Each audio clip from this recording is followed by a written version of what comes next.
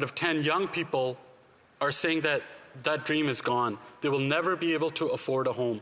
Unless someone's parents are rich or they owned a home, it is impossible for anyone else to own a home today, all because of this economic mismanagement. We see rents are up, and this is causing more people relying on rent and not being able to afford homes. The rental market is booming, but it's also suffering. Anyone who's renting today would have seen their rent double, and that's just after 8 years of this Prime Minister. Can you believe that, Madam Speaker? It just took 8 years for all this misery to come to fruition. And what are they doing for housing? Well, they've created billions of dollars of photo op funds that they keep re-announcing, recycling, and that's all that they have. What they're not doing is any action or meaningful action towards this. I mean, they put billions of dollars towards a program, and some where they've completed 13 projects, and you know, it seems like there's people on the Liberal benches that probably flipped more homes than what they've gotten built under some of these programs. It's time for a common-sense Conservative government. And I encourage everyone watching today and members on the other side to watch our Common Sense Leaders Common Sense documentary on the housing hell that Canadians are seeing today and actual solutions how to get that fixed. We have a common sense Conservative bill right here tabled in this House under our leader called Build More Homes and Not Bureaucracy. And on top of that, I would encourage everyone to take a look at our common sense Conservative plan. A common sense Conservative plan will bring home more powerful paychecks by lowering the cost, by axing the tax on gas, groceries and home heating. We're going to bring home more powerful paychecks by balancing the budget so we can bring down inflation, that would bring down interest rates and let people stay in their homes. We're going to bring homes, more homes people can afford. And again, I would encourage everyone to watch that documentary. It deserves awards, I would say, and it might even get some awards. And maybe the Liberals could actually learn something and take something away from that as well. We're going to bring home safer streets by making sure we focus on jail and not bail for repeat offenders. And instead of taking guns away from lawful gun owners and hunters and sport shooters and our Indigenous communities, we're going to use that money at the border to stop the drugs and the flow of crime that's coming in and out, and illegal guns. And most importantly, we're going to bring home freedom once again. Many people who came to this country, like myself, might have left countries where there wasn't much for freedom of speech and freedom of expression. And when they come here, they say, why did we leave the country that we came from? Under a common sense Conservative leader, we're going to bring home freedom and make sure we bring home powerful. Questions and comments. The Honourable Parliamentary Secretary to the Government House Leader. Thank you, Madam Speaker. You know, bring home freedom.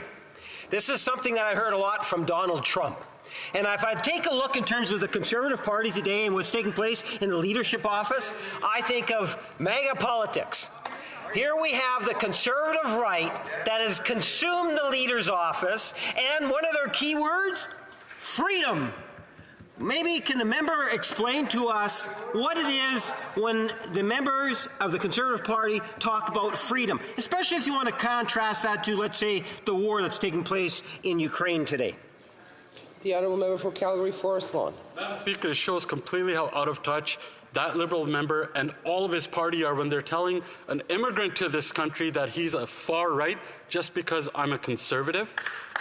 And we will bring freedom from the grip that this Liberal government has put people under, where they're not able to afford the cost of groceries, the cost of rent or mortgages, where every single malpractice that they've had on the economy has caused the misery and pain that we see in Canada today. Of course, we're going to release those Canadian people that are working hard just to stay afloat the freedom to be able to make their own decisions and keep more in their pocket. Questions et commentaires. Questions and comments. The Honourable Member for Elmwood-Transcona. Very much, Madam Speaker.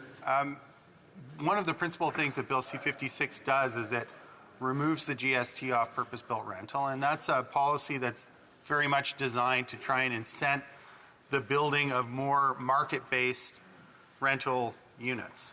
One of the ways that government could incent the building of more units that have affordability conditions would be to release land and to tie affordability conditions to release land to ensure that if there's going to be new units built, that a specific percentage, whether that's 15 or 20 or 30 or 40%, whatever it happens to be, of the new units on that government land built are either affordable or social housing. In the Leader of the Opposition's bill on housing, he doesn't attach any affordability conditions to the release of public land.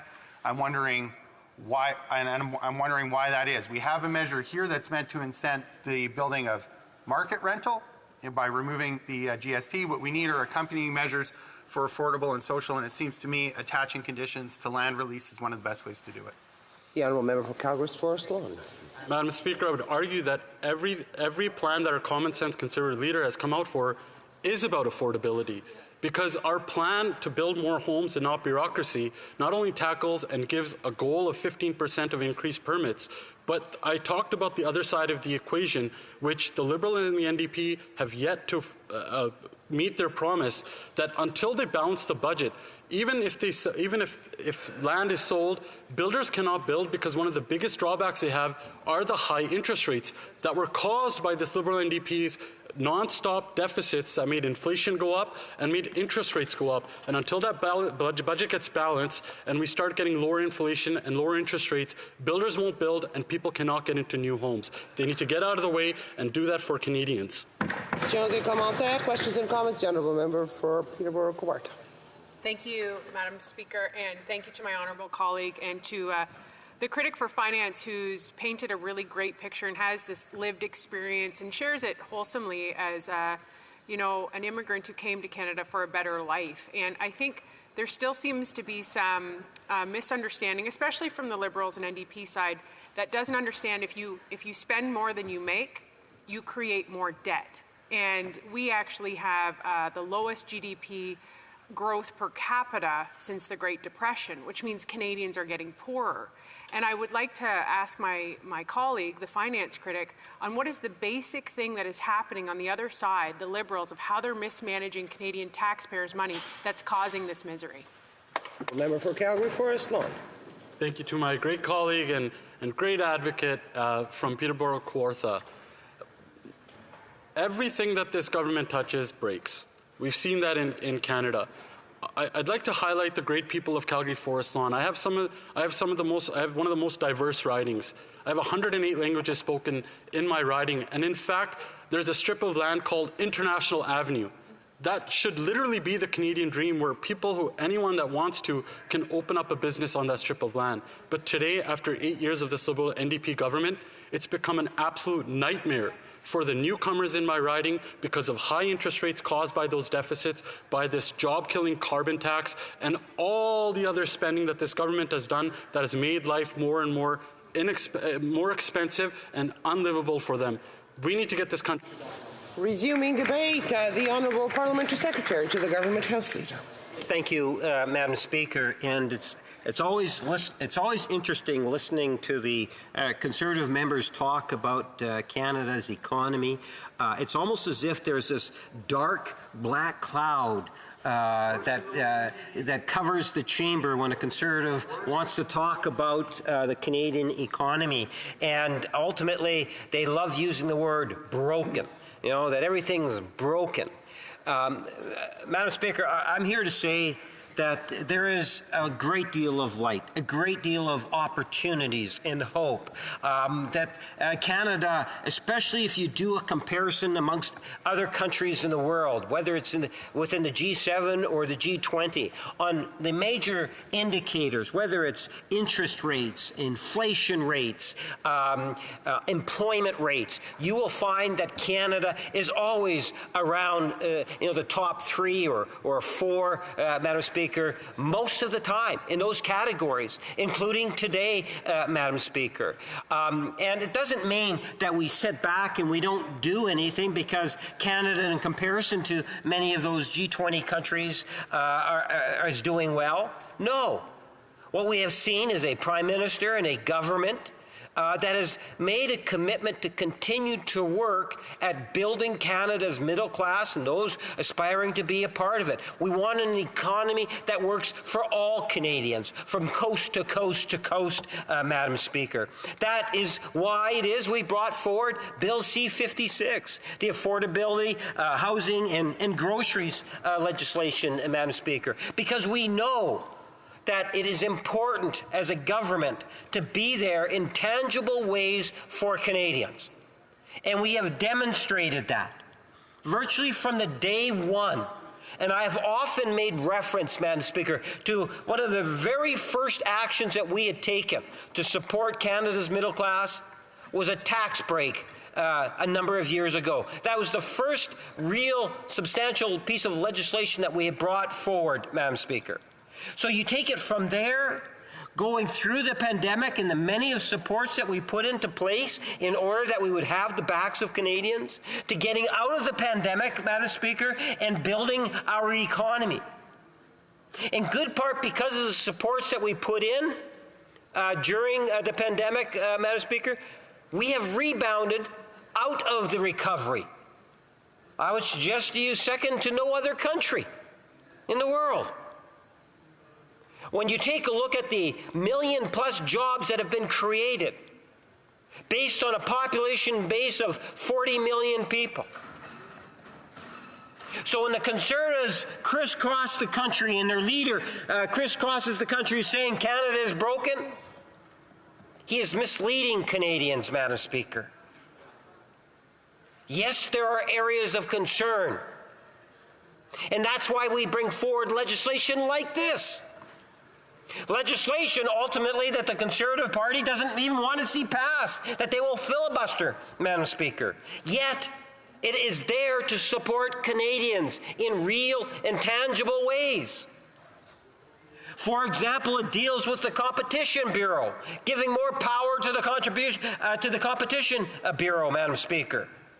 I would think that members would want to see that.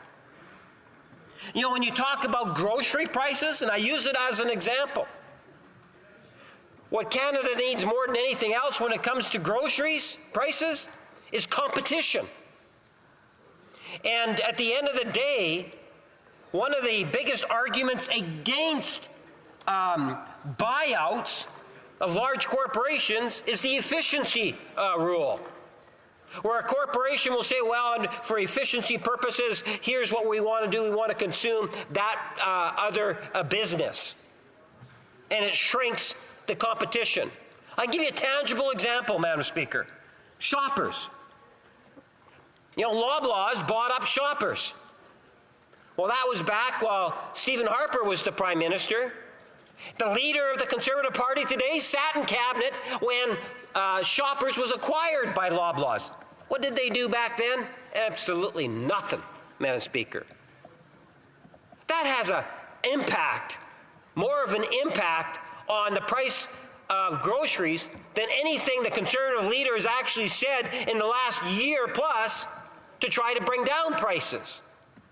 I would suggest to you that his actions back in the day in which he was a cabinet minister speak louder in terms of policy on the issue of grocery prices than what he does when he's leader of the official opposition, Madam Speaker. This legislation, and maybe that's one of the reasons why the Conservatives are filibustering it, helps deal with that. Because we realize that when Loblaws acquired Shoppers, it wasn't necessarily to the advantage of consumers. It's one of the reasons why I take a great sense of pride of when we get grocery stores opening up in the riding. The smaller grocery stores in particular. Some of those diversity grocery stores, whether they're of Punjabi heritage and providing wonderful foods and a wide variety of product, or members from the Filipino community, the water plants, Madam Speaker, that are there in the community of Winnipeg North. They provide competition. And you know, you can see how the bigger chains then start following suit by taking some of those products. Why? Because of competition. That's why the minister had called upon the big 5 grocery chains to come to Ottawa. to justify. That's why the Standing Committee pushes the issue, Madam Speaker. We recognize that housing is an important issue. This legislation deals and helps deal with the issue of housing. Prior to this Prime Minister and government, Madam Speaker, the federal government's role in the last 30 years has been negligible in regards to housing. The housing strategy that was adopted by this government is historic. Never before. You'd have to go 50, 60 years plus to see the type of investment that this government has put into housing. We finally have a government under this Prime Minister's leadership that is taking a proactive approach at dealing with housing in Canada. Never before have we seen a government as proactive, but it takes more than just the government of Canada. You need to have provinces, municipalities, and other stakeholders to also get on board, to look in terms of how it is that we can work together. The Conservative leader says you beat them over the head with a stick. We say you work with municipalities, Madam Speaker. That you work with the different levels of government in order to increase housing supply, in order to increase the nonprofit sector. Whether it's legislation or budgetary measures, we have consistently seen over the years a government that's committed to developing and promoting and encouraging, supporting housing, Madam Speaker. We've seen in the fall economic statement, for example, the Deputy Prime Minister brought forward a housing co-op proposal to look at expanding again nonprofit housing co-ops, a true alternative to whether they're condominiums or single homes, single detached homes, or duplexes or townhouses. It's an alternative to being a tenant, Madam Speaker. Highly successful. The government understands the importance of jobs. You know, show me a government that has done more in regards to the creation on a per capita basis in regards to creating new jobs than the government of Canada in working with Canadians has provided since the pandemic. And if you want to talk about pre-pandemic, Madam Speaker, over 1 million jobs back then before between 2016 and the pandemic getting underway. This government understands you have to build the infrastructure, support Canadians, create the jobs, and by doing that, you're supporting Canada's middle class, those aspiring to be a part of it, and providing the programs that are so critically important to support those that are in need. And to bring down where we can the issue of affordability by bringing in things such as childcare for $10 a day, Madam Speaker. By supporting programs for people with disabilities, by increasing by significant amounts CPP for, not CPP, OAS for seniors over 75, by investing in things like CPP years ago so that people, when they retire, they're going to have more money, Madam Speaker, in their retirement. This is a government and a Prime Minister that cares about the lives of Canadians from coast to coast to coast, and our budgetary and legislative actions clearly demonstrate that. Thank you, Madam Speaker. Questions and comments. The Honourable Member for York Simcoe.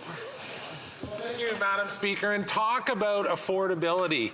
You know, it's unbelievable. My riding of York Simcoe is now classified as Toronto. There's been a second carve-out on the carbon tax. They've actually rolled the census data back to 2016 to help other ridings. And my riding of York Simcoe, that's home to a First Nations farmers, where clearly rural is not going to get the doubling of the rural top-up from the carbon tax. You know, you are an hour and 45 minutes to get to the hospital in my rural riding for someone on the Chippewas of Georgina Island. And this government now looks at us as Toronto, of all things. So I wonder if the member from Winnipeg North could comment on that. And Parliamentary Secretary. Madam Speaker, within the legislation, and what we've been talking a great deal about is the purpose-built rental housing, which takes away the GST in order to be able to get more homes built. It's such a good idea, Madam Speaker, that the province of Ontario, his home province, and Premier Doug Ford, by the way, he's not a Liberal, right? Premier Doug Ford is on board with it, and he's doing the same thing now. Madam Speaker, it's only the Conservatives. They got this preoccupation. There was a time in which, before they were taken over by the far right, where they understood the benefits of a price on pollution.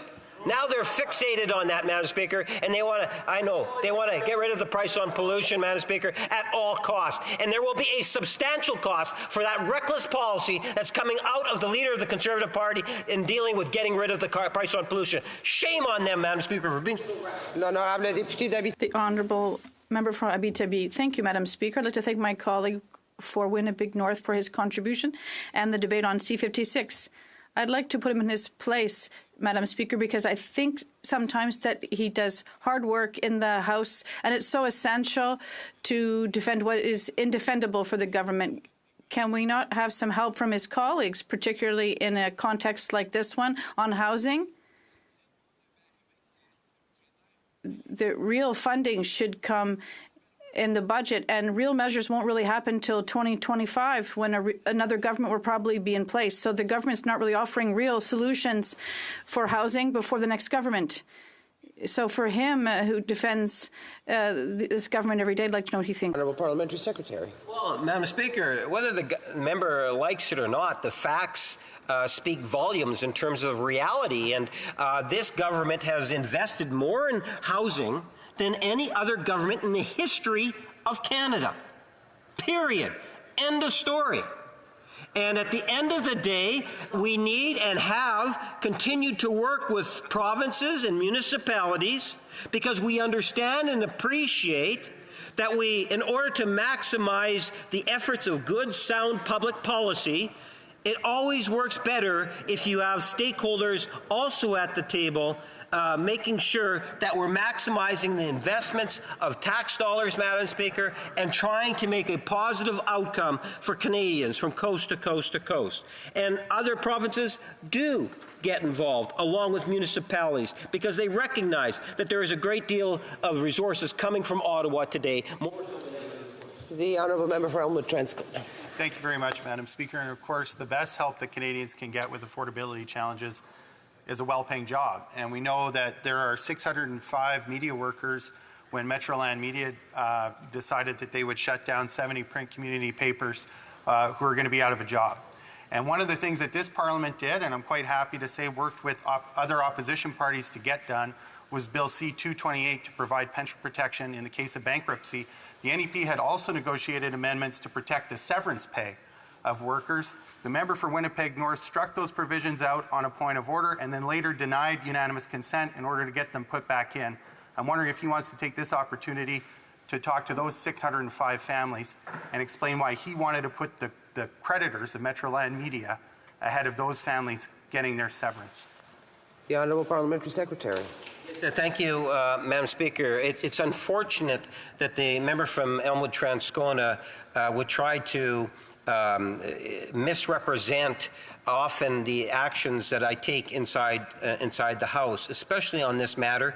I have been a passionate, strong advocate for workers, Madam Speaker, in many different ways. When members bring forward unanimous consent motions before the House, there is an expectation that they would have had consensus. In my role, I take very serious on the floor of the House, and unless I've been given or assured of consensus, I always will say no, Madam Speaker, because there needs to be negotiations that take place. To try to exaggerate or to place something, I find is very irresponsible. I, too, was frustrated, for example, when I tried to get unanimous consent in recognizing the 1919 general strike in Winnipeg and its 100th anniversary. We have to resume debate. Reprise du débat, l'honorable. Resuming debate, the Honourable Member for Abitibi-Témiscamingue. Thank you very much, Madam Speaker. I rise today to speak on Bill C-56, which has just passed another important milestone. However, it's with a touch of disappointment that it took a mega gag order preventing the Standing Committee on Finance and maybe even the Industry Committee to do the necessary work on competition. I'll go back to that later, Madam Speaker. In less than 24 hours, the committee settled the fate of the changes that could have been made to this bill. Yet, there were plenty of good recommendations from committee members and witnesses alike. given the lack of time, this is the first bill that was announced before we even started this session. And we didn't have enough time to think about solutions brought forward and to reflect on witness testimony. And the only solution that was being considered was Part 1 of C-56, namely an GST rebate for builders of rental housing.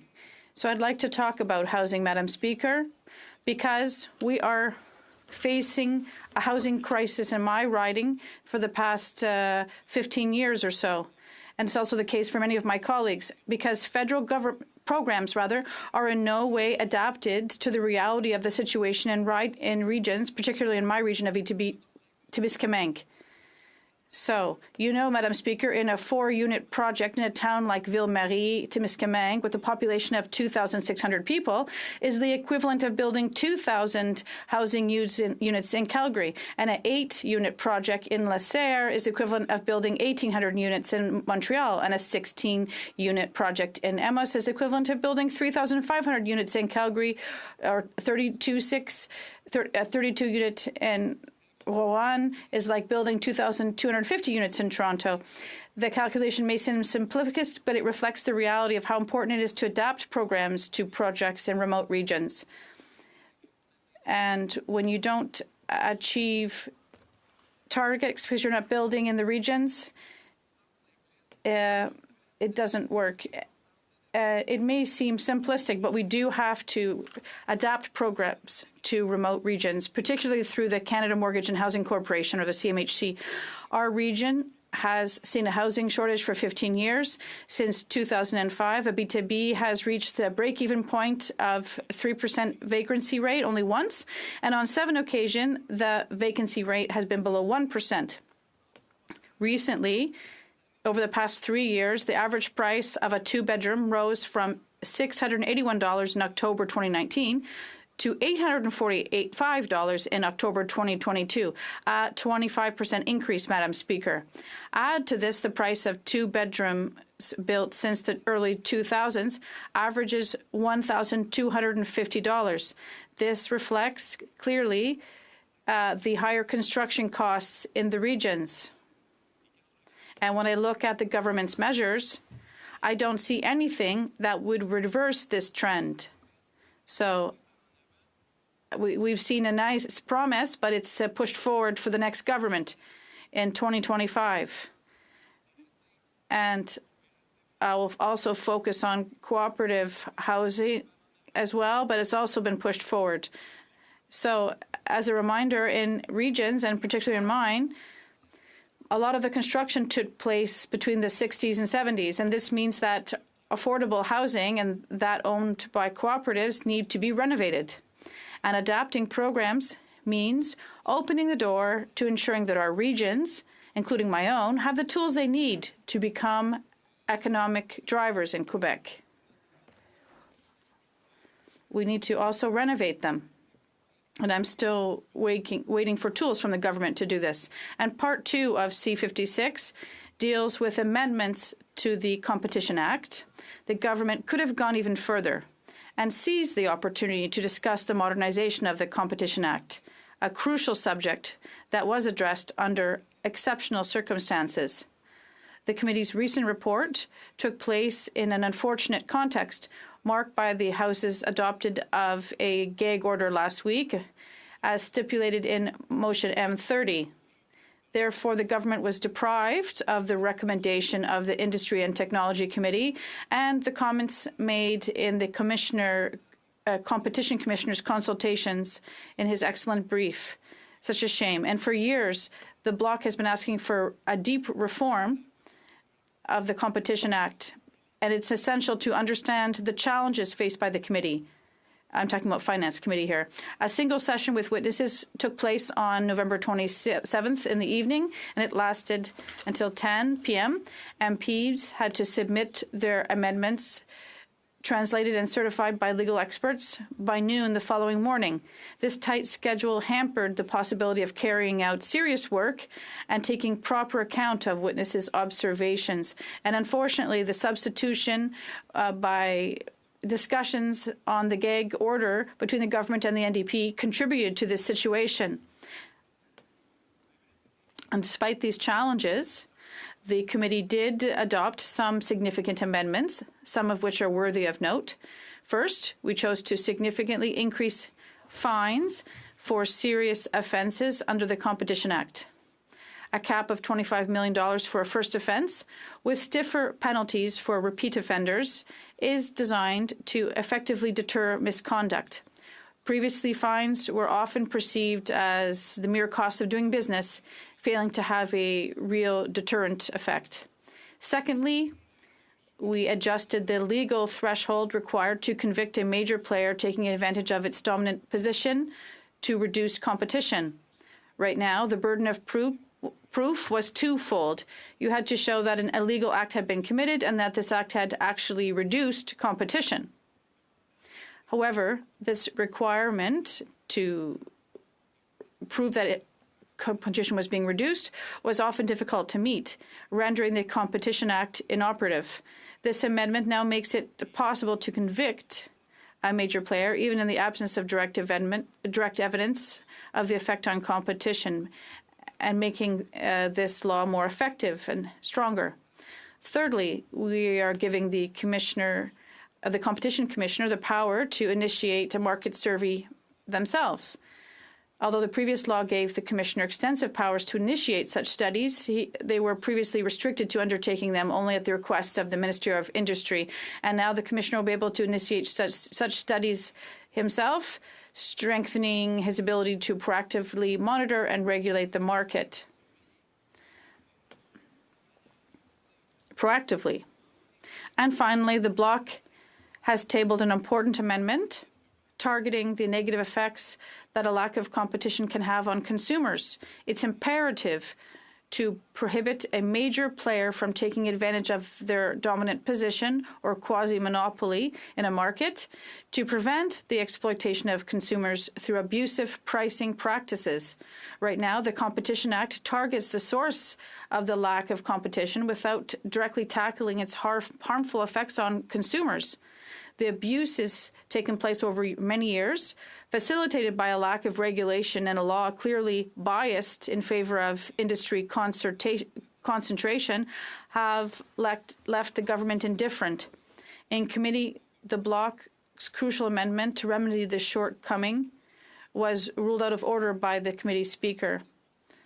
So all too often we let things go, and we saw doubtful conglomerates take possession of housing, perhaps that needed to be renovated, but it was affordable. And we've seen this in many cities, in many metropolises. And this has also helped to kill affordable housing, particularly for rental properties.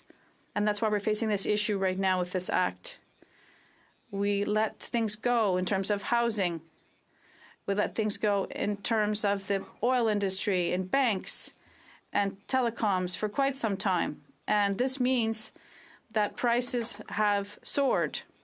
Madam Speaker, in conclusion, although the process has been marred by extraordinary time constraints, the amendments to the Competition Act represent a significant step towards more effective regulation adapted to current market realities. We hope these changes will help promote healthy competition, deter illegal practices, and protect consumer interests. However, I invite the government to give us this long-awaited opportunity to clearly modernize the Competition Act during the current session, and we should also clearly revise copyright acts as many other pieces of legislation. Thank you. Questions and comments?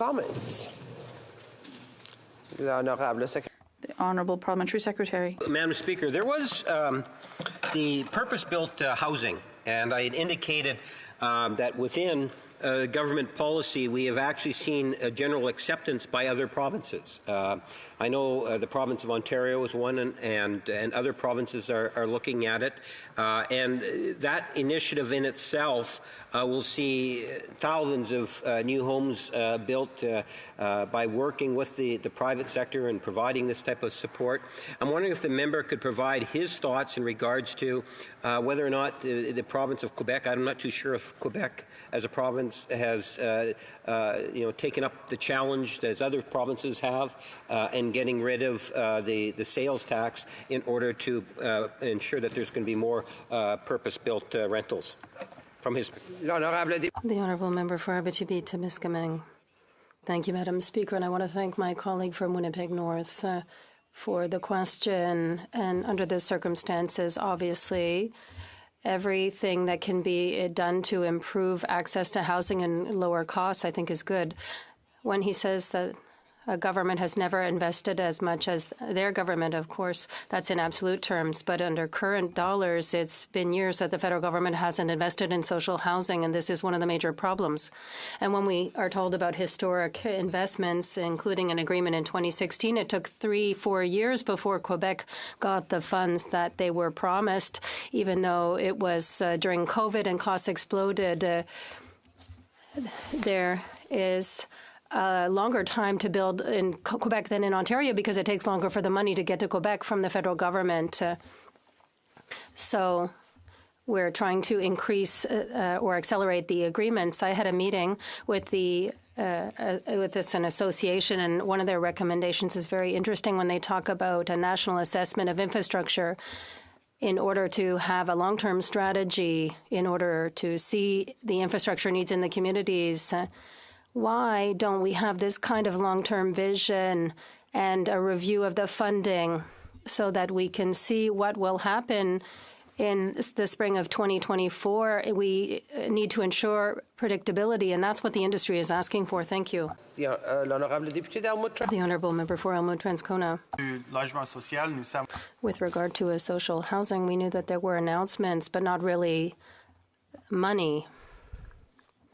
In the economic update, would my colleague like to speak a bit more about the problems that will be created while waiting for new funding for the implementation that will happen in 2025 and not this year? The Honourable Member for Abitibi-Témiscamingue. Thank you, Madam Speaker. I want to thank my colleague from Elmwood-Transcona for the question. I would like to be able to speak like my colleague because we see there is inaction. In Abitibi-Témiscamingue, we see a lot more visible homelessness. This is a direct consequence of the government's inactions. We see that this is a potentially useless exercise of having a fiscal update if there is no real measures. There is a crisis that is occurring. We see visible homelessness increasing where there was never visible homelessness before. And this is a consequence. If there is no solution before 2025, the Liberal government will no longer be there in 2025. So we need to do something now, Madam Speaker. It's so shocking to put to a later time and on other people the responsibility when they have the means to do so. This austerity measures will have unacceptable consequences. Questions et commentaires? The Honourable Member for Port Moody, Coquitlam. Thank you, Madam Speaker. And I very much appreciate listening to the speeches from the member. And the member always makes good comments about how the Liberal government has the opportunity to spend money and they decide not to. And I wonder if the member would just like to expand a little bit on how them not investing in housing, not spending the money that they have for housing has manifested on the streets and in our communities. The Honourable Member for Abitibi-Témiscamingue, 20 seconds. Thank you, Madam Speaker. The government is claiming to be a responsible government, but it's a political government that's afraid of seeing the Conservatives rise in the polls. And They're going to say we're going to have austerity in place until the elections, and probably with the NDP's complicity, and then there'll be some pre-electoral gifts. And I think it's not a means, it's not a solution. Member for Elmwood Transcona. Thank you very much, Madam Speaker. I'm pleased to rise at report stage to speak to Bill C-56. There were some important amendments that were made at the committee stage that were based on the good work of the NDP leader and his own private member's bill in respect of the Competition Bureau. Those amendments give the commissioner the ability to launch their own investigations without having to get permission from the minister first. They raise the penalties and they make it easier to show an abuse of market dominance. Right now, you have to show both that there is a dominant market player, that harm has been done by their activity, and that they had the intention to do harm. And getting all of those three things together is often very difficult, particularly in respect of intent, particularly because traditionally the commissioner hasn't had the authority to subpoena documents. Lowering that threshold so that you have to prove market dominance and either harm or intent is going to mean that it's a lot easier to address anti-competitive behavior. And of course, there are a number of amendments, again, based on the work of the NDP leader and his private member's bill that'll be coming in the Budget Implementation Act, C-59, that was just tabled not long ago. So New Democrats are very proud to be working at improving the powers of the Competition Bureau to try and protect Canadian consumers by ensuring that in markets where competition is possible, companies aren't abusing their market position in order to reduce that competition. We're likewise pleased to move forward with getting rid of the GST on purpose-built rental, because we know there is certainly a housing crisis. I've talked a lot about that in this place. Many others are talking about it today, rightly so. One component of that crisis and addressing it is to get more purpose-built rental of any kind, including market rental. But what we've said all along, and ever since C-56 was tabled, was that it has to be accompanied by direct action to build more non-market housing, because that's the housing that can be built and sustained at rents that people can truly afford. So yes, there are Canadians who have the means to pay for market housing but are struggling to find it. Yes, there can be a salutary effect on the price of rent and drive it down if there's more supply than there currently is. We know it's a pretty tight market. But we can't kid ourselves into thinking that that alone is going to be sufficient in terms of addressing the housing crisis, and that's why direct investment in non-market housing is so important. It's why in the Budget Implementation Act that was tabled recently, I just made reference to, C-59, there's also an amendment that will see this GST rebate extended to cooperatives, which were left out of the government's initial drafting of Bill C-56, something that New Democrats think is very important. But I also want to take a moment to express our disappointment. And I had a conversation with the Minister of Finance when she appeared at the Finance Committee on Bill C-56, that the government refuses still, and we would encourage them to do this as soon as possible by whatever legislative vehicle is required, and we're certainly willing to help pass it, to extend that GST rebate to projects that have secured funding under the National Housing Strategy that are led by nonprofits. So whether that's the Co-Investment Fund or the Housing Accelerator Fund or a number of the funds that are available, we know there are nonprofit organizations that started out and things looked promising, interest rates were low, they secured government funding, they were going to build either affordable or social housing in their community, and then interest rates started going up and the projects were put on hold because those organizations no longer had the money that they needed in order to make those projects a success. Our point is that even though those projects may have started prior to September 14th, if the GST rebate is extended to those projects, that could be the difference that they need in their project in order to accommodate those higher interest rates and nevertheless be able to proceed with the project and get those units built. We know that the government is out there talking about those units as part of the total number that their National Housing Strategy has funded, even as they know that those units have stalled out. And even as there's a mechanism, the extension of the GST rebate to those projects, in order to get them to move ahead. And I think it's inappropriate for the government to be out there talking about those units as if they're going to get built when they know full well that the changes in the interest rate have meant those projects are not going to go ahead, even as they refuse NDP calls to extend the GST rebate to those projects so that they can move forward in any event. Because for New Democrats, and I think unfortunately this is quite unlike the Liberals, we're not satisfied at the announcement. What we're looking for, and the metric of success for New Democrats, is when a family moves into a new unit. So the fact that the announcement got made just means that the work has begun. It doesn't mean that the work has ended. And if we're going to follow through on those units that have already been announced, that means extending the GST rebate to those nonprofit organizations, projects that started in advance of September 14th, so that real families can move in to units that they can afford. And that's really important, and I exhort the government again to take another look at that. It's a drop in the bucket cost-wise, and what it's going to mean is a lot of units getting built for families. It's an example of the kind of intentional policy we need to adopt, and that is absent not only in the Liberals' national housing strategy, but also in the Conservative leader's so-called plan for housing. He attached affordability conditions in his plan to the GST rebate. I think one of the challenges of that isn't that New Democrats don't endorse affordability, it's that the GST rebate is meant to make market projects pencil out. And so if you give a GST rebate, but you attach an affordability criterion that also stresses the budget, then you end up with a net effect being that developers who want to build market rental housing don't necessarily see the financial incentive to move ahead, because the GST rebate is offset by the fact that they have to offer more affordable rents. So that's why we think it's acceptable to have a blanket GST rebate for purpose-built rental, because it's going to incent market housing, but you have to have a real policy that addresses the need for non-market housing, properly affordable and social housing. That's just simply not in the leader of the Conservative, the leader of the Conservative Party's plan. It's just not there. He talks about releasing federal land in order to build more housing, and he doesn't talk about requiring any of that housing to be affordable or social housing.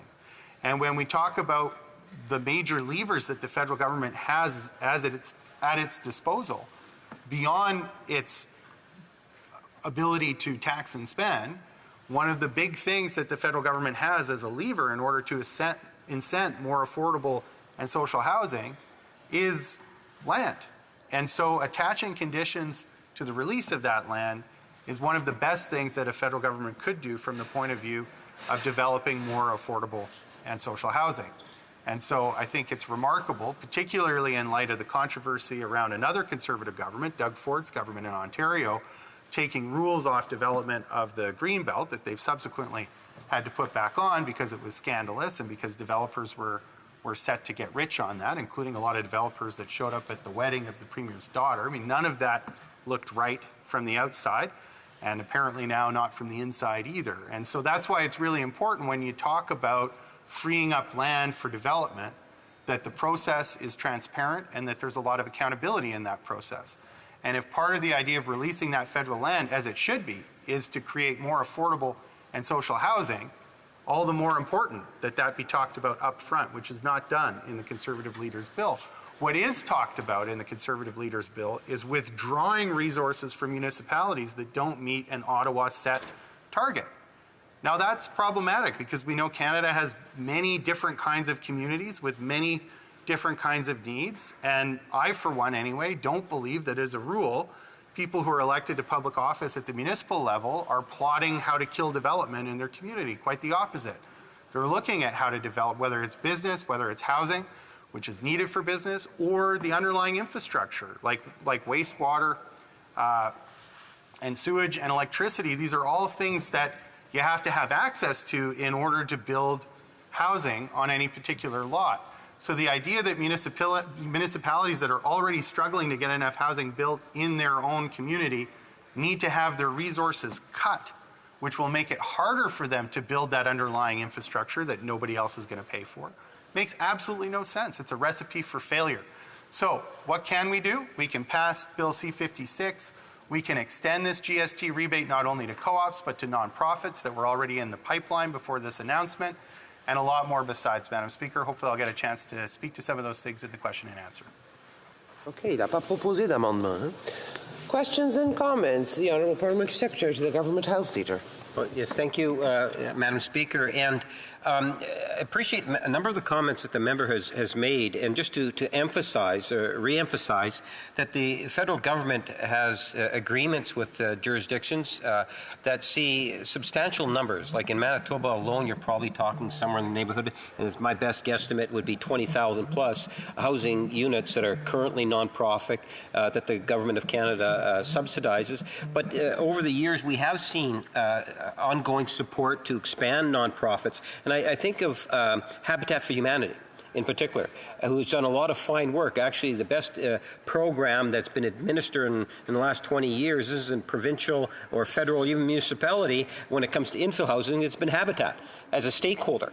They're the ones that are actually building and putting in new homes, and they're affordable homes, Madam Speaker. And I don't think we give some of those outside stakeholders enough credit for the fine work that they do. And I'm wondering if my colleague could provide his thoughts, because I believe Habitat's headquarters, I think it's on Archibald in the member's own riding, and the fine work that they do, but to point out that stakeholders also play a critical role, not just any specific level of government, but there's a larger picture that needs to be looked at. Yeah, you deserve credit. With Transcona. Well, there's certainly a lot of actors in the space, and Habitat for Humanity is an excellent one. I'm very proud of the work that they've done in the communities that I represent. I would say, though, I think that the number that really captures the National Housing Strategy is Steve Pomeroy's number, who says that for every 1 unit of affordable housing this government is getting built, we're losing 15. And part of that is because of the end of operating grants. In fact, the renewal of those operating grants was something that the Liberals ran on in 2015 and then didn't do. And that's why there's so many buildings with affordable units coming to market. It's because they can't keep their business model going without the federal operating grant. This government has not been there to renew those grants. So as those volunteer boards say, you know, the numbers don't work anymore, we don't know what to do. Some are developing new business models. Others are putting the building on the market. And that's where we're seeing REITs and big corporate landlords come in, buy up those buildings with the cash they have on hand, renovate the building, evict the existing tenants, and then invite those who can pay more in rent into those buildings. And that's why the National Housing Strategy has been such an abject failure in respect of creating more affordable and social housing units. We're losing more than we're building. The Honourable Member for Longueuil-Saint-Hubert. I want to thank my colleague for his speech. He talked about social and affordable housing, about the national strategy that doesn't work. There was a Radio Canada journalist that talked about the strategies, and the federal government should have social housing built. And there's even land here in Ottawa that was declared excess land, and we won't have any building on it until much later, so 23 years later. It makes no sense. I'd like to know what my colleague thinks of that. The Honourable Member for Elmwood-Transcona. Yes, we need a federal government that is much more ambitious when it comes to housing. So the member for Winnipeg North earlier talked about the absolute total amount spent by the federal government being higher than ever. But if we take away the billions from that amount that the government said that the provinces would also contribute, and we just have the basic numbers, it's not true that we're spending more than ever before in a real sense. And if we want to know, we can look at what happened in the 1950s when the government did focus on building housing. And we don't see that today. For Kamloops, Thompson, Caribou. Rise, Madam Speaker, on behalf of the people from Kamloops, Thompson, Caribou. I listened to my colleague's speech, and I do thank him for that speech, Madam Speaker. And one of the things he highlighted is really satisfied based on announcements and based on photo ops. And this is a government that has really functioned based on messaging. Messaging is everything. I know that whenever we see a natural disaster in my home province of British Columbia, the government's right there to take the photo.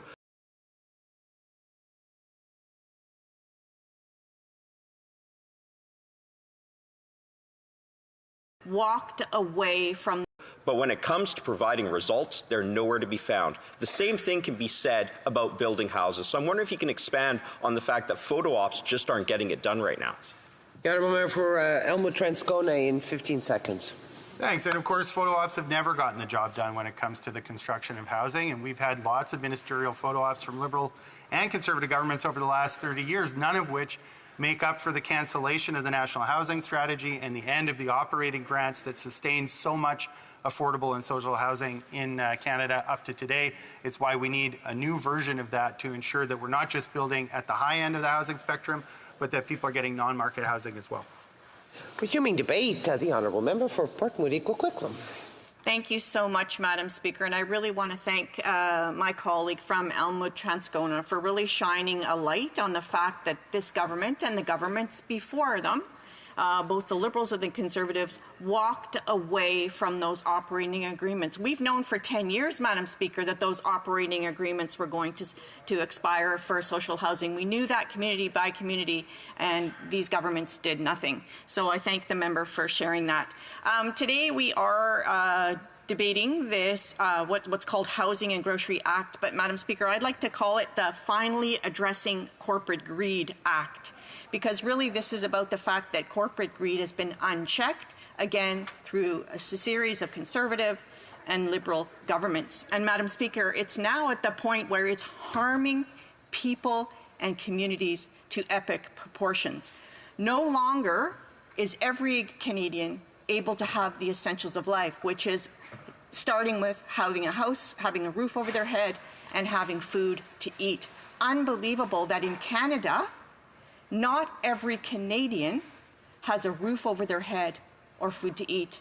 And I think just here in Ottawa, Madam Speaker, today, I walked here along Sparks, and there we know that there are people living on Sparks and Bank Street. We know them by name. We see them. It's unacceptable, Madam Speaker, that they are having to be living out in the cold, in the rain, covered with a tarp, their sleeping bag covered with a tarp. And yet, Liberals who have the power to change this walk by them every single day. So I wanted to just share a story from my community, the juxtaposition of the massive amounts of luxury condos that are going up, at the same time an increase in the amount of community organizations that are trying to feed the community through food rescue and recovery. Madam Speaker, this is a brand new area since COVID, food rescue and recovery. It came out of the need during COVID-19 when shutdowns first came. There was a lot of food inventory that was in restaurants, airline food that needed to be redistributed, all kinds of redistribution, and the community groups came to help. They jumped into action. They came to redistribute that food. Madam Speaker, it's remained. It's remained because the grocery chains, the grocery CEOs saw an opportunity window where there was a conversation happening in the media that input costs, transportation costs, all kinds of costs were increasing. And so consumers were ready to accept some increases in their cost of goods. But they saw an opportunity to skyrocket food prices and to take advantage of consumers. And in that window, since COVID and now, food prices have gotten out of control, and the food rescue and redistribution has become a necessary staple in our community. And Madam Speaker, just last week, I was out visiting some of those food rescue and food recovery organizations in my community. One of them is actually out of the Legion in my community. And Madam Speaker, those lineups were lined up of people that were looking for a healthy meal, healthy food for their kids, seniors, families, all looking for an opportunity to have a healthy meal. And Madam Speaker, this Liberal government has put this burden on community and community groups with no resources. And at this point in time, Madam Speaker, I want to talk about an organization in my community that's feeding over 3,000 people a month, over 130 volunteers. The logistics of this is very, very, very difficult, but they're doing it because they love the community and they know people need it. And Madam Speaker, they applied for the Local Food Infrastructure Fund. And someone from this program, this ministry, came out, saw the organization, and he said, yes, you know, these grants, and these are the amounts of the grants that we have. Well, Madam Speaker, the Local Food Infrastructure Fund recently responded to this community group to say that they would have to inform them that while the program received a high volume of excellent project applications, there's only $10 million available for the whole country. And as a result, only a portion of project applications submitted will be given consideration for funding. And we regret to inform you that your project application will not be considered. Now, Madam Speaker, these are on-the-ground community groups feeding 3,000 people a month, and the government has a $10 million program for all these kind of organizations across the country. Totally unacceptable. Totally not enough resources. Just this week in Huma alone, we're doing a study right now on volunteerism, Madam Speaker. And these volunteer community groups, including food banks, are saying that they are desperately in need of infrastructure money to keep these programs growing. Now, I say this, Madam Speaker, on the backdrop of the fall economic statement, where the Competition Tribunal payment alone in regards to the Rogers-Shaw merger is getting $13 million. More than food distribution or small community groups in our community that are keeping people fed. So, Madam Speaker, I go back to the corporate greed. Corporate greed is harming people in our community, and I want to talk about persons with disabilities. Corporate greed, corporations, CEOs not paying their fair share of taxes is hurting persons with disabilities. Right now, this government, this Liberal government, is holding back on the Canada Disability Benefit. It is law. This whole House has said, we want this Canada Disability Benefit out in our communities. This government is holding it.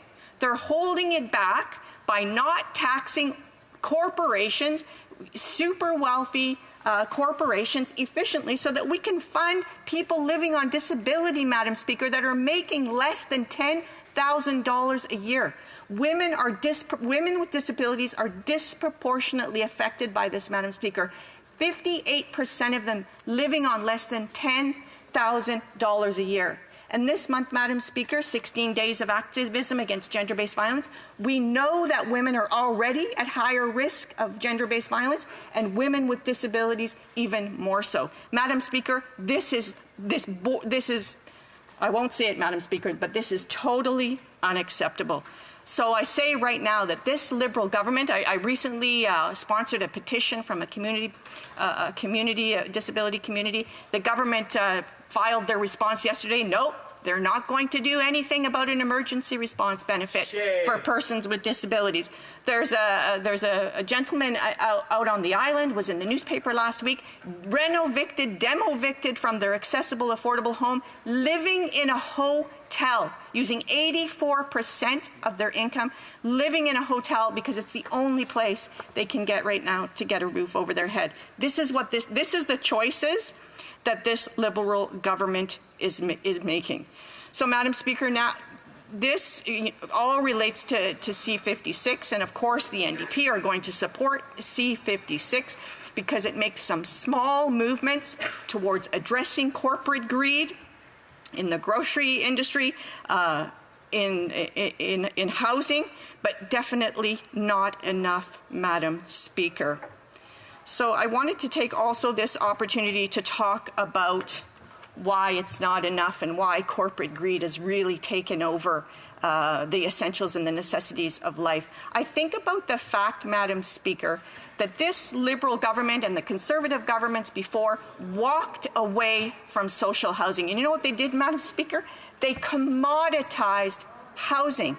They made it okay for large corporations, real estate investment trusts, to buy up apartments and apartment buildings and then chop them up into shares, units, and trade them on the stock exchange. They actually made housing a commodity, literally allowing it to be traded on the stock exchange.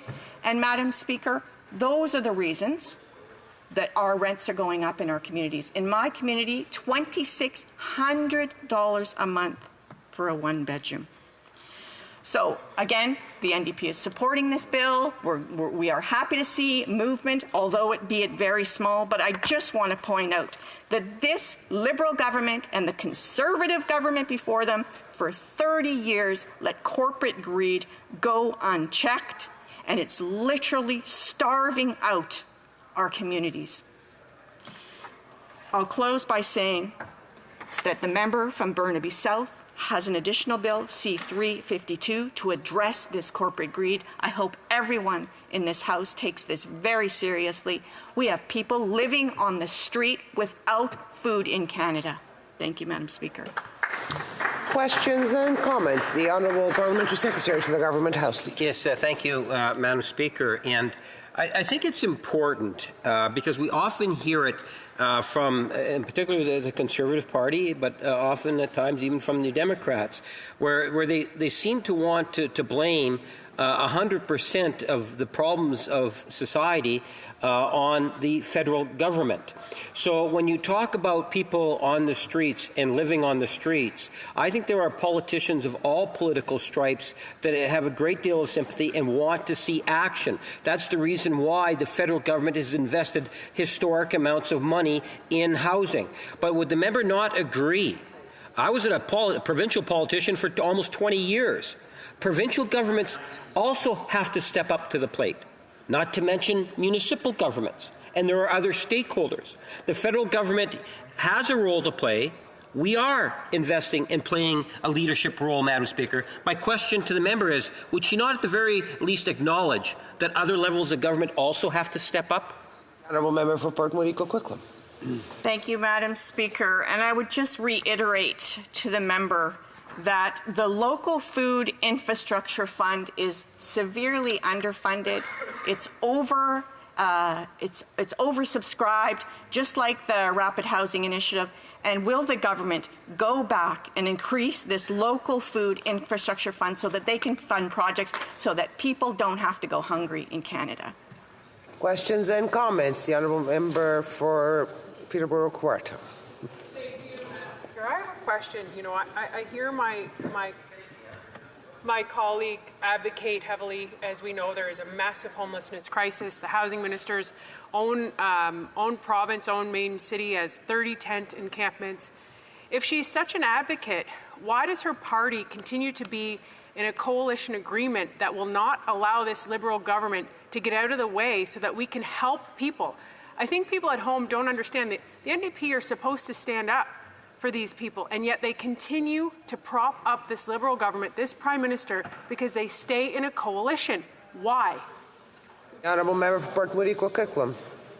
Thank you, Madam Speaker. And first of all, it's not these people. It's people that live in Canada that we're standing up for.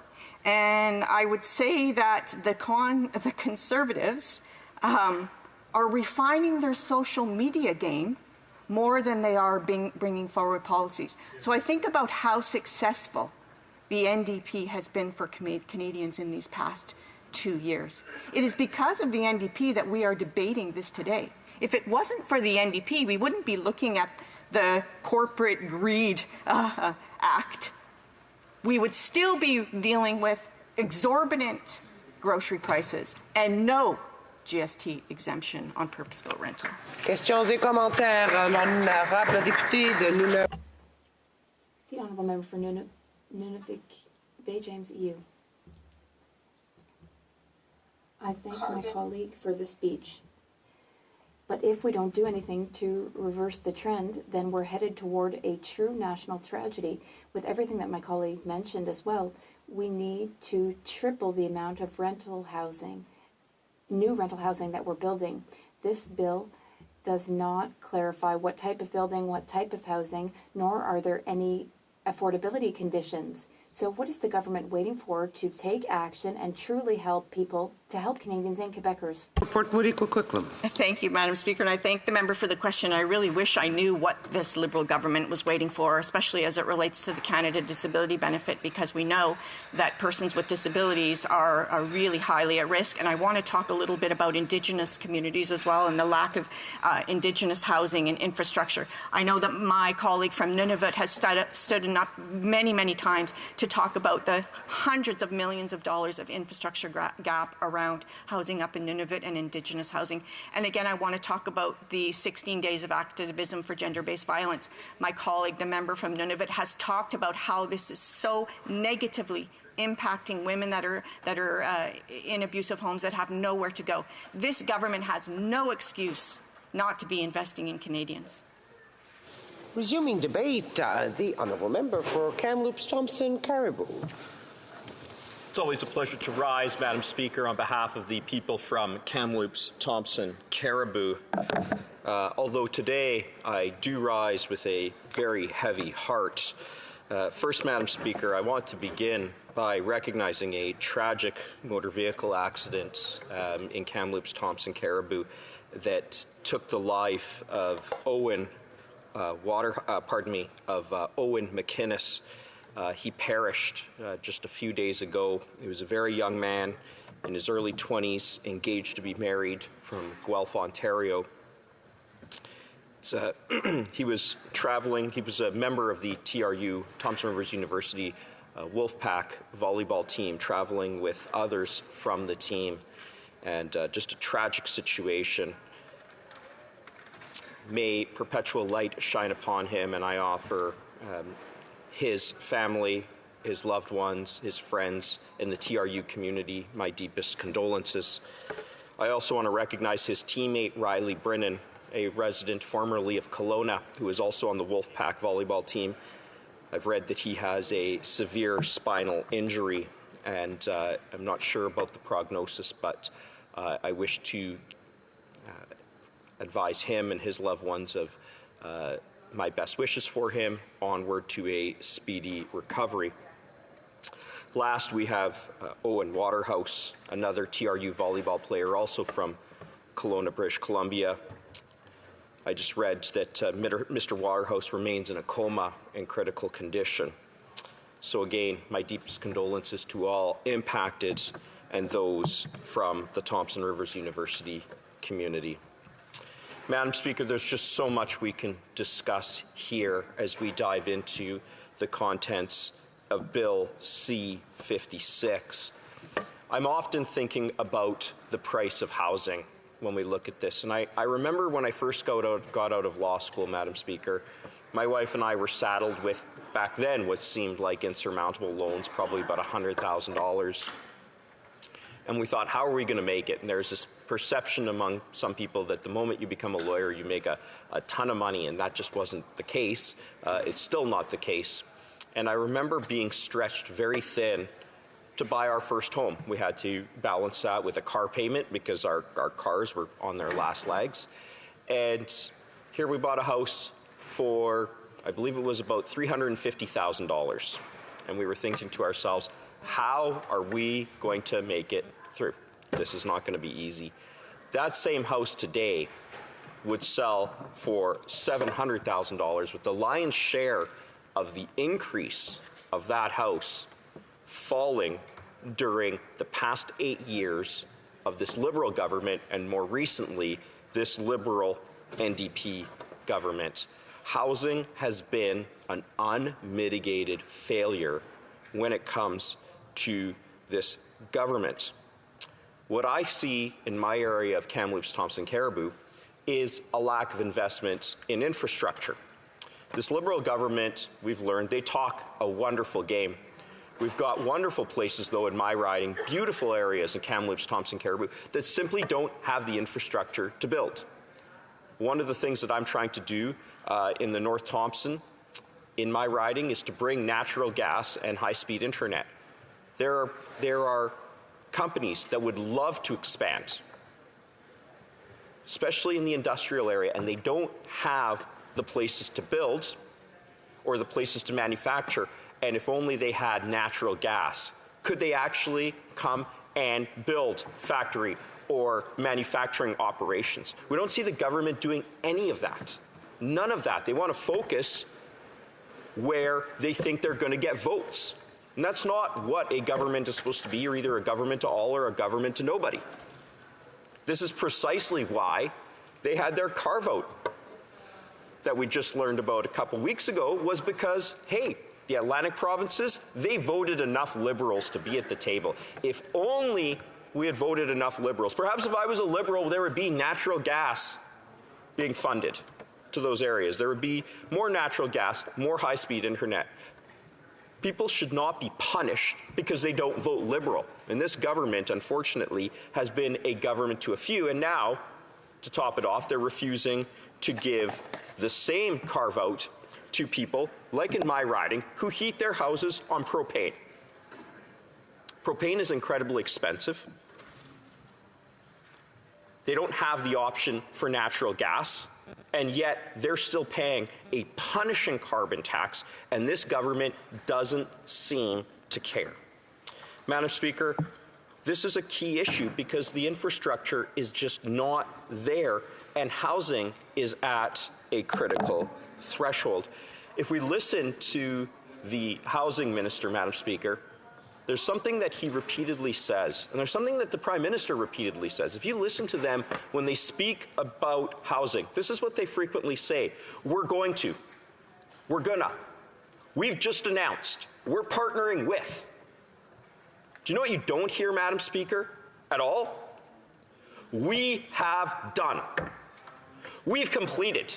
You never hear that unless it's something about the future. We've completed an agreement to do something. We are going to do this. Why is it, Madam Speaker, that we don't see results? We saw a cabinet shuffle, and it was obvious, Madam Speaker, that this government came out of the summer break, they looked at the polls and they said, oh boy, housing's a big issue. We got to start getting out those photo ops because this is a government that doesn't govern based on what's good for the people. It governs based on what message it thinks the people want to hear. I referenced a question earlier. This government is so quick to get there for photo ops. Any natural disaster, they are there. But when it comes down to it, what about after a natural disaster when there needs to be rebuilding? What about when we're dealing with displaced people? Where is this government then? Nobody's around for photo ops, and that's emblematic of how this government deals with things. We don't need photo ops. We need actual results. And then complicating matters, Madam Speaker, when it comes to housing, is the fact that we have mortgage rates that are substantially higher. The Prime Minister told a reporter years ago, I believe he said, Glenn, mortgage rates are at an all-time low. Borrow as you see fit. Borrow, borrow, borrow. And people did. Why? Because they listened to their leaders. So they borrowed and borrowed. And like me, perhaps their mortgage is coming due. My mortgage is due in 2024.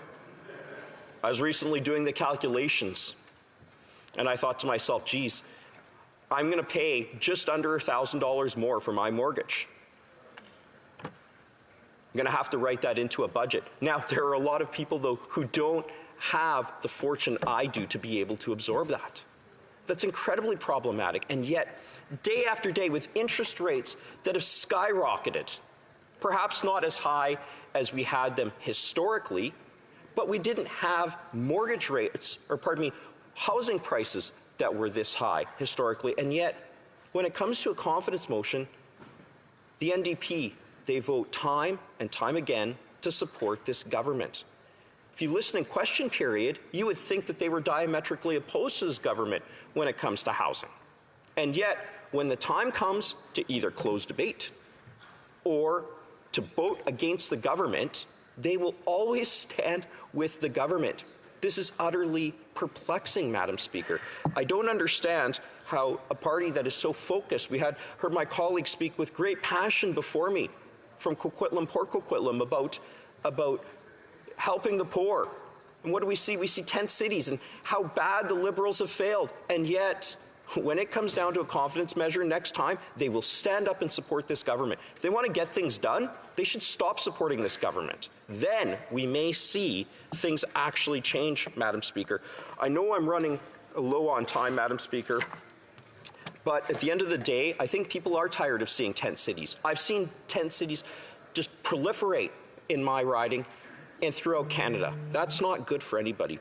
Now, Madam Speaker, in closing, I want to recognize one final person, and that's Thomas McNulty Sr. I read that he recently passed away. I went to school with his granddaughter. The family has played a significant role in the community of Kamloops, within Kamloops, Thompson Caribou. My deepest condolences go to his family, and may perpetual light shine upon him. Thank you, Madam Speaker. Questions and comments? Questions et commentaires? Resuming debate, the Honourable Member for Brandon Souris. Thank you.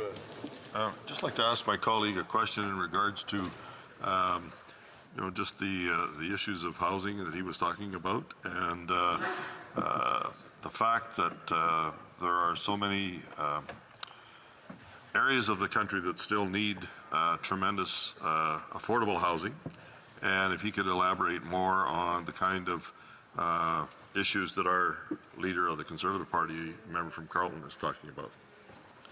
The Honourable Member for Kamloops, Kamloops Thompson's Caribou. Thank you, Madam Speaker. I thank my colleague from Brandon Souris. It's always so great to hear him. It feels as though I should be listening to some sort of radio program with him on it, because he's got such a great voice. One of the things that I admire about the leader from the Conservative Party is that he's not afraid to tell us what he believes in. And one of the things that I think is quite appropriate is that he says to municipalities, and has said to municipalities, if you get the job done, you will get more money. It's kind of like saying there will be a reward. One thing that we see with this NDP Liberal government is that the NDP will say, well, even if you don't get things done, we'll still support you. The leader of the Conservatives is saying, no, if you're not going to get things done, you're not going to get your fat bonuses, and you're not going to get the money. You get things done, you'll get even more money, and I believe that's the right way to go. Questions and comments? The Honourable Parliamentary Secretary to the Government House Leader. Thank you, Madam Speaker. And, earlier today I asked the finance critic a question in regards to just the general pattern and direction of the Conservative Party today. You talk about that mega conservatism where they've adopted a pattern of Donald Trump, and it's infiltrated the leader of the Conservative Party's office, and to the degree in which they want to filibuster legislation, and in some ways even vote against important legislation like Canada-Ukraine trade agreement. My question to the member is he not concerned that the Conservative Party seems to be more interested in catering to the right than coming up with good, sound policy? That's an excellent question. Honourable Member for Kamloops Thompson Caribou. That's a terrible question, Madam Speaker. At the end of the day, we're looking at this and we're saying we are wondering why the Liberal government is attempting to divide in order to distract. We're here to talk about housing, and here we are with their NDP colleagues, and they want to talk about anything other than their disastrous, unmitigated disaster of a housing program that has resulted in house prices doubling. Used to be that you could get a mortgage for 25 years. Now it takes you 25 years to even save up for a down payment. And they want to talk about this. We're not the United States. We're the Conservative Party of Canada, and we will bring home lower prices. The Honourable Member for Beauport-Limoilou. Thank you, Madam Speaker. Housing is extremely important, particularly in wintertime, when being homeless or being kicked out of your house for several reasons, for any reason, can be problematic for your health. Right now, what we're seeing is not only companies that are facing high mortgage rates, which prevents them from building because it reduces their margins, but also companies that have to end construction. We've seen this across Quebec, companies that have to wait before they build I'd like to know if my colleague has noted the same issue in his writing and what solutions could be brought forward to help these construction companies. Kamloops Thompson Caribou. Thank you, Madam Speaker. Merci à mon collègue. I'd like to thank my colleague for her question. Madam Speaker, the question is about interest rates, as I understand it, and how volatility and high interest rates are preventing development. And I actually had a discussion with a developer about this very issue and about the difficulties that come with CMHC and not approving financing on time. Again, we talk about one thing that the leader of the official opposition would do is stop giving out fat bonuses to these people that aren't getting their approvals done on time or within 60 days, which is the benchmark. So yes, it's certainly an issue. One thing that I've noticed, Madam Speaker, is that this government wants developers to take on all the risk. They're unafraid to say to developers, take on all the risk. Yet the volatility with interest rates is so significant that it's essentially making it untenable and an issue where they may not make any money, which makes people afraid to build. Debate, the Honourable Government Deputy House Leader. Thank you very much, Madam Speaker. I rise today to speak to Bill C-56. I think it's unfortunate the manner in which this bill has had to be dealt with in terms of the programming motion. This is a bill that has targeted measures in it for Canadians. It's a bill that I believe that the entire House supports. I know the Conservatives have voted for it at previous stage. The member from Mission Maskey Fraser Canyon has stood up and said that he supports this bill. But yet the Conservatives have used multiple tactics to slow the bill down from moving along each step of the way. Yet they support it. And so I find it really troubling that Conservatives know better than to vote against this because they know it will have meaningful impact for Canadians, yet at the same time choose to drag it out and delay the vote on it and delay the actual measures getting to Canadians. So they support the measures, but they just don't want to see them get to Canadians because that might make the government look like it's doing a good thing, and the Conservatives could never actually allow something like that to occur, even though they clearly are in favor of this. So I do find it very interesting that for months this is the unfortunate reality of this bill. I mean, this was an extremely important measure by the Minister of Finance. It was if not the first, one of the first measures that was introduced in this House when the House resumed in September. It was tabled. Conservatives continued to put up speakers on the issue and then finally did vote in favor of it to go to committee. At committee, there was lots of discussion there, and then finally we had to say it's time to program this to get it back before this House so that we can actually vote on it so that people can get these measures because it's been 3 months now since it was introduced. And so I find that to be extremely disingenuous, and I think it feeds into the narrative of the question from the Parliamentary Secretary to the House Leader a few moments ago, where he asked about why Conservatives are taking this approach, especially when it comes to something that they believe in and they support and they recognize is so important for Canadians. And so it comes back to this core fundamental of the Conservative Party of Canada right now, Madam Speaker, that the only thing that matters to them is to delay, and prevent this government from actually doing anything, and they'll use every procedural tactic to do that, as we've seen with a number of different issues, including the Canada-Ukraine Free Trade Agreement that The Honourable Member for Basel River Crowfoot on a point of order. Thank you very much, Madam Speaker. And simply using as a reference some of the interventions that very parliamentary secretary has made, I think that it would be incumbent upon the chair to ensure that he maintains relevance in his remarks and stays within the Honourable Member has kept relevance. He's talked about the process, and we're not going to start a debate on this. The Honourable Deputy House Leader. So for Canadians who may not pay a lot of attention to what goes on in this House, Madam Speaker, I'll just explain to them what happened there.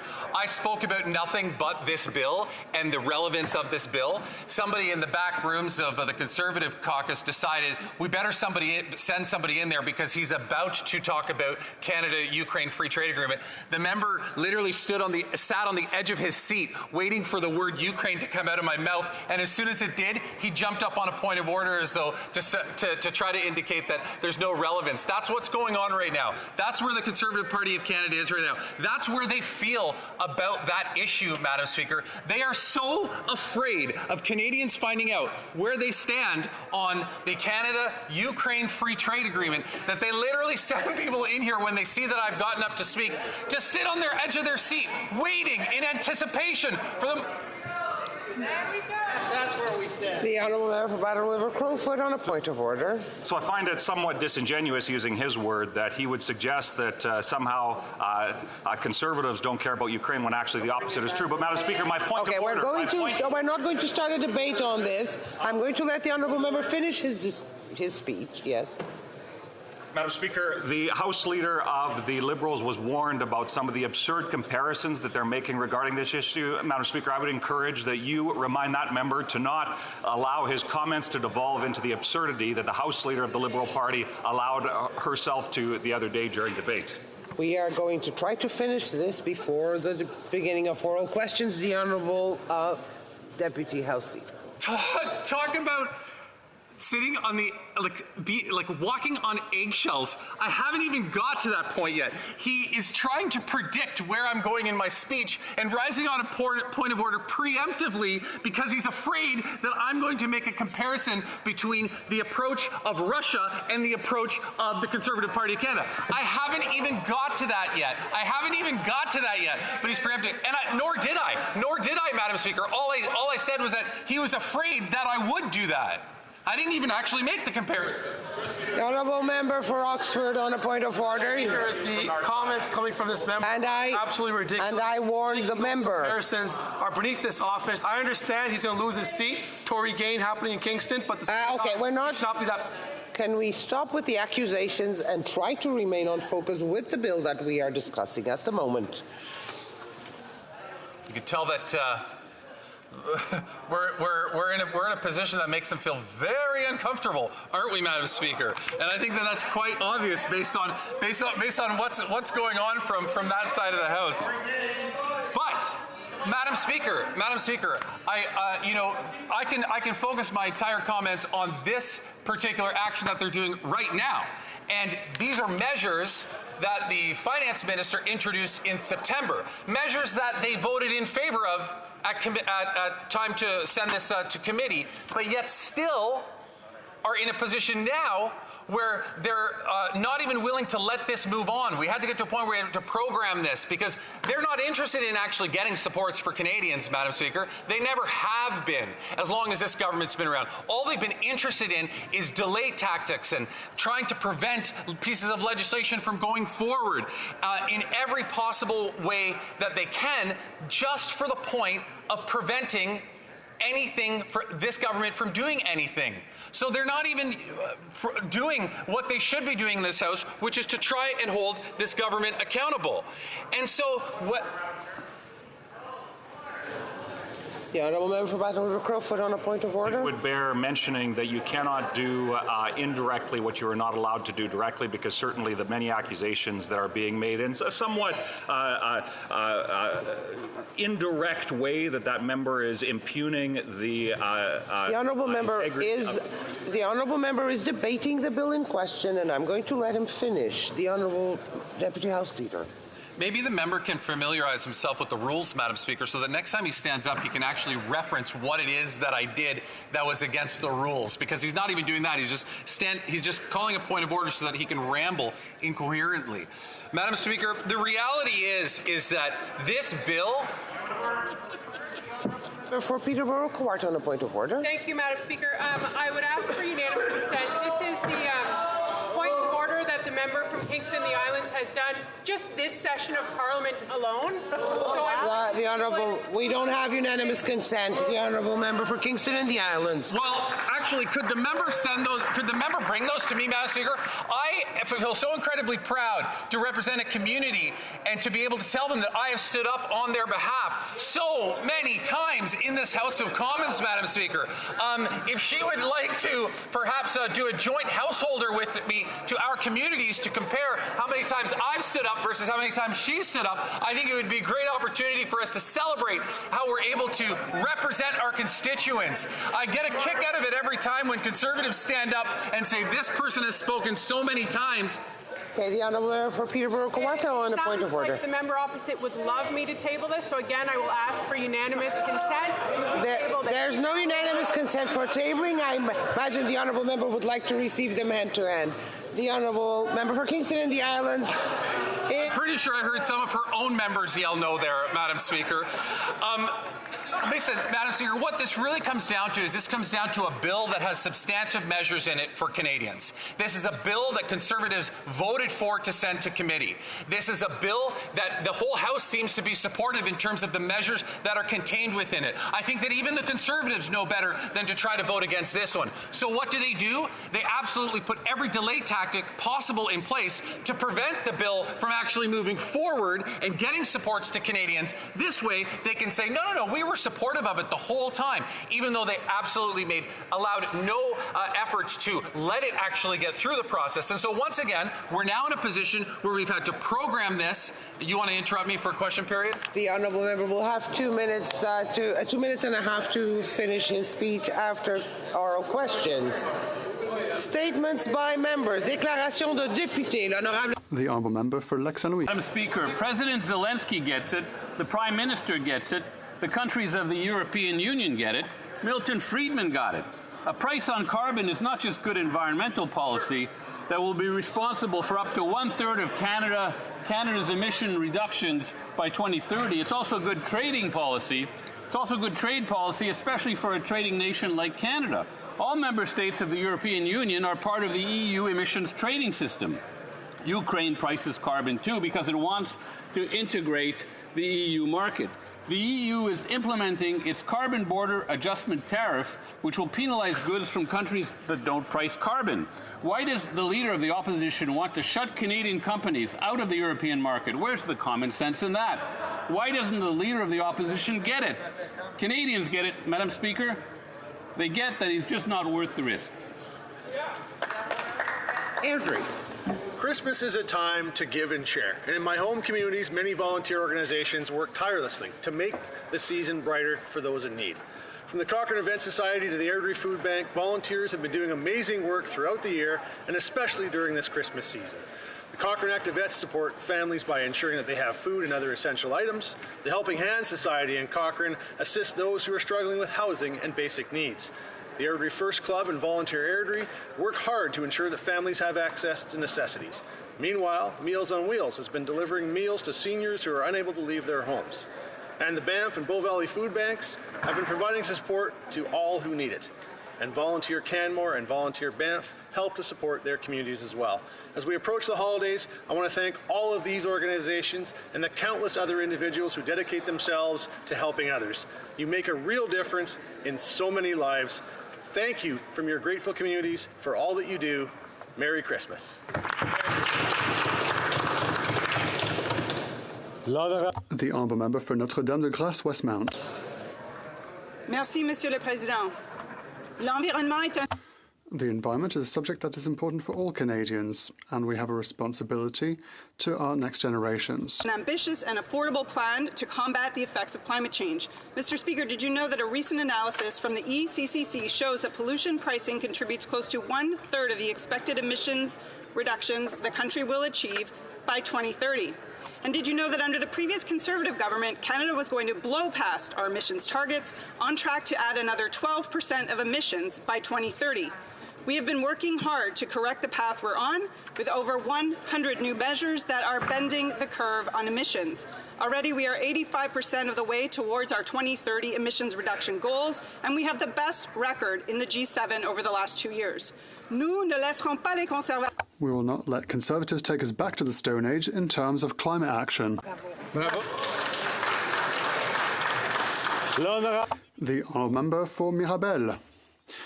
Mr. Speaker, whether it's field crops, dairy, beef or vegetable production, our honey, our wide variety of apples and, of course, you guessed it, our famous maple syrup that makes us the maple capital of the world, agriculture is part of the DNA of my riding. In fact, since 2021, a citizens' committee set up by the municipality of Saint-Joseph-du-Lac has been working on implementing an eco-responsible system aimed at achieving food self-sufficiency. Well, Mr. Speaker, on the 19th of October, the municipality officially launched its action plan, making it a special food community. I quote, "It will be possible to have access to quality produce throughout the year, and this by reducing the cost of the grocery basket. This development will lead to the creation of a network of sharing and mutual aid between locals, local farmers, and local organizations." Mr. Speaker, we can never do enough to promote our agricultural territory. I therefore invite this chamber to join me in congratulating and thanking all those involved in this inspiring project. Thank you, Mr. Speaker. The Honourable Member for Vimy. Mr. Speaker, our government has cut poverty in Canada almost in half. This has been made possible thanks to measures such as the increase in childcare places, the introduction of the Canada Childcare Allowance, and access to improved access to dental care. These initiatives have lifted thousands of families out of poverty. It is also important to note that investment in childcare has a positive impact on our economy. This, especially in times of labour shortages, it helps women in particular to re-enter the workforce more rapidly. We remain determined to work to ensure that Quebecers and Canadians do not go back to the Stone Age. Thank you, Mr. Speaker. The Honourable Member for Calgary Nose Hill. There's no core identity, no mainstream in Canada. That's what the Prime Minister said in 2015. And after 8 years, we see what that ideology has brought. Canada's becoming a place where neighbours threaten violence over conflicts wrought abroad, as this government for years encouraged them to sort themselves based on what divides rather than what unites. This must end. Canada does have a national identity. We are a people united in the freedom to worship freely, to speak freely, and to prosper freely, knowing that any differences that we may have must be set aside to protect that identity which so many fought and died for. So as we head into the holiday season, a time when Canadians need hope, I ask the Prime Minister to reject the dangerous notion that we don't have a shared identity, to stop to stop dividing Canadians for political gain. We must fight to save Canada's peaceful, pluralistic, and prosperous national identity, no matter the cost. Because if he keeps Canada on the path we're currently on, the cost will be much higher still, lest we forget. The Honourable Member for Pierrefonds-Dollard. Mr. Speaker, last week, the leader of the Conservative Party in this chamber said that what happened on the Rainbow Bridge was a terror attack. He was hasty, he was wrong, he misled Canadians, he misled this House when saying that. And again, the Conservative Party is seeking to heckle me as they did my colleague from Brampton Centre. He had to repeat his statement in this House 5 or 6 times. When the leader of the Conservative Party said that, as my colleague from Brampton Centre said, it evoked memories of the Harper government. I personally thought that the Conservative Party was well beyond those sentiments and ideas of maligning minority communities. What happened was wrong. We cannot return to the Stone Age. We cannot return to the Harper government's policies and rhetoric. Thank you, Mr. Speaker. The Honourable Member for Sherbrooke. Thank you, Mr. Speaker. Knowing that within 10 years, 1 in 2 Canadians will be of retirement age, we need the entire active population in the labour market, including women.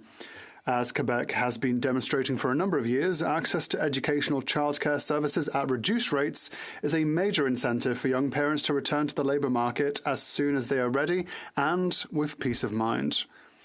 That is the reason for which our government is committed to building a pan-Canadian early learning and childcare system. These $10 a day childcare services provide parents with a high-quality, flexible, inclusive and affordable service. Children can develop their social and cognitive skills, which will help them do better at school later on. This is a winning investment for our children, but also for our economic growth. Will the Conservatives cut funding for childcare in Quebec and elsewhere in Canada? Mr. Speaker, we will not be going back to the Stone Age. The honourable member for Foothills. They say good men speak more with action than words. Don Tanis was that type of man.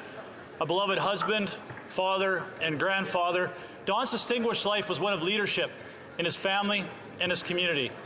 An educator and Rotarian for over 7 decades, Don mentored countless community leaders and builders, leaving a priceless legacy in High River. Don, his silent and quiet leadership served him well. Over 14 years as an MLA for Highwood, Deputy Speaker, and he helped build the Alberta Advantage. He was so proud to represent an agricultural riding, and we shared a passion for bison and Alberta's ranching history. Determined to preserve our endangered Alberta grasslands, he worked hard to protect rough fescue as Alberta's official grass, ensuring the preservation of our rangeland for generations to come. His love of politics never waned. He was always the first to pick up a campaign sign and share some sage advice, moments I will cherish forever. Condolences to Christine, Scott, Bruce, and their family. His loss will never be forgotten. The Honourable Member for Argenteuil-la-Petite-Nation. Thank you, Mr. Speaker. Today I would like to highlight our firm commitment to Canada's middle class. The government is investing in policies that support families, including through affordable childcare and child allowances. We understand that the well-being of the middle class is the very pillar of our prosperous economy. At the same time, we are strengthening pension plans to ensure the financial security of seniors and investing in clean energy for a green and prosperous future. For Argenteuil-la-Petite-Nation, our government will continue to move forward and progress, investing in human capital, fostering equal opportunities and promoting a modern economy. We are not going back to the Stone Age, Mr. Speaker. On the contrary, we're resolutely moving towards a prosperous and equitable future for all Canadians. The honourable member for North Okanagan-Shuswap. Mr. Speaker, when you tax the farmer that grows the food, it only makes common sense that the food becomes more expensive for the people who buy the food for their tables. And yet, after 8 years, this Prime Minister is still bent on his ideology to shame people for buying what they need, food. Food produced under the increasing cost of the carbon tax, and now the Prime Minister wants to quadruple that tax. Richard's Farm already pays thousands of dollars in carbon tax to grow healthy food for Canadians and will have no choice with the increasing quadrupled carbon tax but to pass it on to consumers trying to feed their families. More tax on growing means even more tax on eating. Common sense, common math. Will the Prime Minister take his carbon tax off of Richard's food production and all farmers, families, First Nations, finally? I thought you were going to say in show.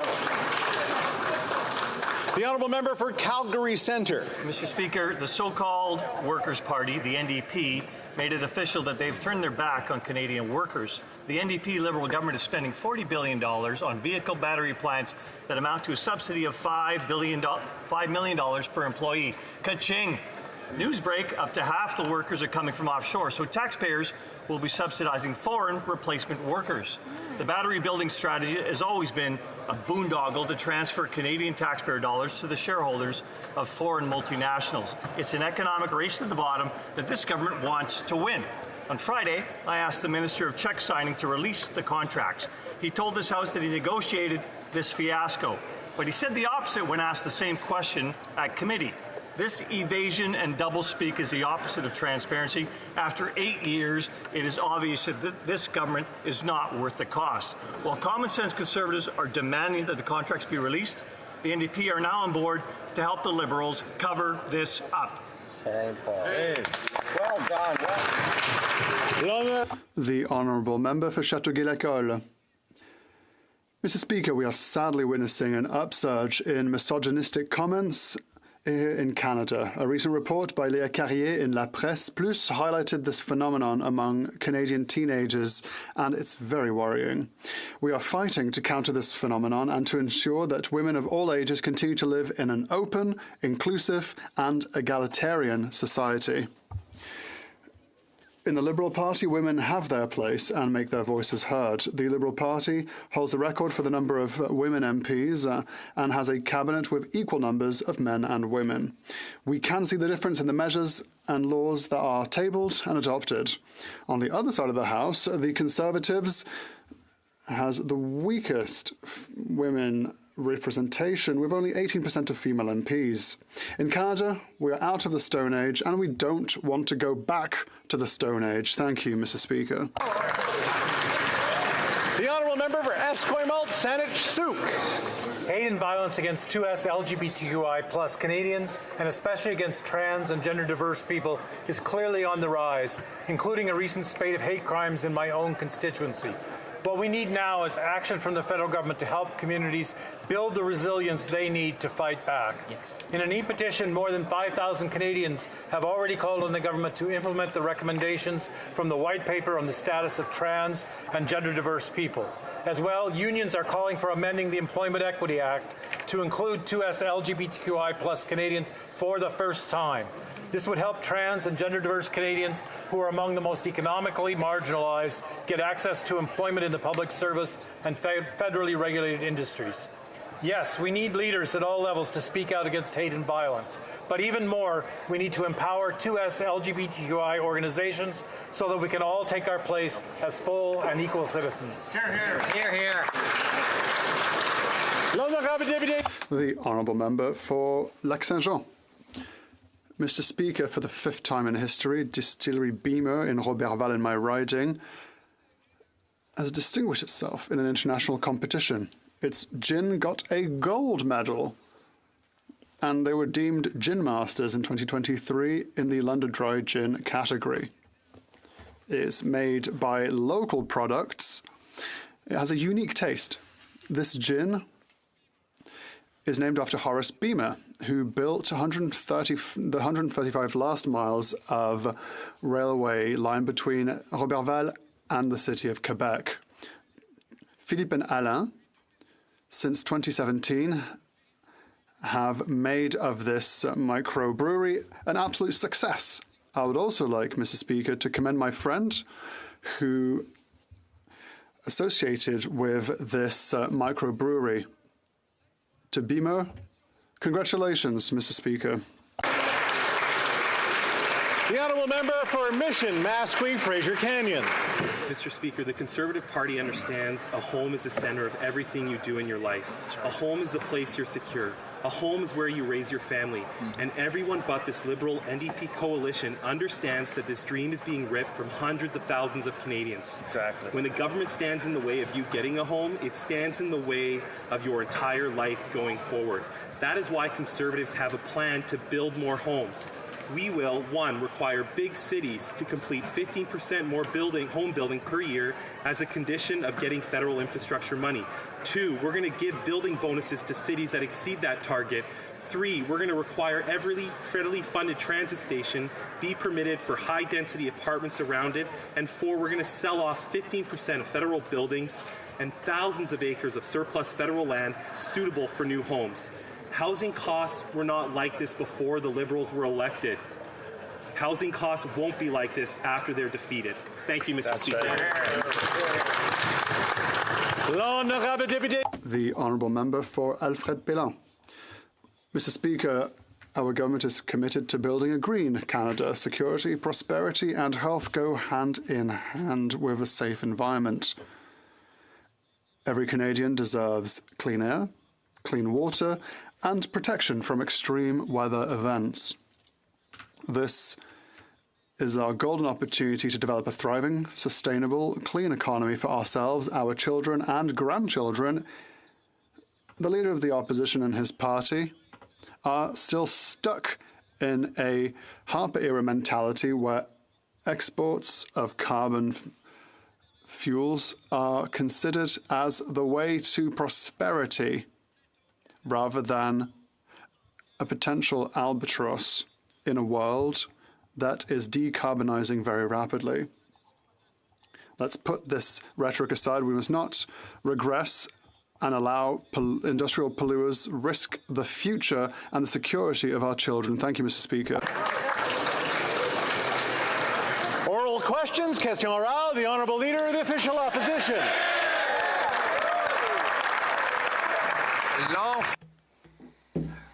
Housing hell. How are we going to get out of it? That will be the title of my Common Sense documentary. In fact, it is, and more than 4 million people have watched it on the X platform. It shows that the cost of housing has doubled. Canada has one of the worst markets in the world, with much more expensive homes than in the US. People are living in tents. Will the Prime Minister become the 40 million and first person to watch the documentary to understand how to put an end to this housing hell and help people find housing? The Right Honourable Prime Minister. The Conservative leader is asking the government to withdraw from the housing sector. But we will not repeat the mistakes that he made when he was housing minister under the Harper government. The Conservative plan would not enable enough houses to be built quickly, and it would create more useless red tape. The plan would also stop funding housing projects and would further tax affordable housing. The Conservative leader is focusing on his online popularity, but meanwhile, we will be making sure that everyone has a roof over their heads. But, Mr. Speaker, people do not have roofs over their head. After 8 years of this Prime Minister, housing costs have doubled. Toronto is the worst housing bubble in the world, and Canada has the worst mortgage bubble in the entire OECD after 8 years of his policies. That's why nearly 4 million people on X alone have watched my groundbreaking and much acclaimed documentary, Housing Hell, How We Got Here and How We Will Get Out. Will the Prime Minister become the 4 millionth Canadian to watch this documentary so he can see a common sense plan to reverse the housing hell that he's caused? The Right Honourable Prime Minister. Canadians need our bold action to keep moving forward on the problem of housing affordability. Unlike the Conservative leader, we know that the federal government plays an essential role in leadership in housing. On this side, we're making historic investments in housing, we're linking public transit dollars to housing density, and we're working with cities to modernize and accelerate the way we build homes. While the Conservative leader focuses on clickbaits and views, we're focused on building homes for Canadians. The Honourable Leader of the Official Opposition. Well, Mr. Speaker, it's funny, he released a video the very same day of him in a starter home pretending that he was a real estate agent, but in reality everyone laughed because they know that he's doubled the housing cost. Right. He's delivered an economy where we have the fewest homes per capita of any country in the G7, even though we have the most land to build on. And Toronto is now the worst housing bubble in the world after 8 years of this Prime Minister. So that's why I'm putting partisanship aside and offering the Prime Minister and the Liberal caucus a private screening of my documentary.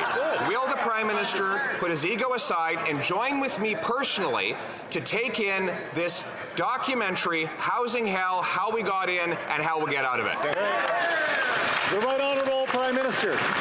The reality, Mr. Speaker, is the Conservative leader continues to call for the federal government to get out of the business of housing. Right. And we will not repeat the same mistakes he made when he was housing minister under Stephen Harper. Right. The Conservative leader's present plan won't build enough homes fast enough, doesn't reach enough cities, and creates unnecessary red tape. He'd also defund affordable housing projects and tax affordable rental construction even more. While the Conservative leader focuses on clickbait and views, we're going to focus on building Canadians more homes. That's right. The Honourable Leader of the Official Opposition. Speaker, he did try to make a video. It was a total failure. His videos don't get clicks and his houses don't have bricks. Yeah. After 8 years, that's why housing costs have doubled. he shouldn't have to read his entire answer. I'm offering to inform him. If he would just take 15 minutes away from his photo ops, he can watch my brilliant documentary on X or YouTube with a common sense plan to require cities permit 15% more homes, give them bonuses if they exceed the target, require transit around every new federally funded, require housing around every federally funded transit station, and sell off 6,000 buildings. This is common sense. Let's bring it home. The Right Honourable Prime Minister. Mr. Speaker, the Conservative leader's plan is to pick fights with municipalities, to create more red tape, and to withdraw funding for affordable housing and affordable apartments. That's not a plan to build more housing. But he has demonstrated that he's extremely satisfied with his ability to spread misinformation and disinformation online, which, yes, I will admit, he's very good at. On this side of the House, Mr. Speaker, we're focused on delivering solutions for Canadians. We're focused on building more housing for Canadians, not focused on self-aggrandizement like the Leader of the Opposition. The Honourable Leader of the Official Opposition. Mr. Speaker, he is the king of self-aggrandizement, as evidenced by the fact that he's attacking my much-acclaimed documentary when he claims he hasn't even watched it. How would he know about the common sense solutions if he hasn't had the attention span to sit there for 15 minutes on YouTube or X and watch it, Mr. Speaker? We'll even try to get it on TikTok so that he can find it. Mr. Speaker, it includes a common sense plan to cut bureaucracy and taxes so that we can bring it home. The Right Honourable Prime Minister. Mr. Speaker, when I came into question period today, I didn't think it'd be I'd be hearing an infomercial for how great Pierre Pauli have social media skills. Sorry, the Leader. We'll back up. I mean, the Honourable Prime Minister knows he's not supposed to use the names of members of Parliament. The Right Honourable Prime Minister. Thank you, Mr. Speaker. I apologize. I didn't think Canadians were going to be hearing an infomercial for the Leader of the Opposition's YouTube page. The reality, Mr. Speaker, is Canadians deserve a government focused on delivering housing for them. That is exactly what we are doing with historic deals with cities right across the country, with measures to build more housing quickly. We are concretely solving that while he's talking to himself online. The Honourable Member for Belleuil-Chambly. Mr. Speaker, as we continue to listen to this review of amateur film, well, meanwhile, the media is in crisis. Our journalism is getting weaker. Arts and culture, too. Our rural regions, French, they're all under pressure. Will the Prime Minister recognize that there is no worse time to cut 800 positions at Radio-Canada CBC? The Right Honourable Prime Minister. Mr. Speaker, we've been very concerned for years about what's happening in our media, arts and culture. That's why our government has taken concrete measures to support media throughout the country, to invest in local journalism, to defend journalists and their essential work to our democracy, to defend them from, for example, the web giants. We are very pleased to say that we have an agreement with Google under C-18. We will keep being there to support journalists throughout the country, especially local journalists who play a key role in our democracy. The Honourable Member, well, very clearly, Mr. Speaker, that is just not enough. The government is getting $100 million from Google. We'd really like to see that agreement, actually, but that is good news. Private media, however, had already cut more than $100 million in their operations. Not only does the Radio-Canada CBC want to get money out of that fund, but it also wants to cut French language and regional local services. And it also wants to give itself bonuses. Will the Prime Minister recognize that CBC needs to be held accountable to the government? The Right Honourable Prime Minister. Mr. Speaker, we will always support CBC, Radio-Canada, and its services to local communities throughout the country. One of the first measures we took as a government was to cancel the Harper government's cuts to our public broadcaster. We supported local journalism and media, and that's very important during this difficult time. That's why we brought in Bill C-18. At a time when, unfortunately, the leader of the opposition is not doing anything about this issue, we will continue to support local media and journalists in Canada. East. These out-of-touch Liberals have let the housing crisis get so bad that in Halifax this winter, a man died alone in a tent. The average rent in Halifax is now over $2,000 a month. Leaving it up to big developers won't bring down rents. People are being rental evicted. We need real action, not just words. The Liberals are running around announcing and re-announcing existing funding that will not deliver homes for another 4 to 7 years. Will the Prime Minister take immediate action to secure existing empty buildings to get people off the streets this winter? Hear, hear. The Right Honourable Prime Minister. Mr. Speaker, we are continuing to reach out and work with communities, with municipalities, and with provinces right across the country to deliver. We've been announcing projects completed that we started years ago. We're announcing projects that are starting today that will be completed in the coming years. We understand the efforts involved in solving this housing crisis. It requires us all to roll up our sleeves, which is why we put forward $4 billion in a housing accelerator to make sure that municipalities could build more homes. We're putting forward $15 billion to accelerate the construction of rental units. We're going to continue to be there for low-income and homeless people as well. The Honourable Member for Cowichan, Malahat, Langford. Mr. Speaker, food prices aren't going down. A record number of Canadians are turning to food banks for their meals. Before the doors open at Bridges to Hope Food Bank in St. John's, there's already a lineup waiting to collect food hampers. Meanwhile, big grocers like Sobeys, who was here yesterday, are seeing heaps of excess profit, all while offering a nickel to its employees.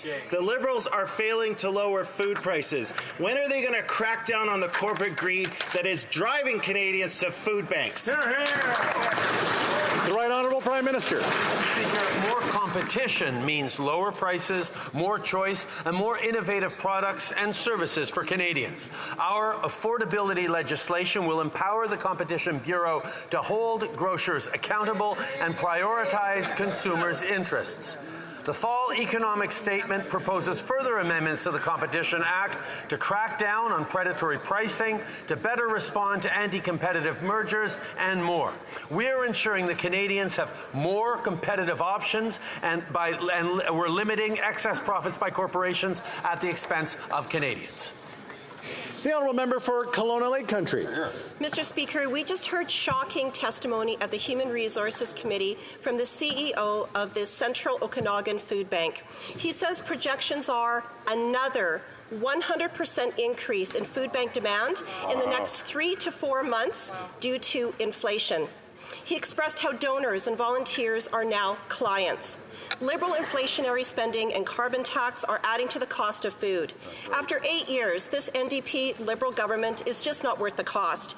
Will the Prime Minister take the tax off of farmers, families, and First Nations? Finally. Hear, hear. The Honourable Minister of Families. Mr. Speaker, we will continue to invest in strengthening social security programs like Old Age Security, Canada Pension Plan, and support for families like the Canada Child Benefit and $10 a day national childcare. Programs which the Conservatives continue to vote against, totally lacking empathy and understanding for the struggle that Canadian families are facing. On this side of the House, we'll continue to do the hard work to ensure that we're there to support Canadian families. The Honourable Member for Kelowna Lake Country. Well, Mr. Speaker, that answer won't satisfy all the Canadians lining up in a food bank for the first time in their lives, or the food banks that are losing donors and volunteers due to Liberal inflation. We heard from not-for-profits how they see the rising price of gas as a barrier to volunteering, and how senior volunteers are being forced back to work to afford basic necessities due to inflation. After 8 years, this NDP Liberal government is just not worth the cost. Will the Prime Minister take the carbon tax off of farmers, families, and First Nations? Finally. The Honourable Parliamentary Secretary to the Minister of the Environment. Thank you, Mr. Speaker. It's important that we focus on affordability for families, and it's also important that we look at facts when it comes to the carbon price that we've put in place. It's also important to remind Conservative members that they ran on a carbon price, and carbon pricing is the most efficient and the cheapest way to lower our emissions, Mr. Speaker. But with respect to food prices, particularly those facing lower income families, Mr. Speaker, today an article lists here that 94% of households with incomes below $50,000 receive far more rebates exceeding their carbon tax costs in 2023. Mr. Speaker, lower income folks are enjoying more rebates than carbon costs because our carbon pricing. The honourable member for Haldeman Norfolk. After 8 years, this NDP Liberal government has made life unaffordable for Canadians in every province and territory. Canadians are suffering under this Prime Minister's oppressive carbon tax. And while he taxes, he also divides, pausing the carbon tax on home heating oil in Atlantic Canada because he wanted votes, while he quadruples the tax on every other Canadian. When will this Prime Minister finally cancel the carbon tax on families, farmers, and First Nations? The Honourable Parliamentary Secretary to the Minister of Environment and Climate Change. Thank you very much, Mr. Speaker. And again, I'll focus my response on an economist's response to the rhetoric in this House with respect to the carbon price. He said if we got rid of the carbon tax and the rebate, then this would harm a much larger fraction of lower and middle income households than it would higher income households, Mr. Speaker. Very clearly, the economist from Calgary indicates that our carbon price sends more money back to 94% of families who earn less than $50,000, Mr. Speaker. It's an affordability measure and it fights climate change.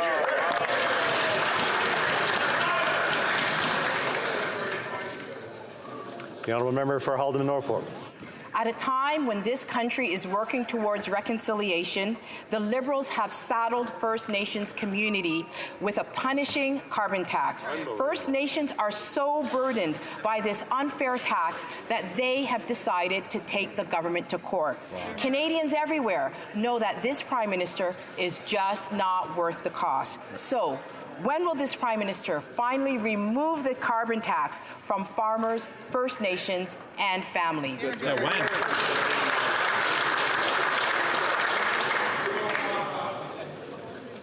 The Honourable Parliamentary Secretary to the Minister of Environment. Thank you very much, Mr. Speaker. And again, I'll note that our carbon pricing mechanism sends more money back to lower income families than it does. That includes both the fiscal amount and the economic impact. And something the Conservatives love not to focus on is the impact of climate change, Mr. Speaker. Climate change impacts the price of food more than any other factor, Mr. Speaker. And we're also helping farmers because farmers are the ones that know climate change is real because it impacts them first, and that's what's driving up the cost of food, Mr. Speaker. L'honorable député de Louis Saint-Laurent.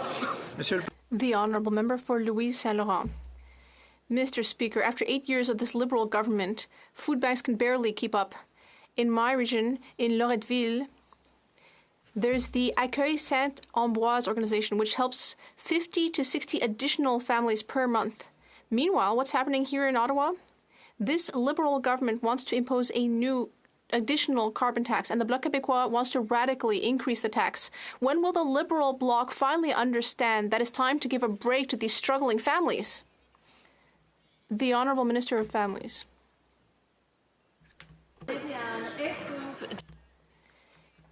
Mr. Speaker, we know that many families are struggling to buy groceries. We are here to support Canadians through targeted social programs and income supplements like the Canada Child Benefit, as well as the grocery benefit. We are also offering more support to charitable organizations and food banks. We are continuing to work hard to fight food insecurity. Thank you. The Honourable Member for Louis Saint-Laurent. Mr. Speaker, I'd like to very sincerely thank the Minister for her efforts to speak French.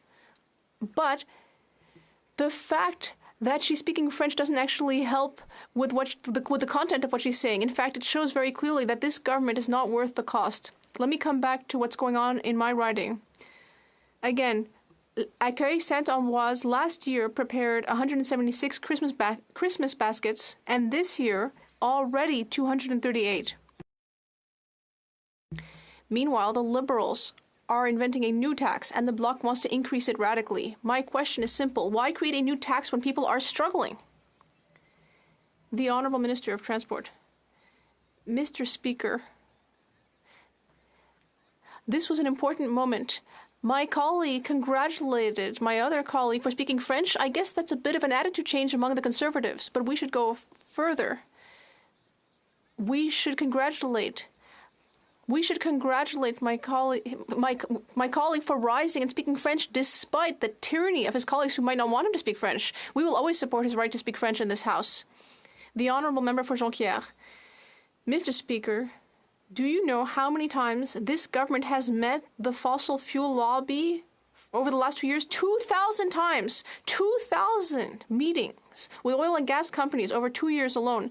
That's 3 meetings a day, 7 days a week, no holidays. If each of those meetings lasted 20 minutes, Mr. Speaker, that would be the equivalent of watching every single Simpsons episode, 35 seasons, and then do the same thing twice more. So if we're asking ourselves why this government doesn't get more done, well, it's very simple. They're too busy meeting up with their oil and gas sector buddies. What are they really talking about? The Honourable Minister of Natural Resources. Thank you, Mr. Speaker.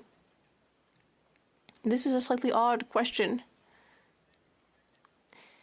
We meet with stakeholders in all parts of the economy. It's very important for the government to hold conversations to ensure that we are listening to all perspectives.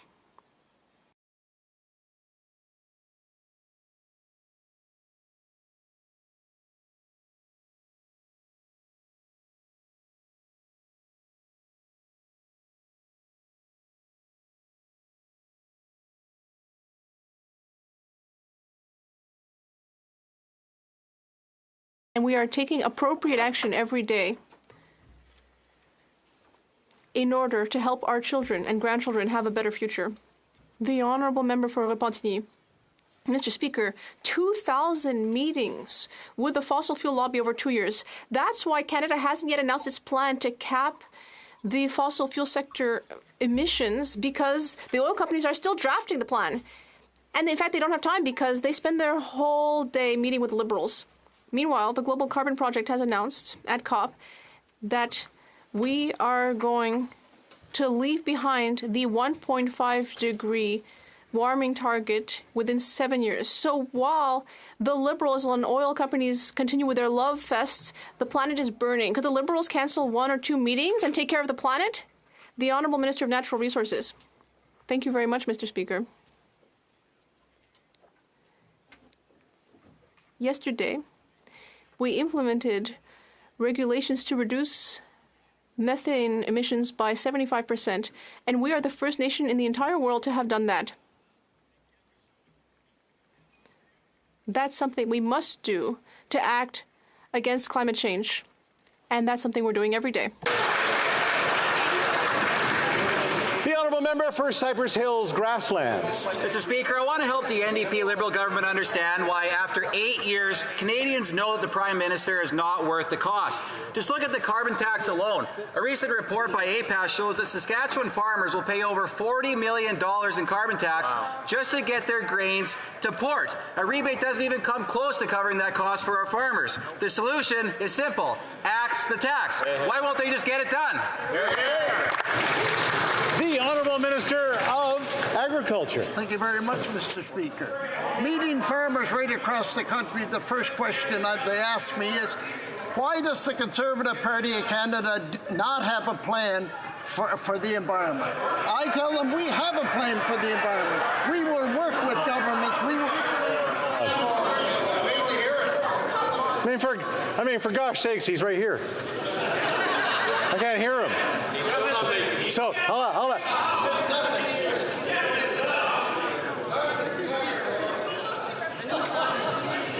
Are we ready? The Honourable Minister of Agriculture from the top. Thank you very much, Mr. Speaker.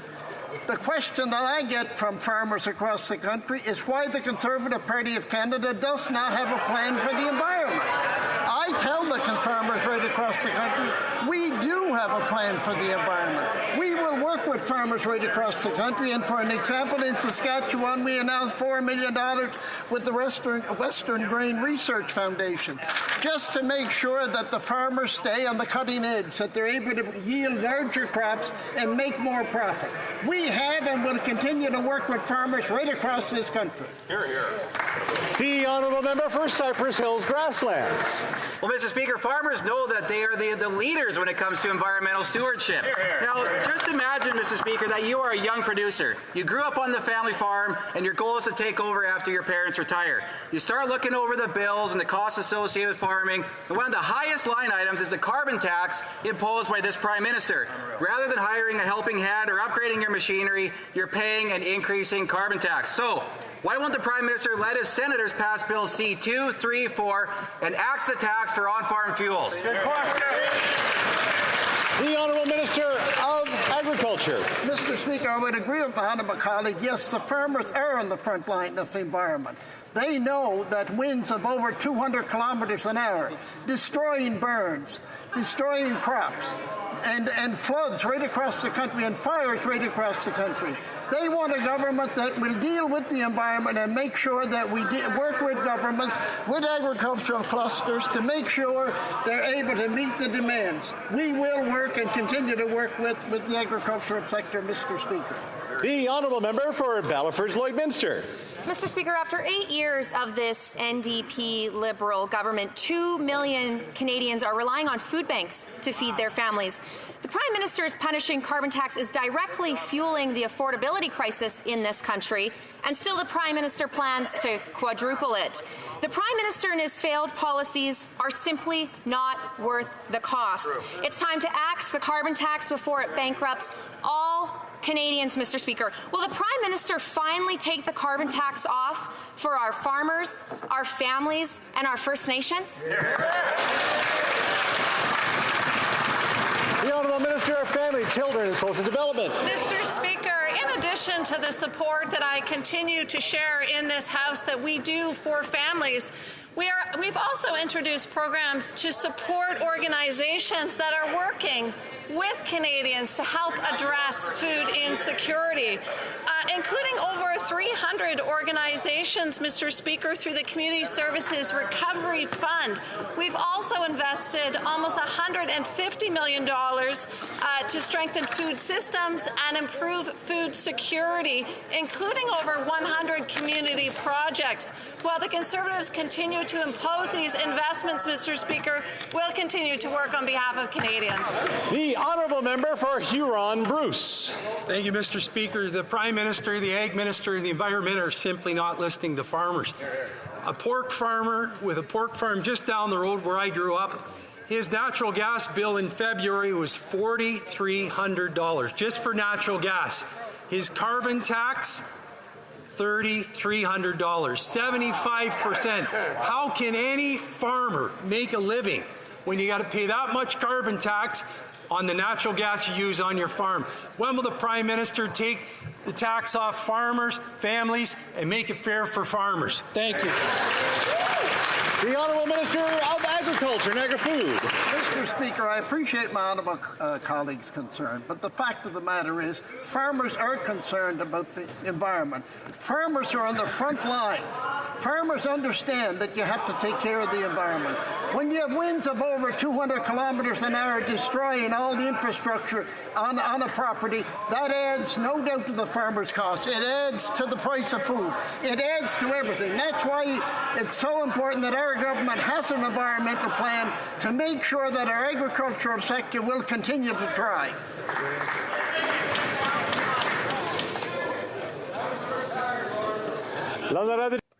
The honourable member for Rosemont-La Petite Patrie. Mr. Speaker, not only is the Minister of the Environment going to COP28 with a record number of oil lobbyists, it seems to be a pathological habit.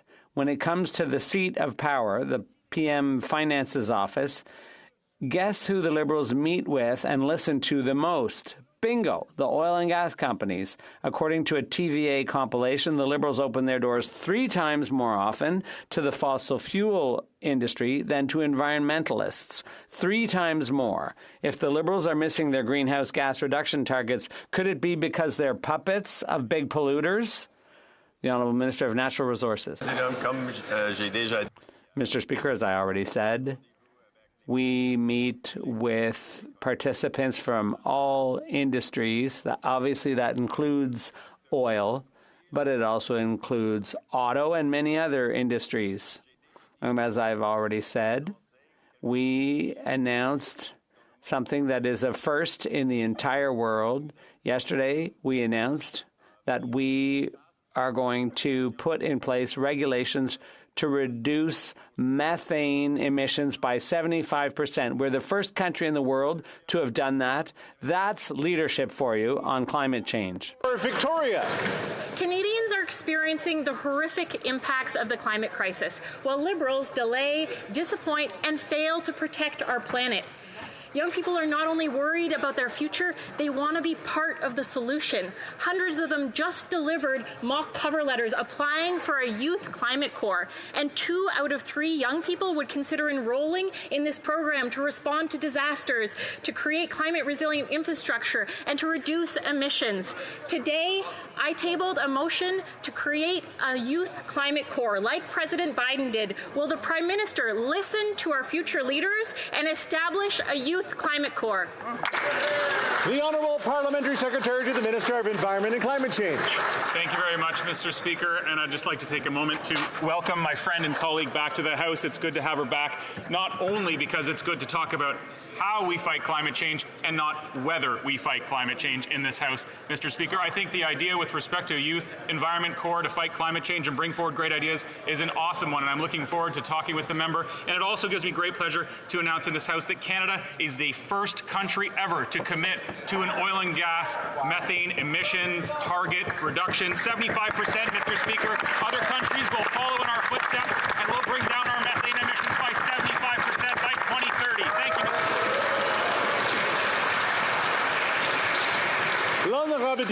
The Honourable Member for Laval-les-Îles. Mr. Speaker, we Quebecers and Canadians are proud of our culture, our French language, and our commitment to protecting the environment for future generations.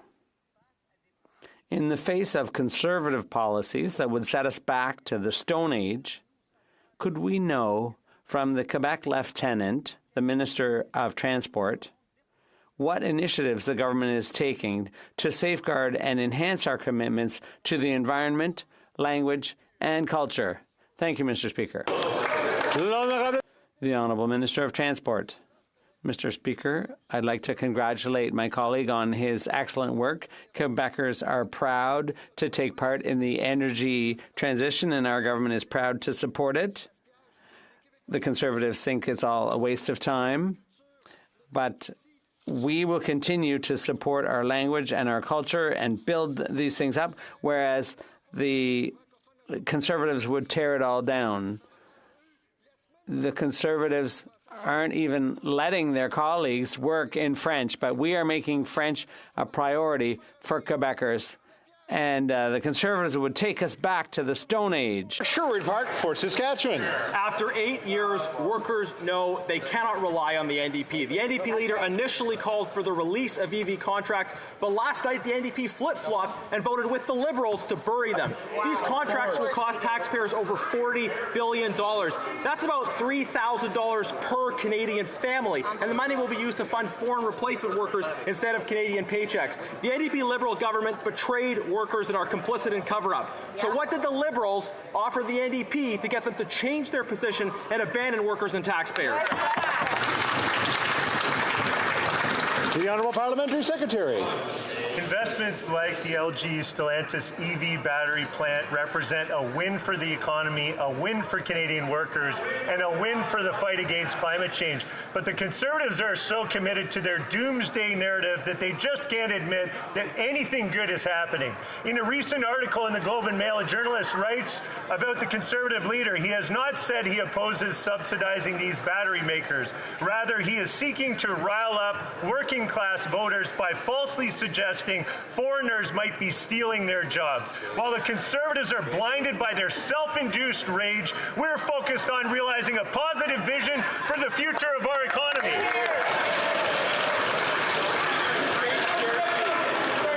Just say there's a lot of chatter in the chamber. Just hope they bring it down just a little bit. The honourable member for Sherwood Park, Fort Saskatchewan. Mr. Speaker, I have a simple proposition for the member. If the NDP Liberal government is genuinely proud of their work, then release the contracts. Let all of us see them so that we can know. But the NDP is complicit with the Liberals in trying to bury these contracts. Why? Every Canadian family will pay $3,000 for these deals. So they want to know what is in these deals for them. Again, what did the Liberals offer the NDP to get them to change their position, abandon workers, and hide these contracts? What are they hiding? The Honourable Parliamentary Secretary to the Minister of Innovation. Mr. Speaker, it gives me great pleasure to share positive news. Canada is number 3 in the world in foreign direct investment, which is something that we should all be proud of, Mr. Speaker. Brendan Sweeney from the Trillium Network for Advanced Manufacturers said, and I quote, about specialized expertise workers needed from outside of Canada to help set up the giant facility. There are hundreds, if not thousands, of Windsorites going off to the U.S. to help set up, test, and service machinery in plants. It's a little hypocritical to fail to take into account the way foreign direct investment works. The honourable member for Leeds, Grenville, Thousand Islands, and Rideau Lakes. To help pay for overseas replacement workers, the NDP Liberal government is going to send every Canadian family a bill for $3,000. The formerly pro-worker NDP have refused to stand up to the Prime Minister and demand the release of contracts that detail the number of foreign replacement workers that are going to take Canadian jobs. This Prime Minister clearly isn't worth the cost to Canadian workers after 8 years, and neither are the NDP. So will the Prime Minister finally stand up and tell Canadians how many foreign replacement workers $40 billion buys? The Honourable Minister. Thank you, Mr. Speaker. You know, it's curious after 8 years in opposition to listen from these Conservatives and how little they have learned on foreign direct investment, Mr. Speaker. Clearly nothing. How little they understand about free trade deals, Mr. Speaker. Clearly nothing. How little they understand about creating good middle-class jobs, Mr. Speaker. What they are clearly against is 2,500 full-time jobs at the Stellantis plant, 2,300 construction jobs there. Mr. Speaker, it's clear that under a Conservative administration, Canada would be closed for business. Guess what, Mr. Speaker? Not on our watch. The honourable member for Leeds, Grenville, Thousand Islands, and Rideau Lakes. Well, let's talk about what's happened under their watch. The Canadian Building Trade Union says that so far, this NDP Liberal government has cost them $300 million in wages. So if they are so proud of their record and so proud of these great deals that are going to cost every Canadian family $3,000, why won't they just release the contracts? They know that releasing those contracts will expose that $40 billion is buying a lot of foreign replacement workers that should instead be funding Canadian paychecks. Why won't they release the contracts today? The Honourable Minister of Employment. Mr. Speaker, there are smart people on the Conservative benches, including trade lawyers and people who understand that contracts between nations and between countries need to stay confidential because of important trade secrets. Mr. Speaker, what do the Conservatives have against the fact that Canada is now 3rd in the world in foreign direct investment, Mr. Speaker, after the United States, after Brazil? Who is it? Canada, ahead of China, Mr. Speaker. Clearly they're against Dow in Fort Saskatchewan. They're against Stellantis. They're against Bécancour. When are the Conservatives going to be on the side of workers, Mr. Speaker? I don't know. Maybe they do. I don't know why the chatter went up. Je comprends pas. The honourable member for Drummond. Mr. Speaker, not even 2 weeks after the government's economic update, CBC Radio-Canada, a Crown corporation and the public broadcaster, paid for mainly with our tax dollars, is cutting 800 positions and firing 600 people. The media crisis that affected the private sector is clearly spreading to the public sector. This will affect the quality of information, news, TV series, soaps, and our ability to tell stories. How long has the minister known about this? Did she agree with the decision? And if she didn't, what's she going to do to try to prevent the bloodletting? The Honourable Minister. Mr. Speaker, I share my colleagues' concerns about the future of CBC Radio-Canada and about the future of the media in general. And that's why our government is working. We modernized the legislation to better support broadcasting all across the country. And obviously, when it comes to CBC Radio-Canada, in our 2015 budget, we restored funding that the Conservatives had cut. We also supported them through the pandemic. We will continue to be there to defend the future of CBC.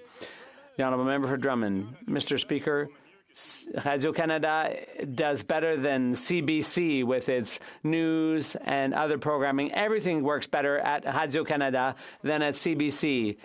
And why is that?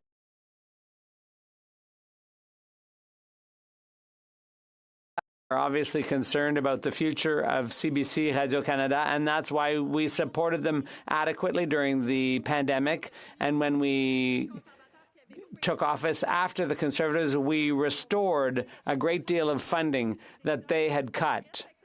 We respect this Crown Corporation. We respect their independence. We would encourage management to be more transparent about this type of decision, but we will work to ensure the long-term survival of this organization. Elgin, Middlesex, London. Mr. Speaker, in little under a decade, Canada's housing costs have basically doubled. Earlier today, members of the Canadian Alliance of Student Associations shared with me a story of 7 individuals living in one apartment. We know that there are many similar stories about this across this country. After 8 years, students are becoming homeless under this NDP Liberal government. This PM is not worth the cost. When will this government step aside so we can get Canada back on track? The Honourable Minister of Housing. Mr. Speaker, I thank my honourable colleague for her question, and I thank the members of the Canadian Alliance of Student Associations for their advocacy. In fact, I used to be a member when I was in student government at St. FX University. Mr. Speaker, I should say, when we actually compare the policies of the Conservative Party to the policies that the government is putting forward, it is clear that their policies will do more harm than good and raise the cost of living. We are putting policies in place that's going to remove the tax on new apartment construction so we get more apartments built. They are going to put the tax back on. Mr. Speaker, we're investing in affordable housing when they're campaigning on a commitment to make sure they do not invest. When it comes to supporting students and the housing that they need, the solutions lay on our side of the House. The Honourable Member for Charlebourg-Saint-Charles. Mr. Speaker, last Saturday, our leader unveiled a documentary on the housing crisis to explain to Canadians its causes and some proposed solutions. There have been over 4 million views, and for good reason. After 8 years of this Liberal government, housing prices have doubled, rents, mortgages, and homelessness is going through the roof. People are suffering. Will the minister check his ego at the door, watch the Leader of the Opposition's documentary, and adopt the suggested solutions to help Canadians afford housing? The Honourable Minister. Accept a question talking about checking your ego at the door regarding the opposition leader who uses his space on the floor of the House of Commons to invite people to watch a video. I'm curious how many of those views are actually the opposition leader. The Honourable Minister of Housing. Mr. Speaker, I'm beginning to question how many of those views are the opposition leader actually going home at night and watching himself on the internet. The reality is, Mr. Speaker, when it comes to which party has a plan to build more homes, it is clear that it is the government. We have a plan to cut the cost of building. We have a plan to invest in cities. We have a plan to invest in affordable housing. We will get the job done. The Honourable Member for Charlebourg-Saint-Charles. Mr. Speaker, the minister may laugh, but what's he going to say to the young man in Sherbrooke who can't afford $1,500 a month for rent, so he's living in a tent it's like a refugee camp right in the middle of Sherbrooke. And that's because of all the things the Liberals have done in the past 8 years. None of them are working. And even with every effort that ordinary people are making, they can't even afford to pay their rent.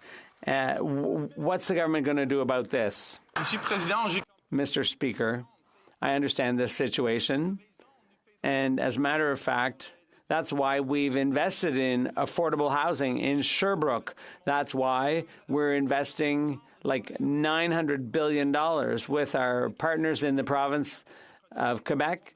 It's important to continue making those investments. It's incredible, Mr. Speaker, that this member and the leader of the opposition opposed investments in affordable housing. It's essential to keep investing.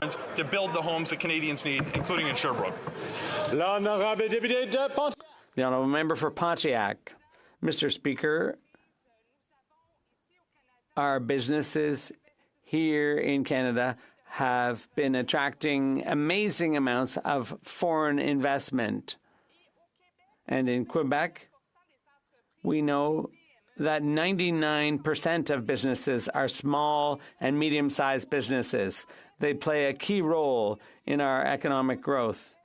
We must avoid retreating into an economic stone age that would favor foreign, polluting multinationals. So I have a question for the Minister of Economic Development for Quebec. How are we supporting entrepreneurs in Quebec?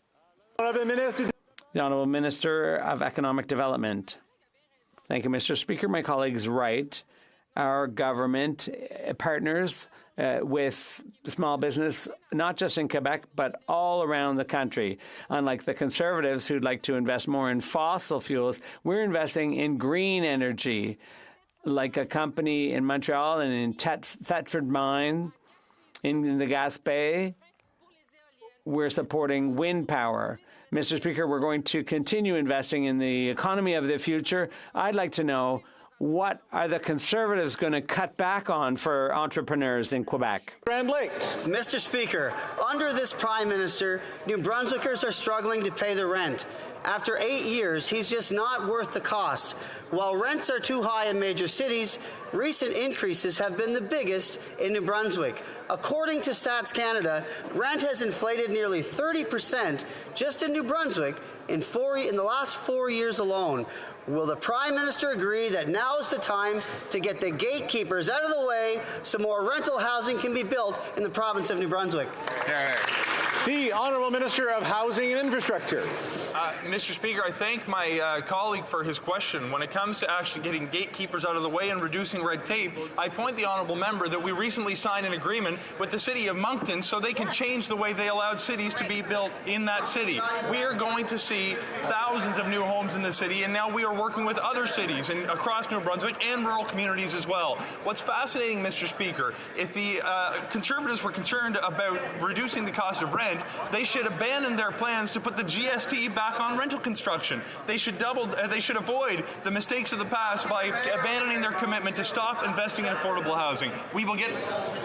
The Honourable Member for Kamloops Thompson Caribou. Mr. Speaker, after 8 years of this Liberal NDP government's incompetence and lack of caring, we have seen a housing hell unleashed on Canadians. They've actively caused housing, mortgages, and housing-related costs to double in the last 8 years. This Prime Minister is not worth the cost. We have people living in 10 cities and in their cars, Mr. Speaker, and this is when the dream of home ownership is evaporating for younger Canadians. They are putting photo ops ahead of housing. When will this Prime Minister realize that he's built more tent cities than houses?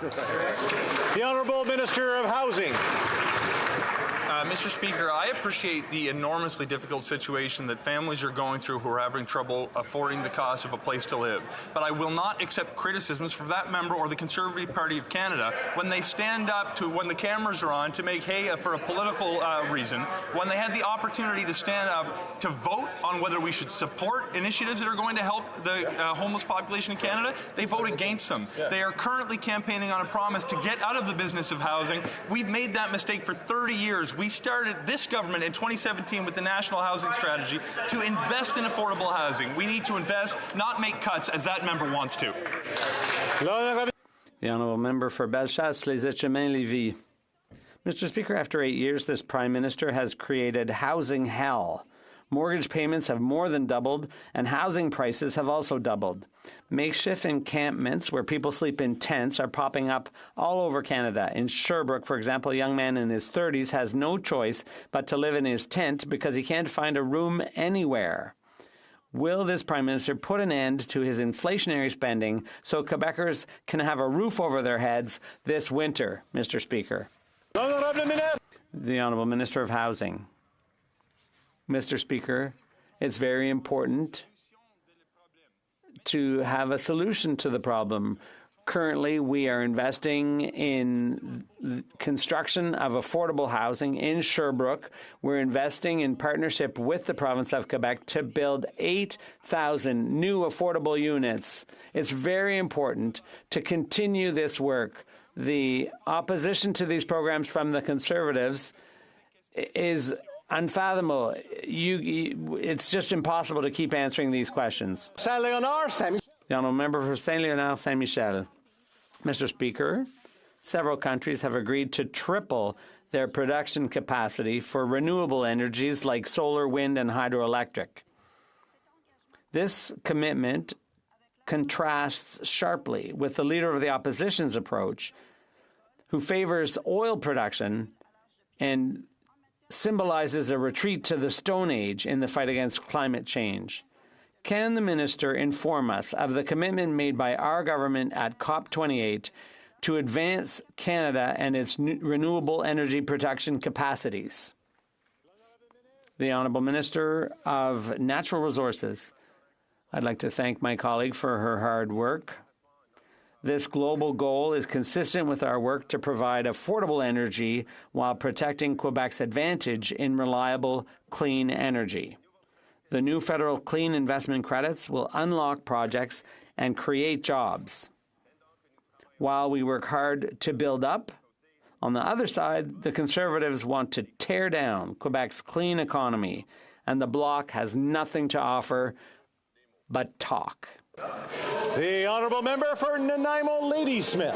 Mr. Speaker, in British Columbia, 2 people died, and one is still missing at sea because their vessel could not be found.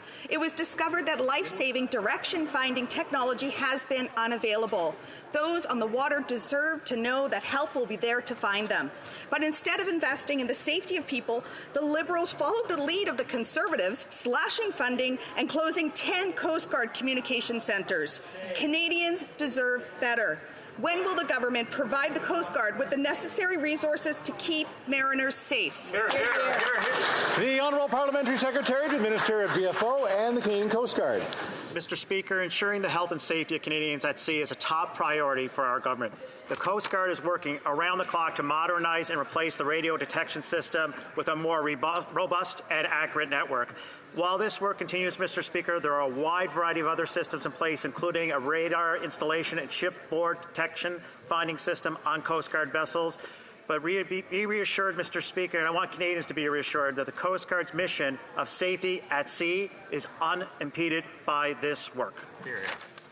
The Honourable Member for Courtenay, Alberni. Mr. Speaker, this summer Canada relied on volunteer firefighters and search and rescue to risk their lives to keep us safe, but the Liberals have been letting them down. 9,500 volunteer firefighters quit in 2023, and the Canadian Association of Fire Chiefs, who are here today, say that doing the work and paying for the equipment is unaffordable. Well, the Liberals are in luck. The NDP has a bill that would up the volunteer firefighter tax credit to $10,000. So will the government support our volunteer firefighters by voting yes on the NDP's plan to increase the volunteer firefighter tax credit? The Honourable Minister. For the very important question. In fact, actually, just yesterday I was in West Kelowna visiting the firefighters after the devastating wildfires that took place in West Kelowna and all across British Columbia. We talked about many different measures that the firefighters were going to be supporting. In addition to training of 1,000 firefighters, and we have a lot of options currently on the table. But make no doubt about it, Mr. Speaker, we will be supporting our firefighters. Thank you. Good. And that's all the time we have for question period today. I've got a recognition to do, and then we'll do some points of order afterward. Wish to draw the attention of the members, the presence in the gallery of the Honourable Richard Muston, Minister of Community Services and Minister responsible for the Workers' Safety Compensation Board of the Yukon.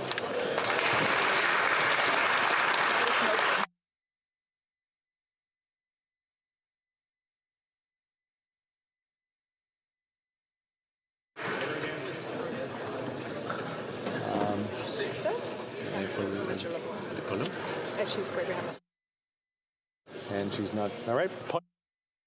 The Honourable Member for Calgary-Nose Hill. Point of order on decorum. During member statement, the member from Chateauguay-Lacal called the Women of the Conservative Party weak. Now, I've been called a lot of things in my life, but weak isn't one of them. The member's language tearing down women and reducing our value to a quota is exactly what discourages women from running for office and makes it harder for every single one of us here. Strength comes from courage of action, no matter someone's gender, not from tokenization. If the member wanted to show some strength of her own, she'd apologize.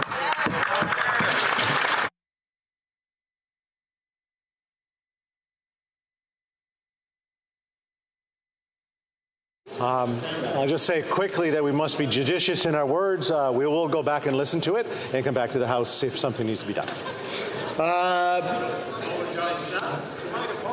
I believe the Honourable Government House Leader has something to table. There you go, the Honourable Government House Leader.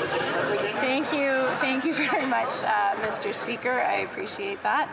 Pursuant to Standing Order 111.1, I have the honour to table in both official languages a certificate of nomination and biographical notes for the proposed appointment of Eric Jantz to the position of Clerk to the House of Commons.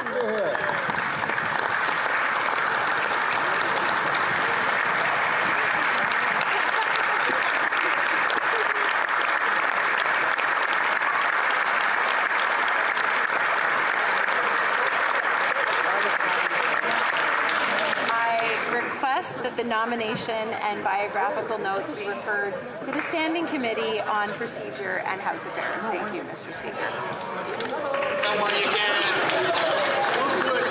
I don't know, maybe the next step should be to ask him if he really wants to be there. It being 3:16, the House now proceed to the taking of the deferred recorded division of the motion to concur in the 13th report on the Standing Committee on Veterans Affairs. Call in the members.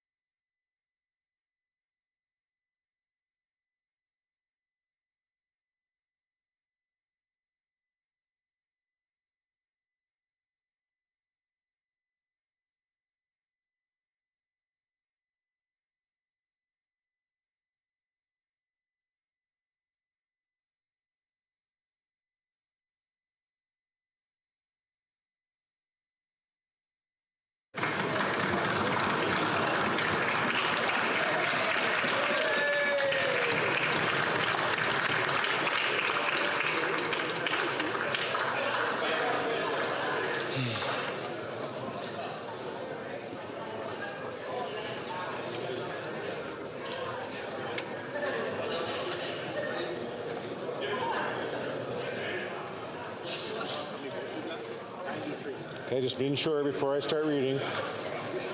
Okay, the question is as follows. Monsieur Desilets, appuyez.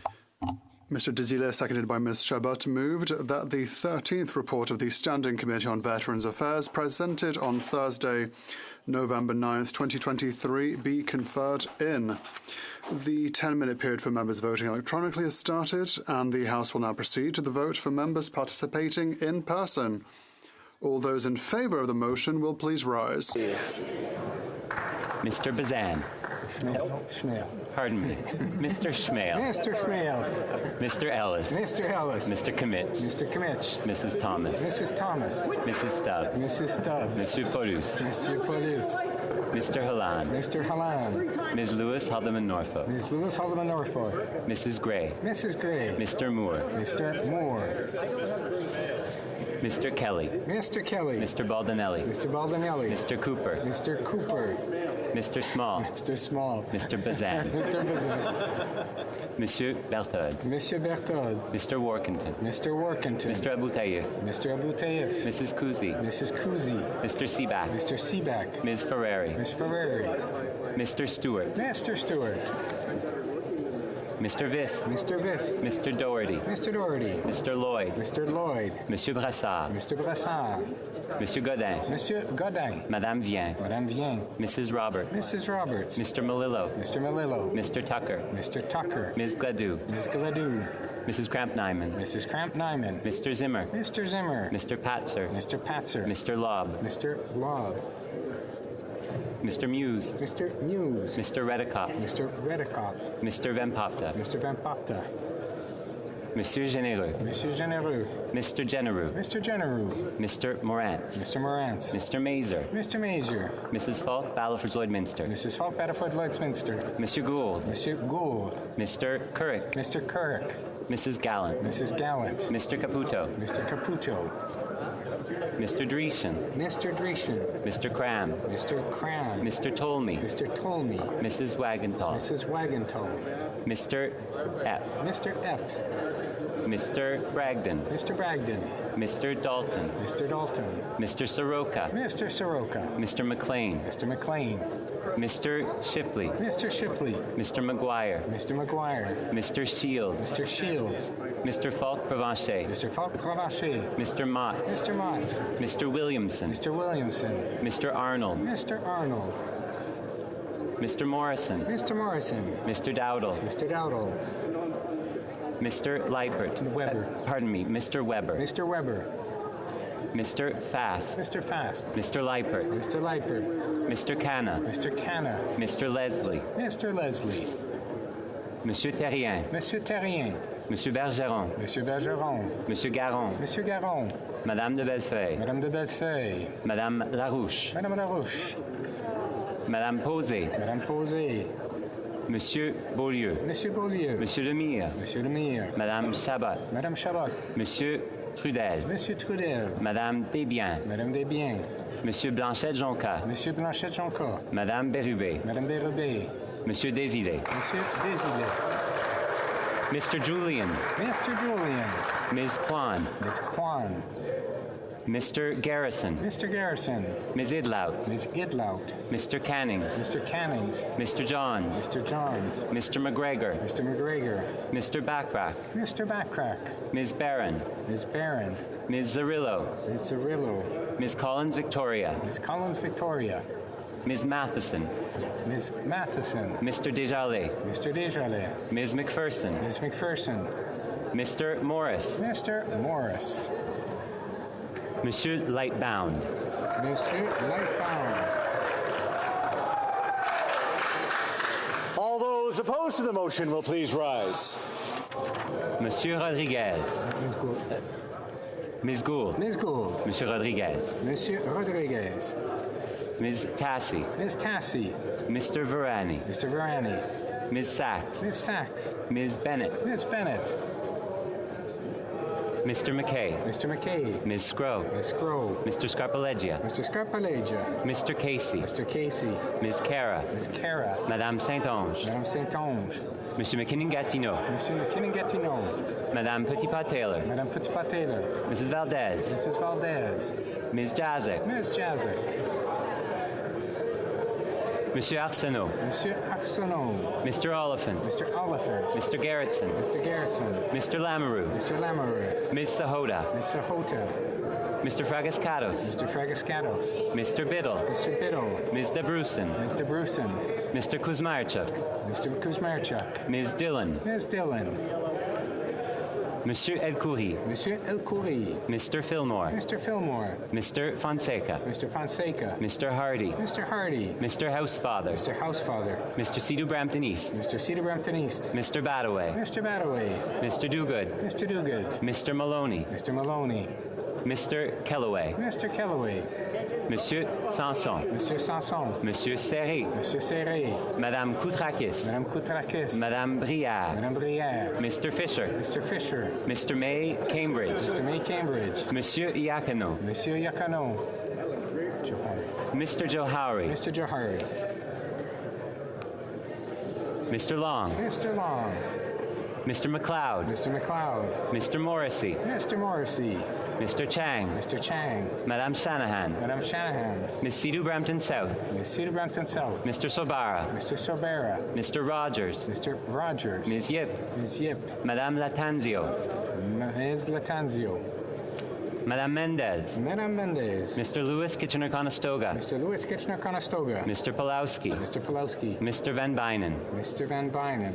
Mr. Baines. Mr. Baines. Ms. Bradford. Ms. Bradford. Madame Châtel. Madame Châtel. Mr. Gahir. Mr. Gahir. Madame Lapointe. Madame Lapointe. Mr. McDonald Malpeck. Mr. McDonald Malpeck. Ms. Taylor-Roy. Ms. Taylor-Roy. Mr. Carr. Mr. Carr. Ms. Gainey. Ms. Gainey. The House will now wait for the electronic voting period to end before resuming its proceedings.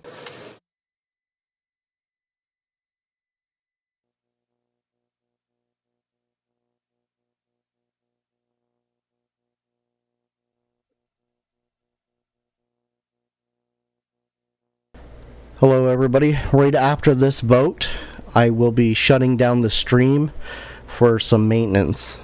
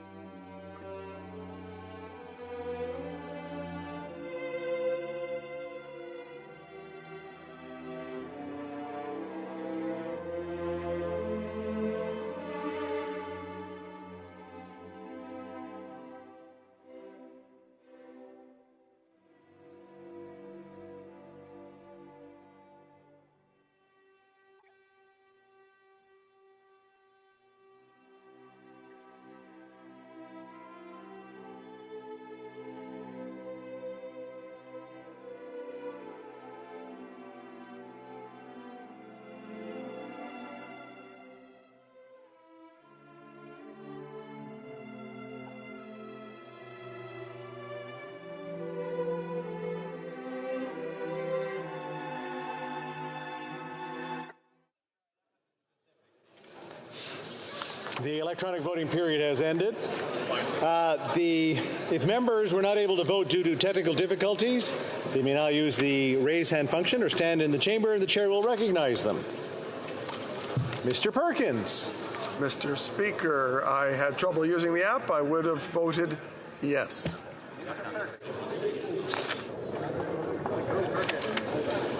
The table will now compile the results of the vote. Yeas pour 167, 167. Nays contre 149, 149. I declare the motion carried.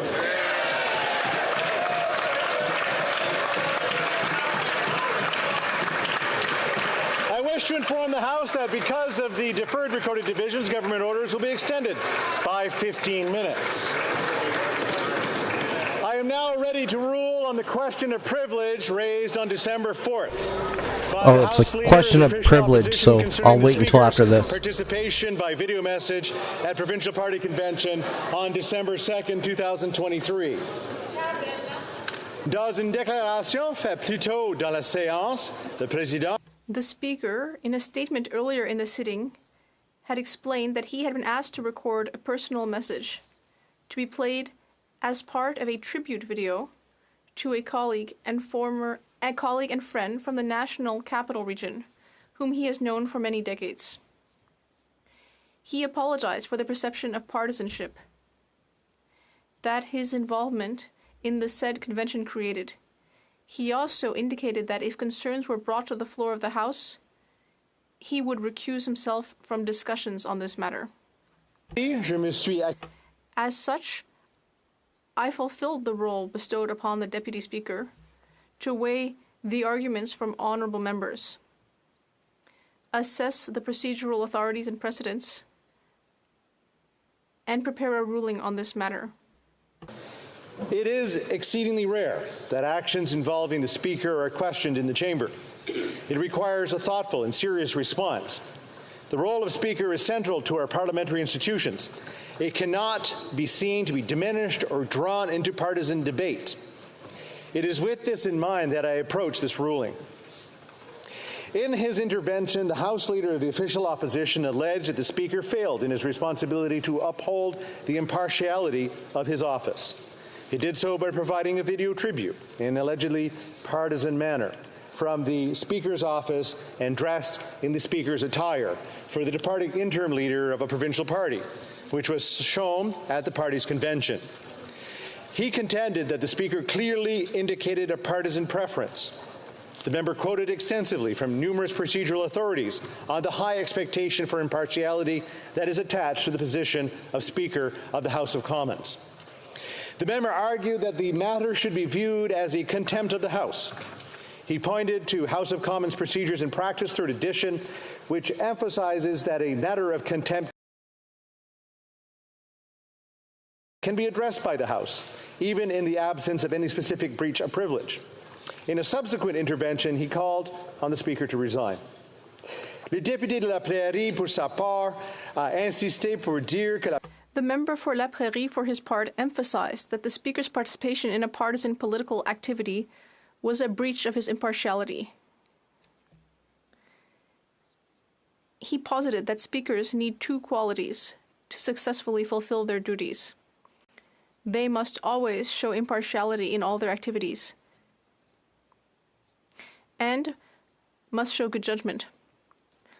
On both counts, according to the member, the Speaker has failed to do so, and as such must resign.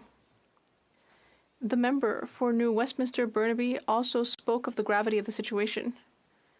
According to the member, the Speaker's actions went against the principle of impartiality, so important to the position. He called on the Deputy Speaker to find a prima facie question of privilege, and that the matter be referred to the Standing Committee on Procedure and House Affairs. Other members also intervened on the matter, but I would like to highlight a quote from the House of Commons Procedure and Practice, 3rd edition, at page 323, that the House Leader of the official opposition cited. It bears repeating because it succinctly sums up the requirement for impartiality by the Speaker. It says, quote, "When in the chair, the Speaker embodies the power and authority of the office, strengthened by rule and precedent.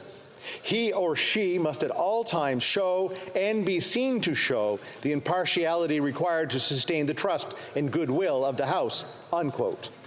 Allegations of partisanship against the Speaker are a very serious matter.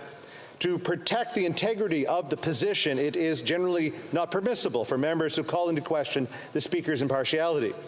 If members wish to object to the Speaker's conduct, there is a clear process by which this is to be accomplished.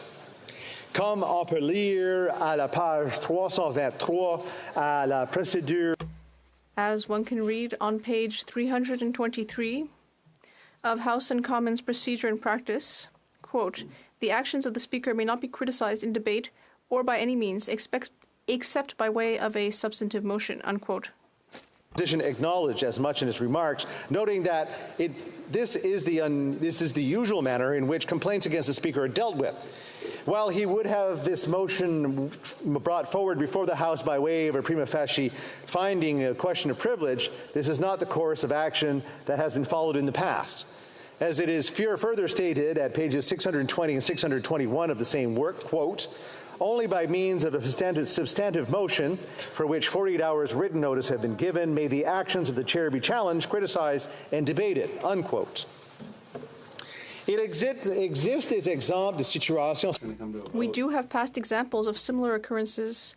On June 1st, 1956, at page 4540 of the debates, Speaker Baudouin directed that a motion be first placed on notice to address complaints about his conduct. Similarly, on March 13th, 2000, Speaker Parent took the same approach when faced with a comparable situation.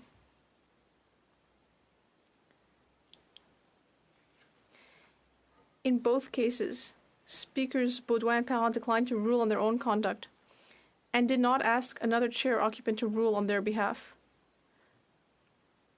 I will note that the matter at issue in each case was dissatisfaction with a procedural ruling.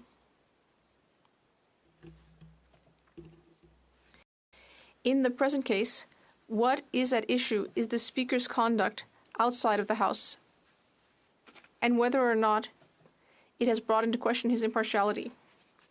As we saw, the Speaker decided to recuse himself and to entrust me in guiding the House as to the next steps to take, if any, regarding this matter. Official opposition elected to bring his concerns through a question of privilege and not through the preferred means to which such a matter forward to the House, that is to place a substantive motion on notice. I allowed the arguments yesterday, even though it is not the usual course of action, as I recognize the grave concerns some members had and wished to express. La présidence se trouve dans une position difficile. The chair finds itself in a difficult position, having to determine if, on the face of it, a colleague's behavior brings into question the impartiality of the chair. This is more properly an issue for the House to decide. I also acknowledge that for all of us, the House, chair occupants, and members, to settle this matter as soon as possible. That basis alone. Rather than insisting that a substantive motion be placed on notice, I find that this matter should have priority over other orders of the day and will allow the House Leader of the official opposition to move his motion. In future, if members wish to take issue with the conduct of the Speaker, rather than raising points of order or questions of privilege, I would instead direct them to place a substantive motion on notice. I thank you all for your attention. The Honourable House Leader for the official opposition. Mr. Speaker, I move that the Speaker's public participation at an Ontario Liberal Party convention as Speaker of the House of Commons constitutes a breach of the tradition and expectation of impartiality required for that high office, constituting a serious error of judgment which undermines the trust required to discharge his duties and responsibilities, and therefore move that the House refers that matter to the Standing Committee on Procedure and House Affairs with instruction that it recommend an appropriate remedy. I'll just wait for that copy to come up.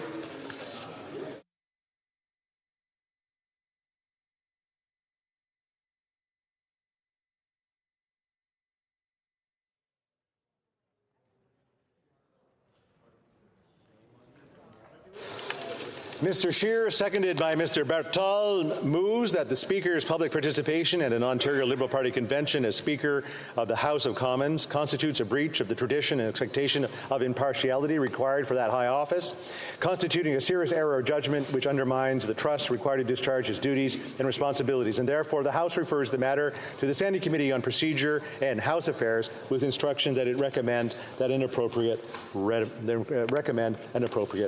remedy. Debate. The Honourable House Leader for the official opposition. Thank you very much, Mr.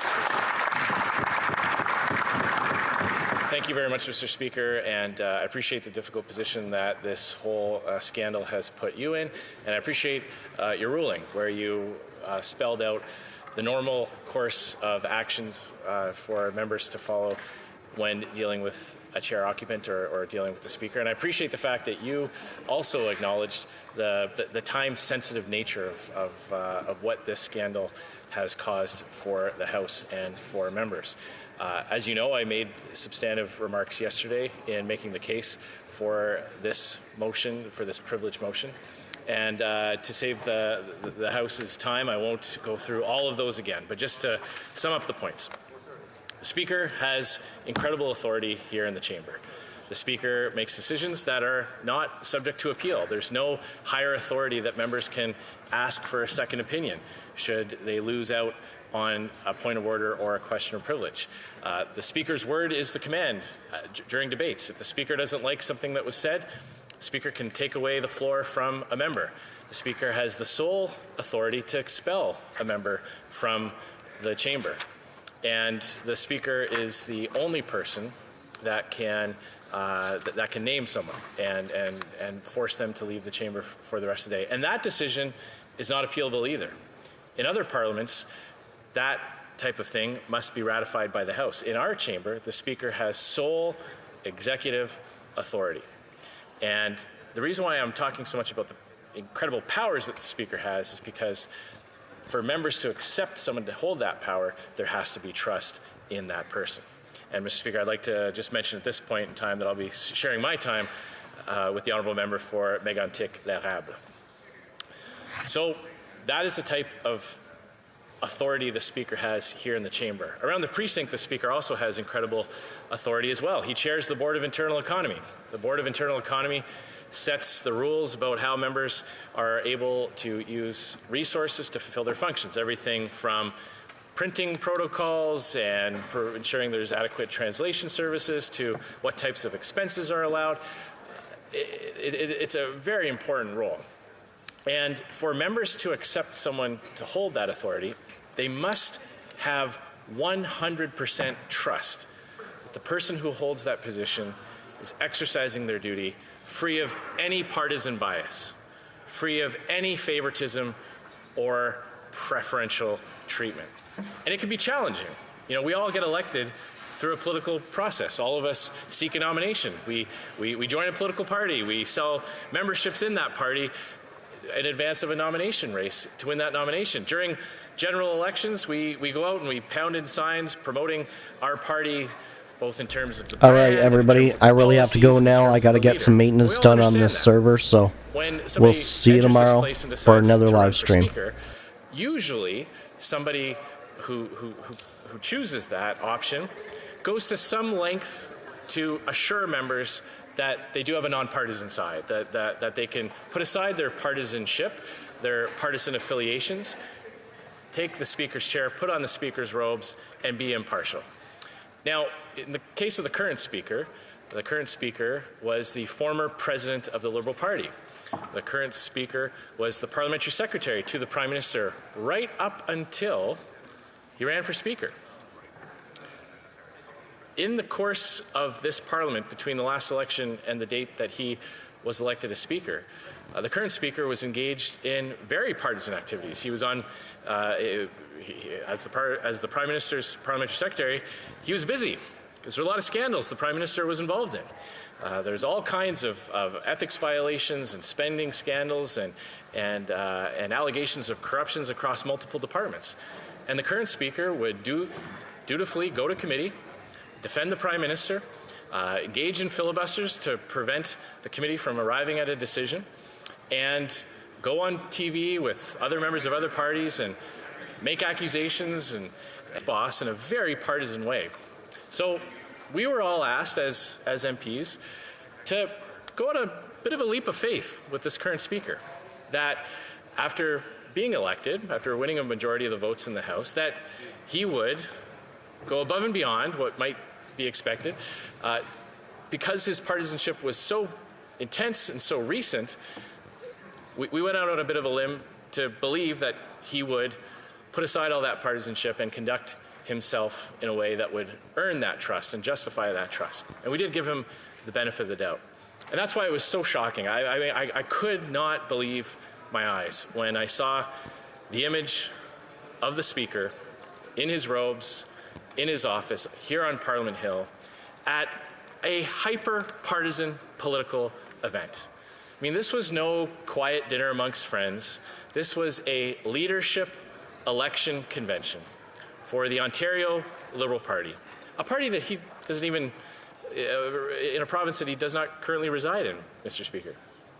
So I was shocked At first, I honestly thought it was a bit of a joke. I thought somebody was trying to troll me or something like that, and I didn't believe it at first. And then upon seeing the other images shared and seeing the video itself, I realized, oh my goodness, the Speaker has actually done this. And here's why it matters for Canadians. You know, we've heard the Speaker's excuse yesterday. We talked about the incredible authority, the need for the trust between the House members and the Speaker.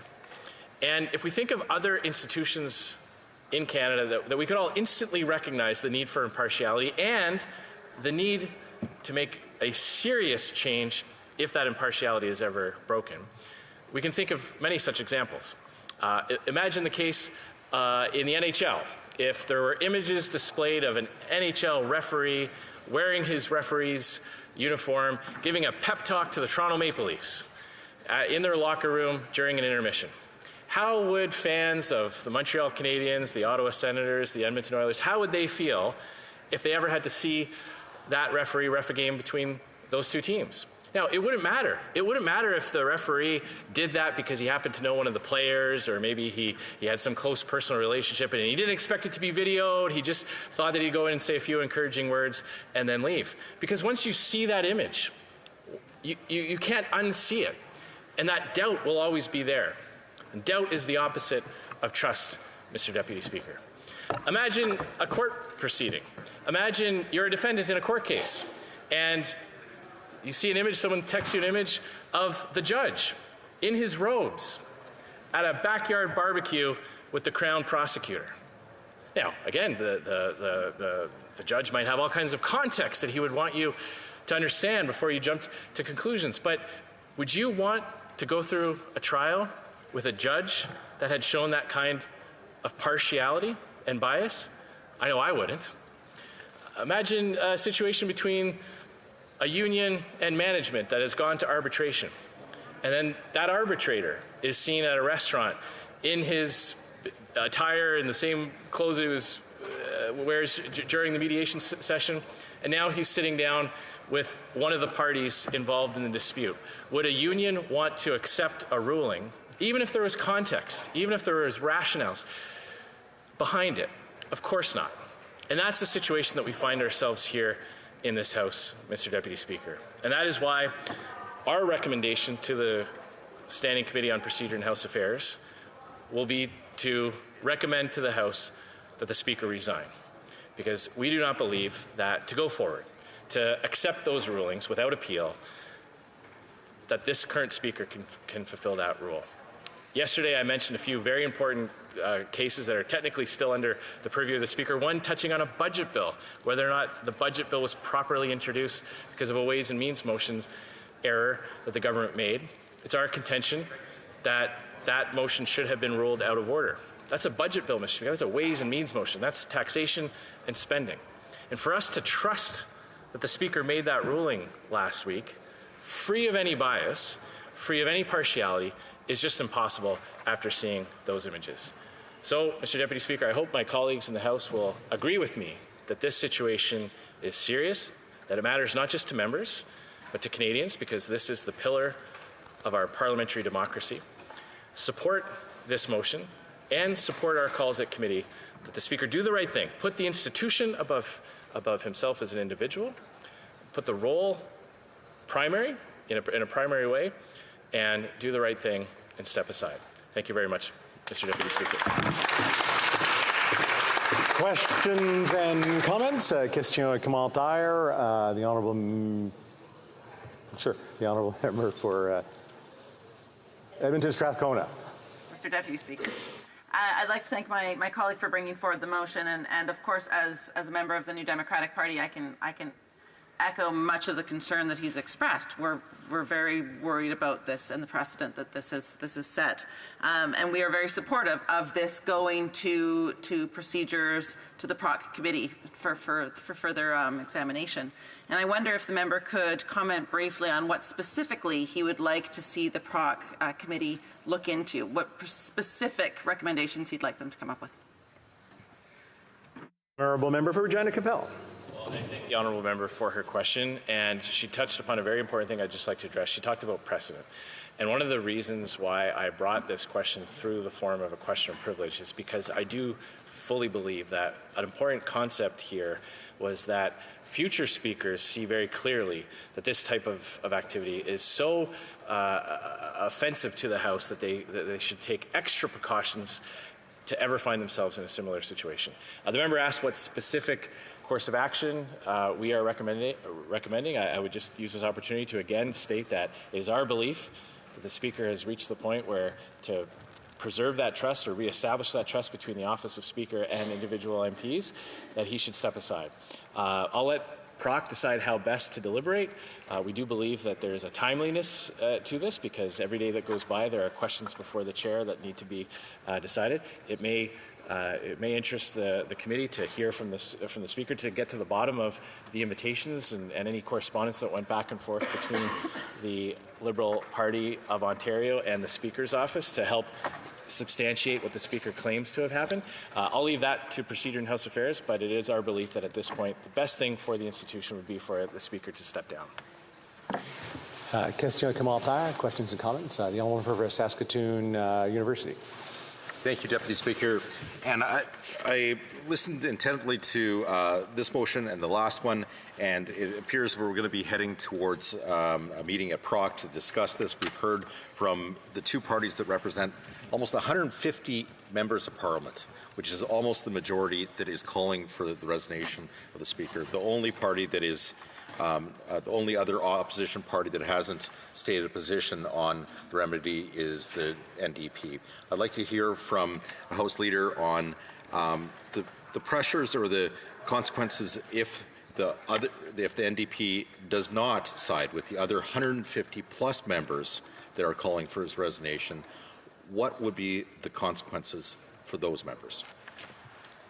The Honourable House Leader for the official opposition.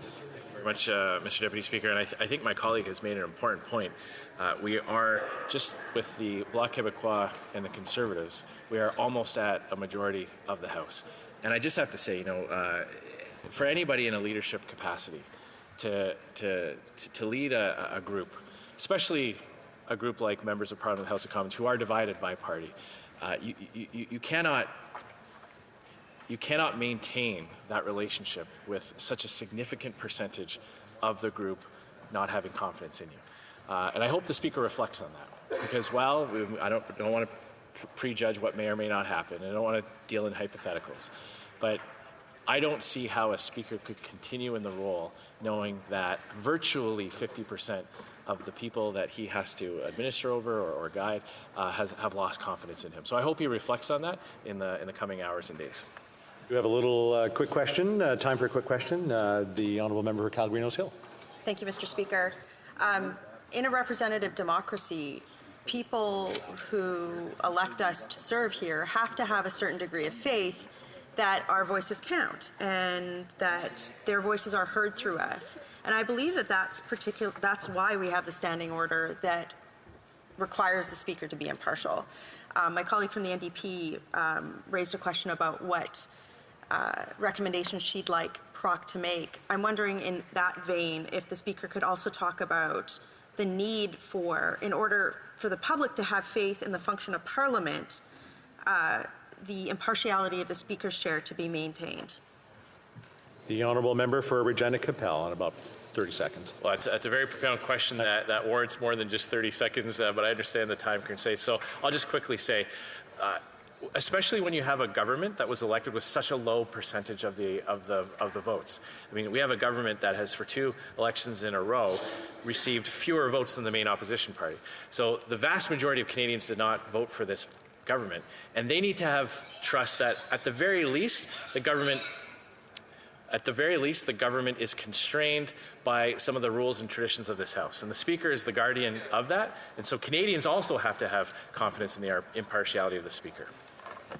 Reprise débat. Resuming debate. The Honourable Member for Mégantic-L'Érable. Mr. Speaker, first of all, I'd like to thank the member for Regina Capel, the opposition House Leader, for his speech. The member was Speaker of the House in the past. So when he raised the question of privilege, he knew exactly what was at stake and why it's important as Speaker of the House of Commons to be impartial, to be a referee and not one of the players on the ice here in the House of Commons. Mr. Speaker, I was shocked. I was shocked when I first saw the video of the current Speaker of the House that was played at the Liberal Convention, the Ontario Liberal Convention. I was shocked by what he said. I was shocked by the fact that not only after he was elected Speaker, but before, in the speech he made to get elected Speaker, Mr. Speaker, the member for Hull-Aylmer repeatedly mentioned the importance of words and acts and decorum in the House. As referee, as the person who's responsible for maintaining decorum in the House, as the person who has to do that, you have to display impeccable impartiality. And I would quote from that speech that the member for Hull-Aylmer made before he was elected Speaker. It's all a question of judgment, of course, but also of perception. And the member for Hull-Aylmer, before he was elected as Speaker, before all of us here in the House, he said this. He took his time. Each candidate gets a few minutes to make a little speech, and he took that opportunity to say this. The words we use matter. The symbols matter. I know full well, as your Speaker, I will act swiftly to restore honor to this chamber. I was shocked by that initially because I never felt that the honor of this place had been tarnished beforehand. But we as a group chose to elect the member for Hull-Aylmer as our Speaker. And in spite of that, especially with that kind of speech, we would have thought that decorum would be untouchable here in this House. And the Speaker gave a statement before question period from his position at the front of the House. It was a surprising statement before question period to announce that he would seek to improve debate in the House of Commons. He intended to do better than previous speakers, Mr. Speaker. Who would have thought that just a couple of weeks later, not only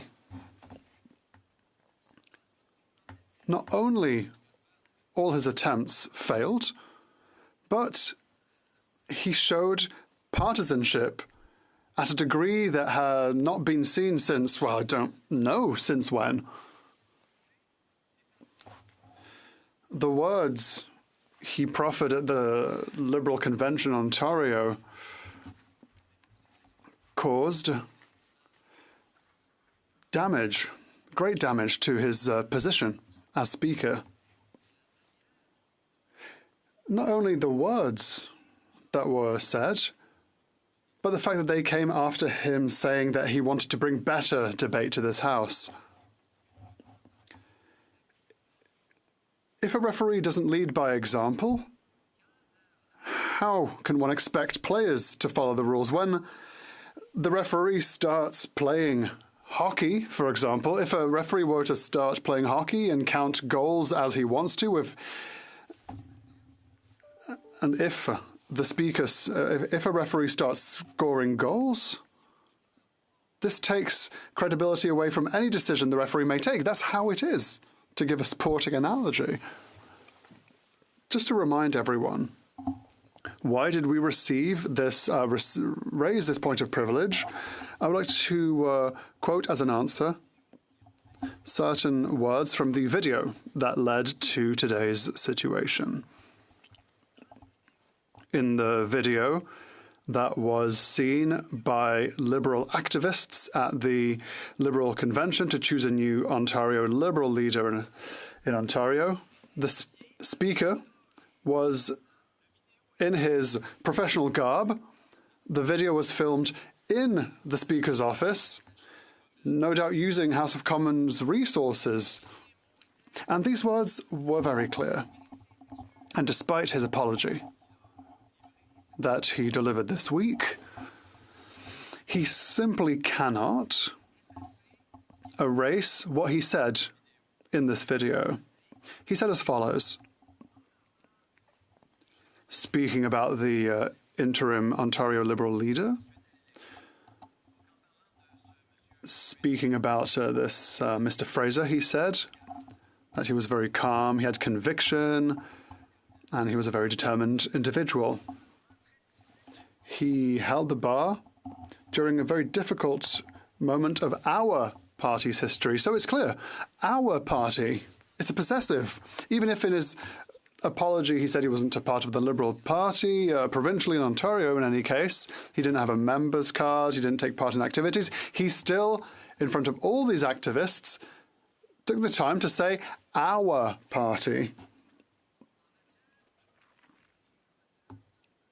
With regards to partisanship and perception, what is very clear is that the Speaker, dressed as Speaker of the House of Commons, in the office of the Speaker of the House of Commons, failed in his elementary duty of reserve.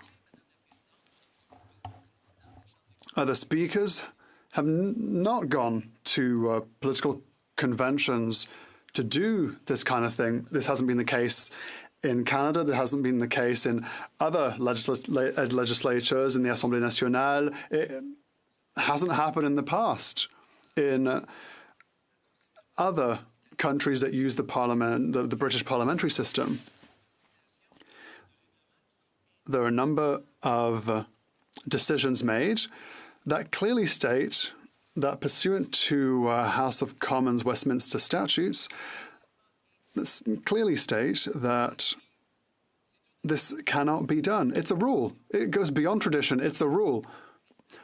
A speaker should abstain from any display of partisanship. Madam Speaker, I would like to quote Parliamentary Procedure, 3rd edition, Province of Quebec, just to show that it's not only federally that we have to show this restraint as Speaker. So this is what the Quebec orders say.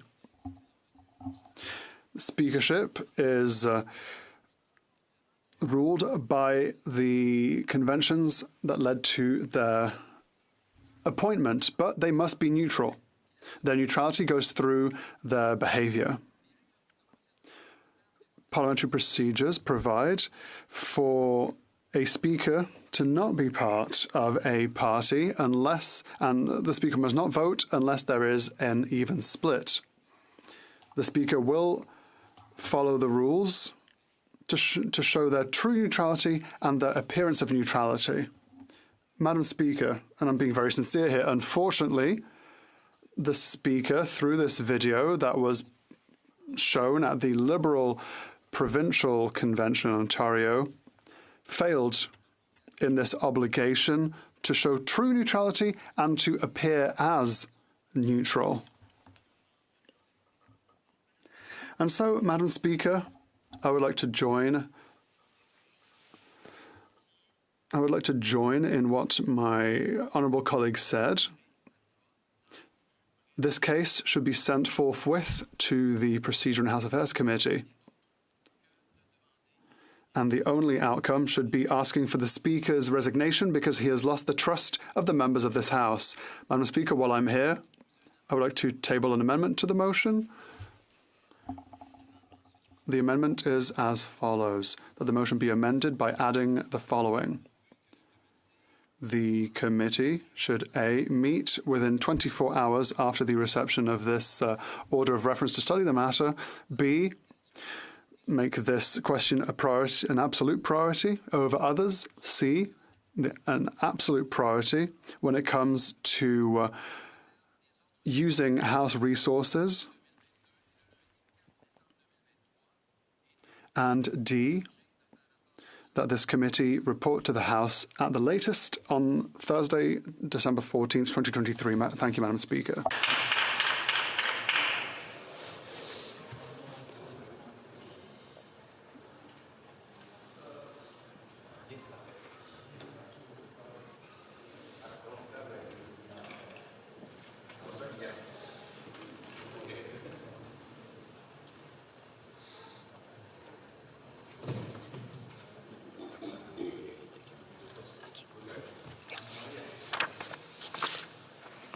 Mr. Berthold, seconded by Mr. Tucker, moves the following, that the motion be amended by adding the following. Provided that the committee shall A, meet within 24 hours of receiving this order of reference to consider the matter, B, make this matter a priority over all other business, C, have the first priority for the use of House resources for committee meetings, subject to the special orders adopted on Monday, May 16th, 2022 and Monday, December 4th, 2023, and D, be instructed to report back to the House no later than Thursday, December 14th, 2023.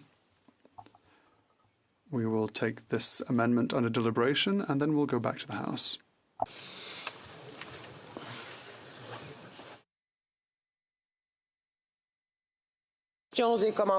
Questions and comments? The Honourable Member for Barry Ince. Thank you, Madam Speaker. And I was also very shocked when I saw the Speaker addressing Liberal Party activists in Ontario. For most Canadians watching this debate, perhaps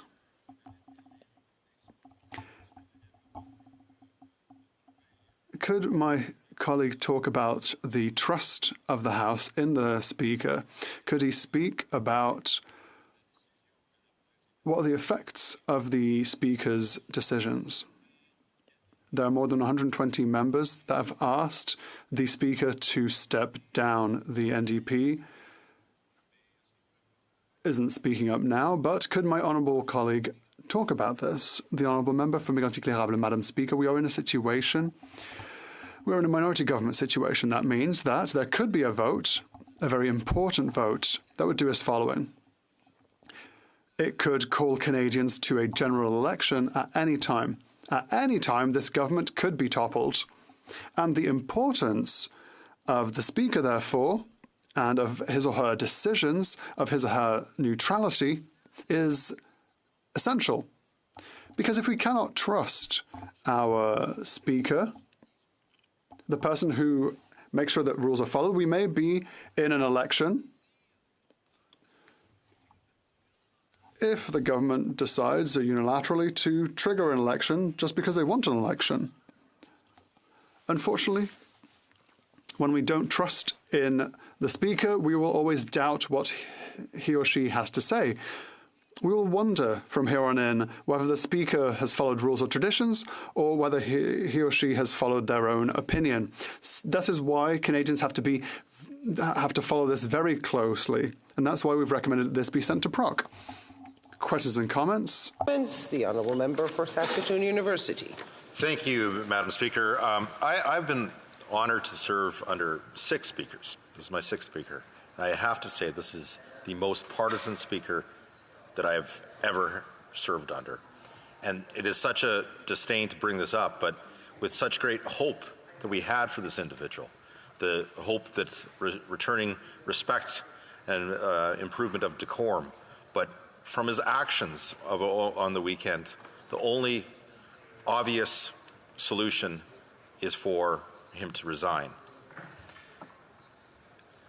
I would like to know, do you believe that future speakers will view this as a precedent so that if we act in accordance to our traditions, it would be to further the position as being nonpartisan. But if we would decide to keep on the current speaker, it would lead to more partisanship creeping into that office. Would you agree or disagree with that stance? I cannot pronounce myself, but I am going to ask the Honourable Member for Mégantic-L'Érable. Not in your name, Madam Speaker, but personally I would like to say that I agree with what my colleague has just said. Chaos. If we can't trust our Speaker, Madam Speaker, how can we trust and respect the decisions he makes in this case? His calls to order, how can we trust them? This is absolute chaos that we risk. I already have questions and doubts. There are 2 political parties that have asked for his resignation, another that have cast doubt upon the Speaker's sense of judgment for having participated in a partisan activity, 3 out of 4 recognised parties in the House of Commons have at least cast doubt on the speakership, on his sense of judgment, because of his participation in a partisan event. And so they cast doubt over his capacity to be non-partisan. And so from here, I don't see what other options we have. What options we have as colleagues. We must therefore ask the Speaker to step down.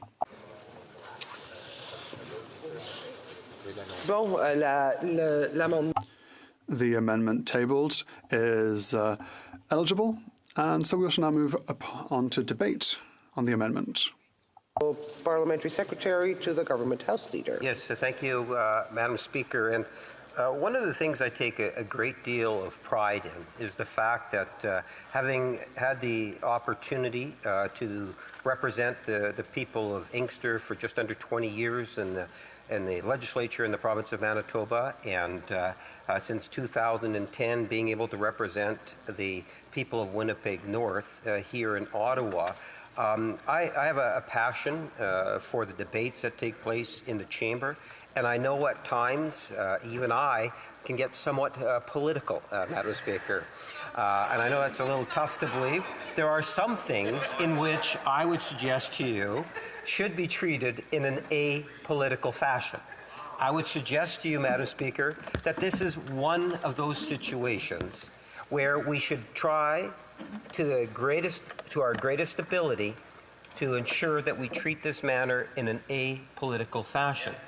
And what I'd like to do is to read the motion that was actually introduced, the essence of the motion, Madam Speaker.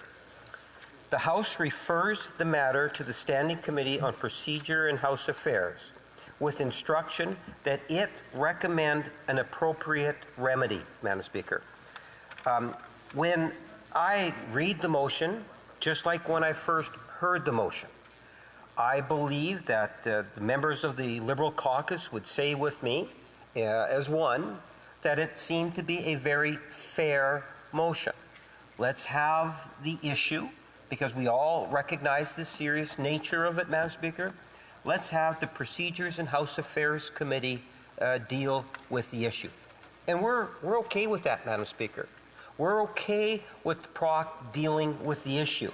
But I would want to emphasize that in the motion, it makes it very clear that the House refers the matter to the Standing Committee on Procedure and House Affairs with instruction, and this is the most important part, Madam Speaker, of the motion, that it being the PROC committee, recommend an appropriate remedy. Now, I'm not a lawyer by profession. I can tell you that much. But I'm concerned in regards to some of the statements already by the mover and the seconder of the motion. I actually wrote down specifically what the most recent speaker said, and I quote, "The only outcome should be asking for the speaker's resignation because he has lost the trust of the members of this House." Madam Speaker, that seems to be an absolute opposite in terms of what the motion itself has said. It's as if members of the Conservative Party have already drawn a conclusion, and that concerns me. It should concern all members of the chamber, Madam Speaker.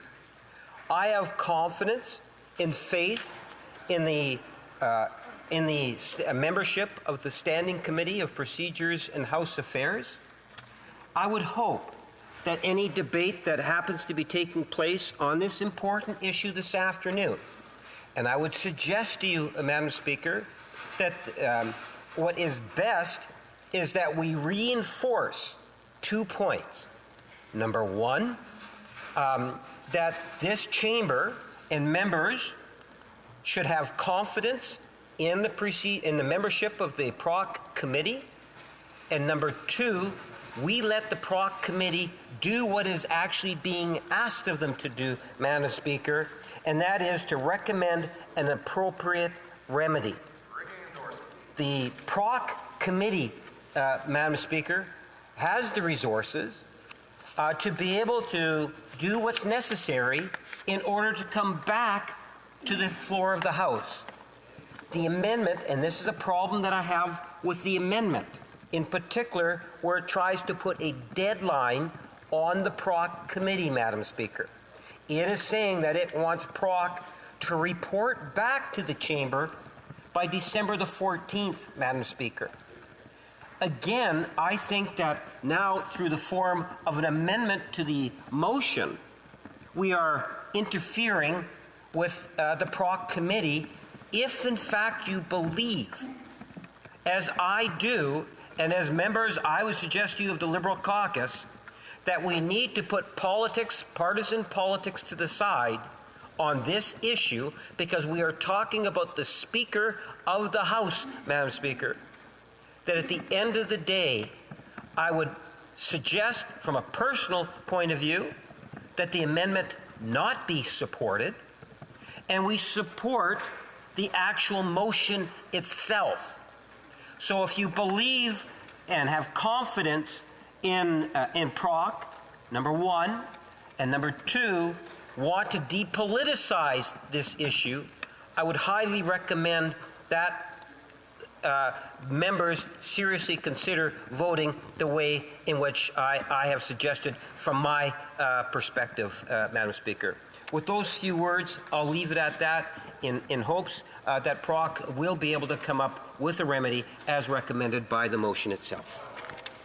Questions and comments. The Honourable Member for Barrie Innisfil. Thank you, Madam Speaker. And the issue at hand is one of great urgency. It speaks to the confidence that the House has in the Speaker to perform his abilities in an independent and nonpartisan manner. I think the amendment is completely appropriate given the circumstances that we find ourselves in, and that is that the Procedure and House Affairs Committee deal with this matter expeditiously and then come back to the House with a recommendation. Does the honourable member not believe that the confidence of this House and its ability to hold the Speaker in a nonpartisan way, to have the ability to make the decisions that are required, and there are many decisions to come, does he not believe that this matter needs to be dealt with in the speed at which this amendment calls for? The Honourable Parliamentary Secretary. Madam Speaker, where the amendment references that PROC deal with the matter in an urgent fashion, I agree. But where the politics is entering in a very real way is when members that are speaking to the motion instruct that there has to be a resignation, and that's the outcome. I think that that's a huge jump, and it is a politically partisan jump. On the issue of the urgency, yes, in PROC, but when you say to PROC that you have to have a report in by December the 14th, remember, December the 14th could be our last day. We're here at latest till December the 15th, unless there's unanimous support for us to extend sitting in the month of December, Madam Speaker. So it seems to me, yes, the urgency. No, we don't have to have the report the day in which the House is going to be recessing, or the day prior to the House releasing. If, in fact, we have the faith and confidence with the membership and we truly want to be apolitical in this, I'm taking people at their face value. Questions and comments. The Honourable Member for Kingston and the Islands. Thank you very much, Madam Speaker. Madam Speaker, what I find really interesting about this, and it speaks to the political partisanship of this particular issue, is that when the member from Regina Capel, the House Leader for the Conservatives, originally proposed his intervention this morning, he made no reference to calling on the Speaker to resign.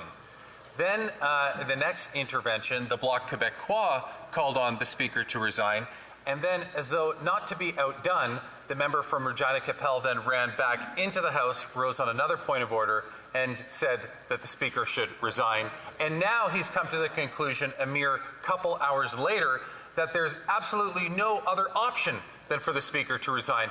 Yet, in his entirety of his intervention, when he started off on this morning, never once raised it. I'm wondering if the member can... Oui, c'est un rappel au règlement, l'honorable député Mégantic-Lérable. The Honourable Member for Mégantic-Lérable.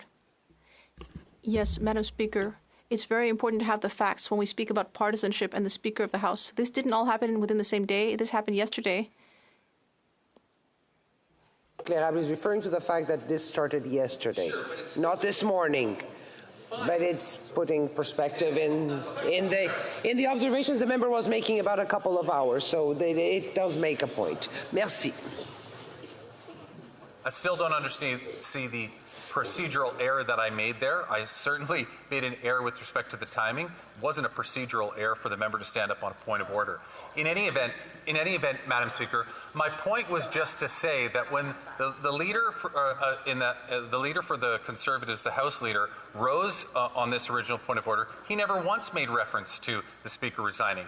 He didn't actually do that until he decided he needed to because the Bloc Québécois was doing that. So to me, that just signals that there's a great degree of partisanship going on here. And then to the Parliamentary Secretary's point, when he actually made his comments and he was directing this issue to the House Procedure and House Affairs Committee, already precluded what the outcome would be. I'm wondering if the Parliamentary Secretary would like to provide his insight into that. The Honourable Parliamentary Secretary. Madam Speaker, I would really like to emphasize a couple of points. First and foremost, at the end of the day, given the importance and the respect I would like to think that every member of the House has for our democracy and our standing orders and so forth, and the amount of respect that we should have towards the chair, I would like to think that we can put the partisan politics to the side. That is number one. And if in fact they're prepared to do that, Madam Speaker, I think then we can make some significant progress in enabling and supporting the PROC committee in coming up with what would hopefully be a unanimous report in terms of what should come of the Speaker's actions, Madam Speaker. My concern is that there are already hints that some say that they want to treat it in an apolitical fashion, but their actions seem to speak differently. Questions and comments, the Honourable Member for Saskatoon University. Yes, when he refers to our House leader coming or other members, individual members, it's 150 members of this place that raised the concern with this individual. It's not just one individual, one Conservative or one Bloc. It's the actual individuals, and it represents every region in Canada. And Canadians are watching. They're very disturbed what's been going on in this place. And now to find out that the head referee is in the tank for one of the sides, it appears, I would say that is very disdainful for Canadians that have fought for this country, fought for our democracies and freedoms, and for us to throw it away in an instance where partisanship now is commonplace in the Speaker's office is shameful. The Honourable Parliamentary Secretary to the Government House Leader. Here's what the member said across the way. The only outcome should be asking for the Speaker's resignation because he has lost the trust of the members of this House. That is drawing a conclusion before even PROC is assigned the responsibility of dealing with the issue. And that's what I mean. If the Conservative Party's approach is we want to hang them and hang them high, no matter what, Madam Speaker, we want a resignation, and that's the position that they take. I ask the Honourable Parliamentary Secretary to be prudent with the choice of words, considering the situation we are addressing. Please. Moderation. Madam Speaker, I would, without any hesitation, retract the comment. And I would apologize. The point is, Madam Speaker, is that at the end of the day, if you really and truly want to be apolitical on it, then the words that you speak inside the House and what takes place in PROC should clearly demonstrate that. That's what I'm asking for. And at the end of the day, it needs to be consistent. And I hope that's what we will see. Questions and comments? The Honourable Member for Chatham-Kent-Leamington. Thank you, Madam Speaker. And I know that it's not proper parliamentary procedure to bring to the attention the presence or absence of a member of the chamber. What I don't know is whether I can do that to myself. So I will admit that I wasn't in the chamber when the amendment was brought forward. So my question to the member across the way is, this amendment is dealing with the deferring to the PROC committee and a time of returning a decision by December 14th. The amendment does not talk about a resignation, does it? The Honourable Parliamentary Secretary. Madam Speaker, you're right. The member is right. The essence of the motion is this, and let's be very, very clear on it. The House refers the matter to the Standing Committee on Procedures and House Affairs with an instruction that it being PROC, recommend an appropriate remedy. And the argument that I was putting forward is that if you really and truly believe that this should be apolitical, that we should treat the Speaker's chair with the utmost respect, put partisan politics to the side, then as a collective caucus, you should not be calling for the resignation of the Speaker of the House of Commons. Right. It's an absolute opposite. You cannot have it both ways. Questions and comments? The Honourable Government Deputy House Leader. Thank you, Madam Speaker. You know, what I'm hearing the Parliamentary Secretary say is that he supports what is being proposed. He supports the PROC setting this issue and making a recommendation back, but he just believes that rather than trying to get an answer, or rather trying to dictate the answer from this House, like the member from Regina Capel did in his intervention, he's saying that let the committee do their work and provide the recommendation back. This is why I'm led to believe that this is nothing more than a hyper-partisan game, another one put on by the Conservatives, because of the manner in which they're treating this issue that they claim to take so seriously, but then on the other hand, treat it with such disregard as to say, well, there's only one possible outcome. Parliamentary Secretary, 30 seconds. Speaker, that's why I started off by my comments by talking about my history and respect that I have for the institution.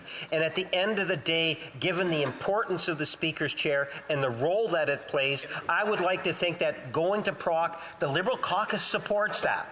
But it's critically important that everyone recognize that the partisanship needs to be put to the side. The most appropriate action would be for opposition members, if they're going to continue to talk about it, is to concur with that thought, that we need to put the parties. Let's not draw conclusions. Resuming debate, the Honourable Member for New Westminster Burnaby.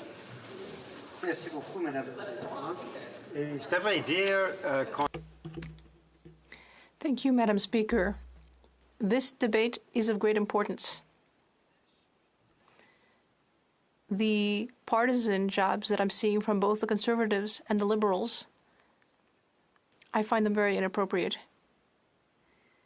This is an important debate, and it's one that affects the very foundations of our Parliament. So I think that these jabs are not appropriate at all. Madam Speaker, I rose not long ago, in October. I rose about the crisis at that time regarding the former Speaker. At that time, Madam Speaker, that every day, members trust in the Speaker to guide Parliament through difficult circumstances. At that time, Madam Speaker, I said that the current Speaker at the time had acquitted himself of his duties extremely well, whether it be with early COVID, the occupation of downtown Ottawa, or the hybrid parliament system. But nonetheless, according to the practices of the House of Commons, the Speaker holds not only a procedural but also a ceremonial and diplomatic position. And the Speaker must often be the representative of the Commons. At that time, I said that for the NDP caucus, rather, and if you look at the precedents and practices and values of this House, I said at that time that with great regret, I was going to have to ask for the resignation of the former Speaker. Madam Speaker, you will recall that at that time, we were the only party to rise in the House to say that we would be asking for the Speaker's resignation.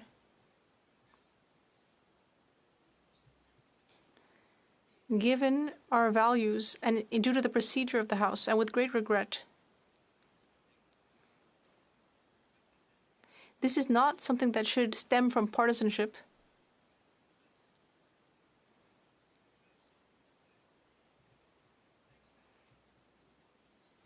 It's not something that should be done overly quickly.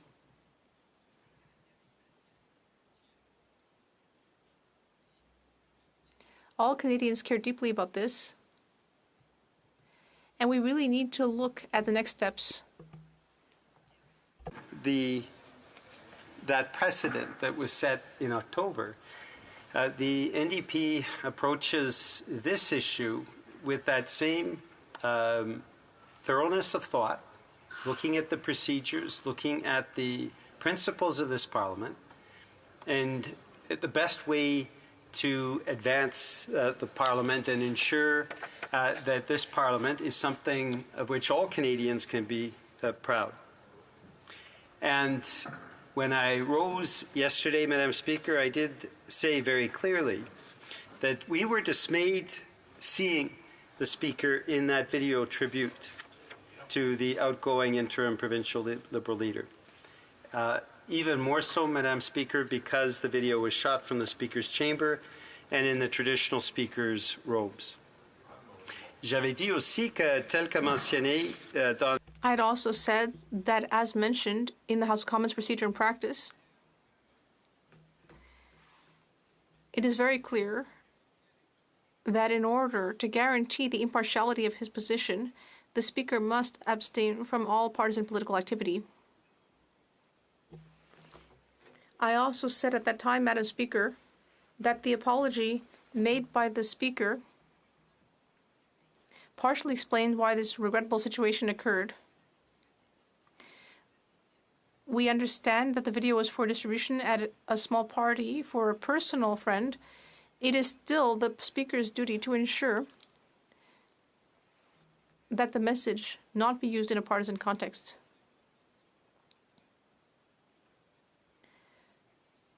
We, of course, agree about the fact that the Speaker has recused himself in this important matter. I rose to say, on behalf of the NDP caucus, that we believe the proper way to deal with this is to refer the matter to committee, to the Standing Committee on Procedure and House Affairs, for them to study and recommend any appropriate remedies to ensure that this never happens again, Madam Speaker. And that's, I think, something that all members of Parliament should share, that we need to ensure this never happens again, particularly because of what was a parliamentary crisis. I think it's fair to say in the month of October that we need to have that assurance at all times that there is strict impartiality coming from the Speaker's chair. Now, we understand the Speaker's explanation and his apology, but we do believe that it needs to be referred to Procedure and House Affairs, that this question needs to be fully studied and brought back in a timely way so that members of Parliament can deliberate on the decisions made by Procedure and House Affairs. That is the committee that is charged with this type of situation. And Madam Speaker, the Speaker's ruling earlier today is, I think, sets that very clear direction that it needs to go to Procedure and House Affairs for that timely study and those remedies to be brought back to the House. And so this is the approach that we certainly believe is important. It is something that we have been wavering on, Madam Speaker, and I do need to raise, I think, a point of consideration. I note that yesterday the member from Regina Capel, who I have a lot of respect for, provided a very extensive reasoning for his question of privilege that included referring this to the Standing Committee on Procedure and House Affairs. I thought that the research that was done was thorough, it was effective, and I agreed with his question of privilege, and that's why I noted it when I spoke after question period, not having been able to speak before question period because I'm sitting on the Public Safety Committee, Madam Speaker. As you know, New Democrats in this House all do double, triple functions. So none of us have a single job. We all have 2, 3, 4 jobs, and so I couldn't be at 2 places at once, which is why I spoke after question period. Now, Madam Speaker, I should mention as well that the NDP, because of our 25 members, receives smaller resources through the House Leader's Office than any other party. And I wanted to say very clearly, in the very small team that we have, Blake Evans and Alexandrine Latendresse do a fabulous job in the House Leader's Office. Yes, absolutely. We have 2 members, and yet we prepared and provided in the House after question period that very lengthy and I thought well thought out argument that was based on what was said by the official opposition that has far more resources. We have a 2-member team. They have an official opposition office that is much, much, much larger. We came to the same conclusion, Madam Speaker, and I think that shows that even with smaller resources, you can have an equally effective team. I was surprised, Madam Speaker, after citing the member from Regina Capel, that he seemed to put aside the very learned and deep analysis that he'd given, referring this to Procedure and House Affairs, and took quite a different stand. And I'm a little perplexed, Madam Speaker, that he would do that after providing in the morning something that I think all members of Parliament would agree to, that this should go to Procedure and House Affairs. So I note that. I thank our team, the mighty twosome in the House Leader's Office, for their terrific work. But the reality is we are unwavering. We're not changing our position through the course of the day. We're not saying something different today than we did yesterday. We believe this needs to go to Procedure and House Affairs. We believe that the remedies need to be provided by that committee and brought back to the House. So we have not changed on this. We believe this is a serious issue. We need to ensure that this never happens again. And that's why, unwaveringly, the NDP is supportive of the motion. In fact, Madam Speaker, if it had not been proposed by the member from Regina Capel, we would have been providing that motion in another, taking another route, Madam Speaker. So it appears that the government, initially not seeing this as a serious issue, now has agreed that it is serious. I understand that we have some consensus that this be referred to Procedure and House Affairs, and I welcome that, because on an issue like this, I think it's important that we have that all-party agreement to refer it to Procedure and House Affairs, which is the venue that this should be directed to, and to allow them to do that timely work, and then to have the House consider the results of that work. So, Madam Speaker, I'm hoping that the debate will continue on at Procedure and House Affairs. If we do have that agreement, that is where this should go. And on behalf of the NDP caucus, we would say this is a serious matter that needs to be dealt with in a serious way, in a thoughtful manner, and that's why we're supporting the motion. Thank you, Madam Speaker.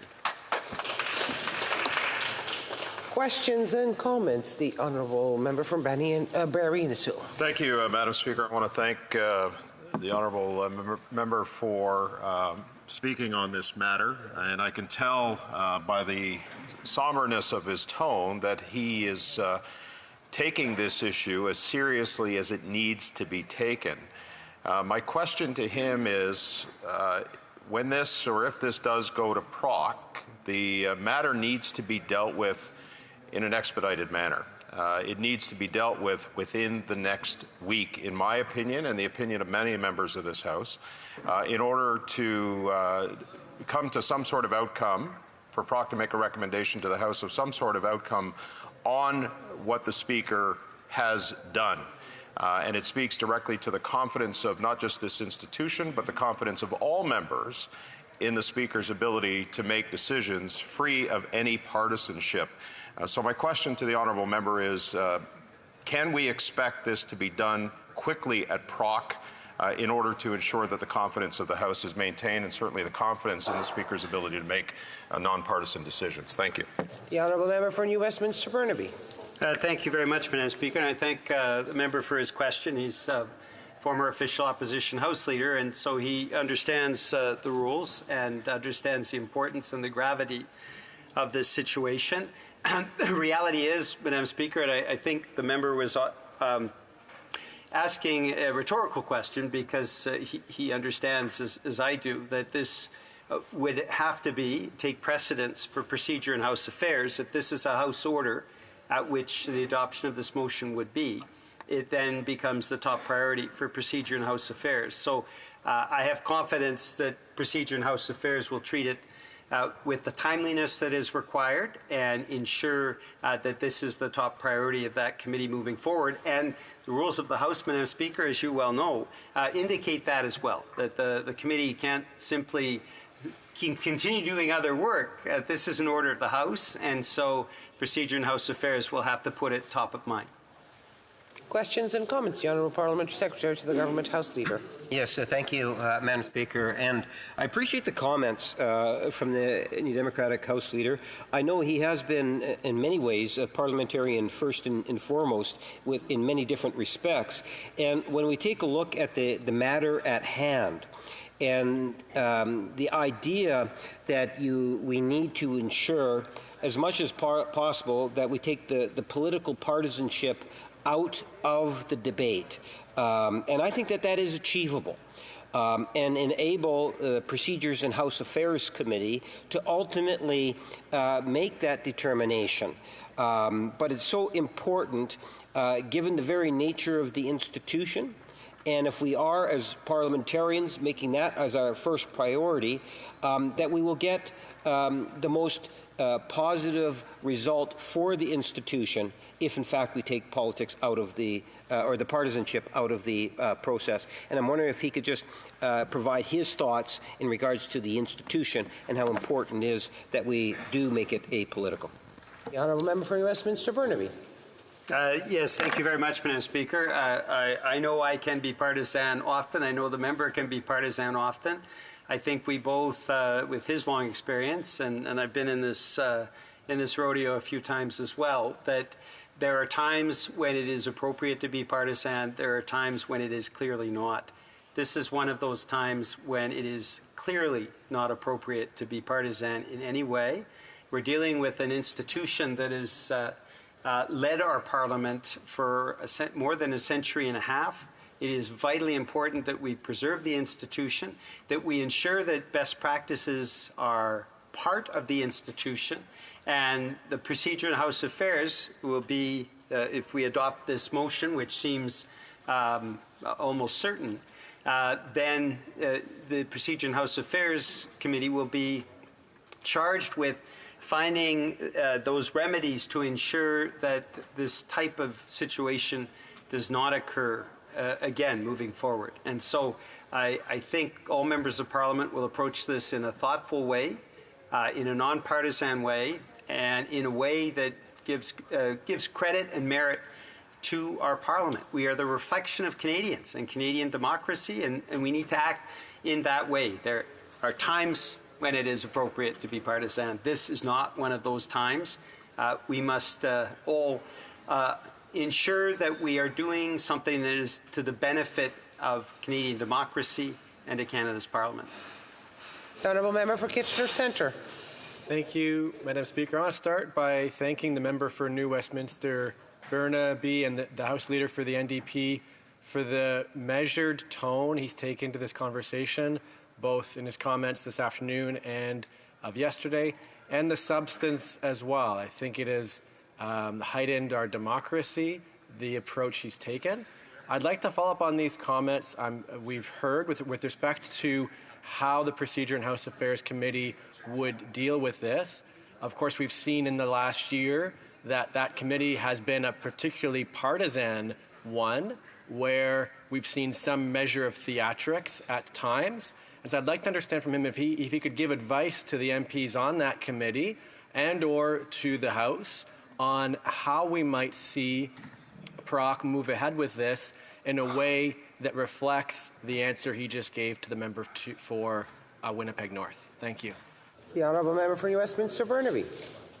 Thank you very much, Madam Speaker, and I thank the member for his question as well. He's a relatively new member of Parliament, but he certainly understands the importance of us removing our partisan hats at key moments in our nation's history.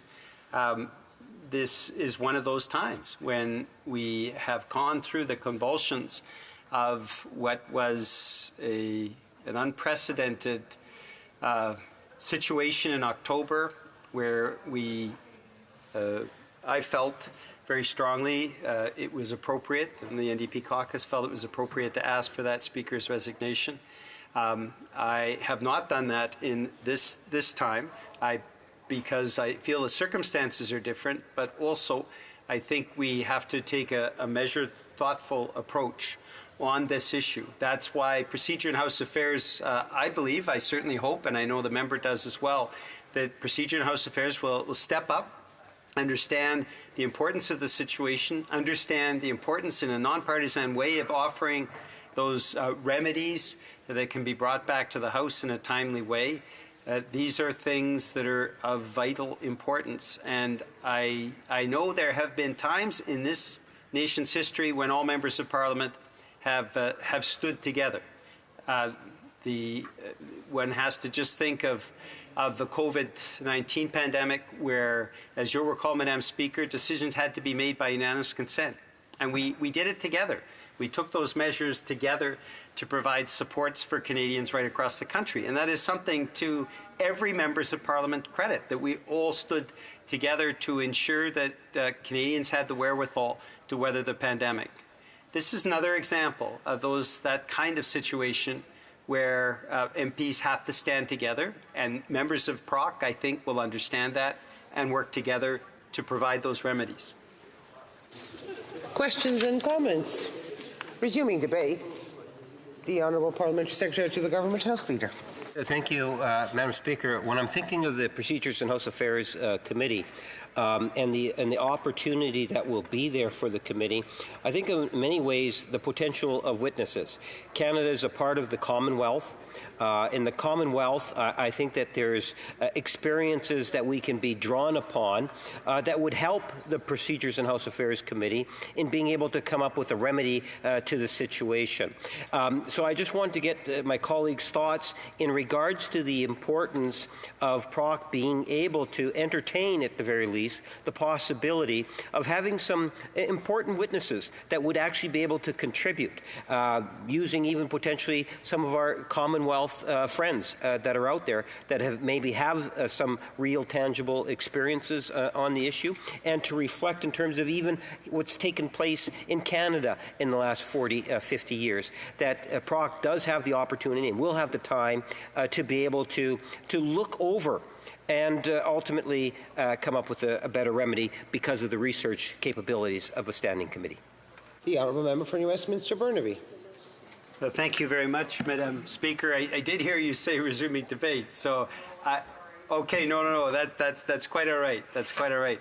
And I always appreciate the questions from my colleague from Winnipeg North. The reality is the Procedure in House Affairs will make those decisions. I do feel it's important that there be a timely resolution on this for obvious reasons. This is a priority. It has to be a priority, given that it's a House order for Procedure in House Affairs. At the same time, it's important that those remedies be provided in a timely way. So I will allow, and I think all of us will allow the Procedure in House Affairs committee members to decide how to balance out the timeliness with getting as well witnesses that help to provide those supports for developing the remedies. That's a balance that they will have to achieve, and I wish them the best of luck in doing that. Order. It is my duty, pursuant to Standing Order 38, to inform the House that the questions to be raised tonight at the time of adjournment are as follows. The Honourable Member for Lanark, Frontenac Kingston, on Correctional Services of Canada. The Honourable Member for Spadina Fort York, Health. The Honourable Member for Cypress Hills Grasslands Carbon Pricing. Resuming debate, the Honourable Member for Kingston and the Islands. Thank you very much, Madam Speaker. I'm rising to speak to this important motion that has been put forward by the member from Regina Capel. And the motion specifically calls, I'll read the motion out, that the Speaker's public participation at an Ontario Liberal Party convention as Speaker of the House of Commons constitutes a breach of the tradition and expectations of impartiality required for that high office, constituting a serious error of judgment which undermines the trust required to discharge his duties and responsibilities, and therefore the House refers the matter to the Standing Committee on Procedure and House Affairs with instruction that it recommend an appropriate remedy. And I think that this is a good course of action, Madam Speaker, a course of action that came out as a result of your ruling earlier today, that this is typically the proper course of action in order to deal with this. And I echo some of the comments that I've heard through the House in this debate, specifically as it relates to trying to reduce the partisan nature around this particular issue. You know, as others have indicated, the Speaker's chair is extremely important in our democratic institution, in the Westminster parliamentary system specifically, which we utilize here. It is a role that, despite the fact that a Speaker is elected by his or her peers in this place, the Speaker might come from a particular political party, and obviously does. Well, not always, but we usually run under a political banner. And then once we get to this place and actually elect the Speaker to sit in that chair, they do need to ensure that they are completely impartial in terms of how they're running the House. And of course, that should extend to what they do outside of the House as well, because having the perception of impartiality is just as important as having actual partiality as it relates to the role of the Speaker. I come from a riding that has a tradition of having, a former Speaker Milliken was the longest serving Speaker in this House. And I must admit, when I first heard of heard what had occurred, he was the first one that I thought to contact to get his opinion on this. I haven't had an opportunity to do that yet, but I think that lending or calling on former speakers and former people that have worked in the clerk's office to seek guidance on this is extremely important. And that's why I think that it's important that we do get this motion or this issue before the Procedure and House Affairs Committee so that we can do that study. I know that there have already been calls in this House, predetermined outcome as to how people see the result coming back from committee. I tend to err on the side of allowing the committee to do their work, to properly investigate this, and to call people like former Speaker Milliken and other people who perhaps worked in the Speaker's office to provide important insight into the role of the Speaker and how they should be perceived inside the House, outside of the House, and how the importance of that role. So being a member of the Procedure and House Affairs Committee, under the assumption that this motion will pass and be sent to committee, I look forward to the opportunity to do that. To properly do that that research and to look into it, and to do it as the member from Burnaby said moments ago, as quickly as possible, given that the serious nature of this and the fact that it is something that we are tasked with dealing with immediately. What that outcome will be and how the committee ends up reporting back, I think will be based on the deliberations that occur in the committee, based on the content of the information that's received, how we assess the content based on other examples of what has occurred, and then the committee can make a recommendation back to the House in terms of what it sees the appropriate course of action being. For members to get up in the House, including the one that just heckled me moments ago, and to say that there's no other option and that 150 so members feel a certain way right now, well then my question to that member would be, what's the point in even sending this to the committee? The Honourable Member for York Simcoe on a point of order. Point of order is no one was heckling this member. He constantly does this for attention, Madam Speaker.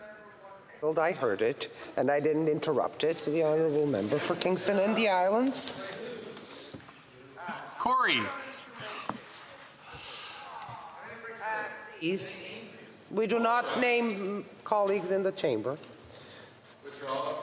Please do not refer to members by name. If the Honourable Member could retract, please. The Honourable Member for Kingston and the Islands. Yes, thank you, Madam Speaker. And thank you for validating my claim there, because it did occur. And the reality is that if the Honourable Member to retract the mentioning of the name, please, of the person. Well, another member said who. I said the person's name. I shouldn't have done that. I apologize, Madam Speaker. But just back to the substance, and what I was trying to say is that the member is still heckling me. The exact same member is still heckling me. The Honourable Member apologized, which, okay, in my view, it means that he retracts what he said, because he apologizes for saying it. But the Honourable Member for Kingston and the Isles. Like I said, when that member or other members stand up during questions during this debate and make claims that 150 members of his caucus already feel a certain way, then it makes me just wonder what's the purpose in even sending this to committee if the outcome has already been predetermined, at least by one particular group. But it doesn't diminish the fact that the committee can still do very good work in this matter, Madam Speaker. And I think that the committee can actually use this as an opportunity, Madam Speaker, not just to figure out the proper recourse in terms of what should be done now in terms of what has occurred and what the proper remedy is to it, but to set a precedent in terms of and to set certain rules and to establish a best practice to ensure that something like this doesn't happen again. I don't know the context behind why the Speaker chose to do this, and nor will I try to guess as to what that was. But what I will say is that the Speaker has stood and apologized and recognized that it wasn't the best course of action, but he nonetheless has done that. And that's why I think that it's extremely important that we accept that, but that we still determine if there's the next other courses of action that need to be taken. We also have an amendment, Madam Speaker, on the motion that came forward after. It was odd because the motion was moved, and then a second, the second speaker from the same party put forward an amendment. I don't know why they didn't just include it in the full motion. And that was that the motion be amended by adding the following, quote, provided the committee shall A, meet within 24 hours of receiving the order of reference to consider the matter, B, make this matter a priority over other business, C, have the first priority of the use of the House resources for committee meetings, subject to the orders adopted on Monday, May 16th, 2022, and Monday, December 4th, 2023, and D, be instructed to report back to the House no later than Thursday, December the 14th. The original motion set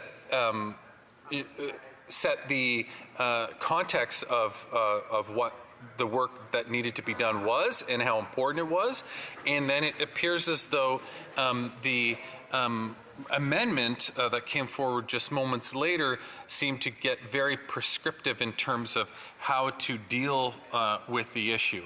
I would have thought that this would have just all come together. It's certainly not a motion that was, not an amendment that was, well, it certainly does not appear to be an amendment that came out as a result of listening to the debate and then proposing it. It was obviously something that was, at least I perceive it to be something that was well planned in advance in how this was tabled. My sense it's probably to try to pressure political parties one way or the other from potentially voting against one part but not the other, and maybe tactically speaking, it's a good move. However, that certainly doesn't support the notion that's been widely spread around this House during discussion that this should be a non-partisan issue. If my assumptions there are correct, then that would suggest that there's a partisan nature to the manner in which this has been tabled, and obviously I would have a concern about that. But I do want to see this sent to committee. I think that it's extremely important that we have a resolution, that we set some parameters for how speakers are expected to engage in the future, and that we have something reported back to this House that we can then debate and determine how to move forward with, Madam Speaker. And so, Madam Speaker, I return to what I said earlier when I started, and that was on the importance of the impartiality of the Speaker. As you know, and as many people in this House know, a good Speaker, after a while, people don't start to look at them as being associated with a political party. They start to just respect the fact that they are nonpartisan, yourself included, Madam Speaker. But we do come from a partisan nature. The vast majority of us that are elected to this House are elected under a political banner.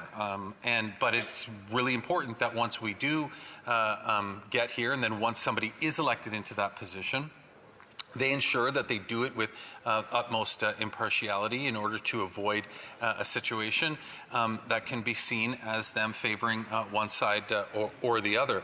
And I think that at least during my time here, I'll be the first to admit there have been times when I have agreed wholeheartedly with what speakers have said, and there's been times that I haven't agreed with them.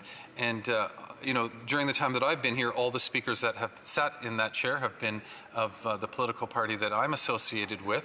And sometimes I don't agree with them, and I'm frustrated by a particular ruling that they make. But I think that is appropriate in terms of I think that's an appropriate way to handle this in terms of when the speaker is doing their very important work of being impartial. They receive advice from the clerk's table. I remember once asking Peter Milliken how he used to deal with situations where he would have to rule on something like that, and he told me, he said, well, I take the advice from the clerks around the table, and then at the end of the day, it's my decision in terms of how I will proceed.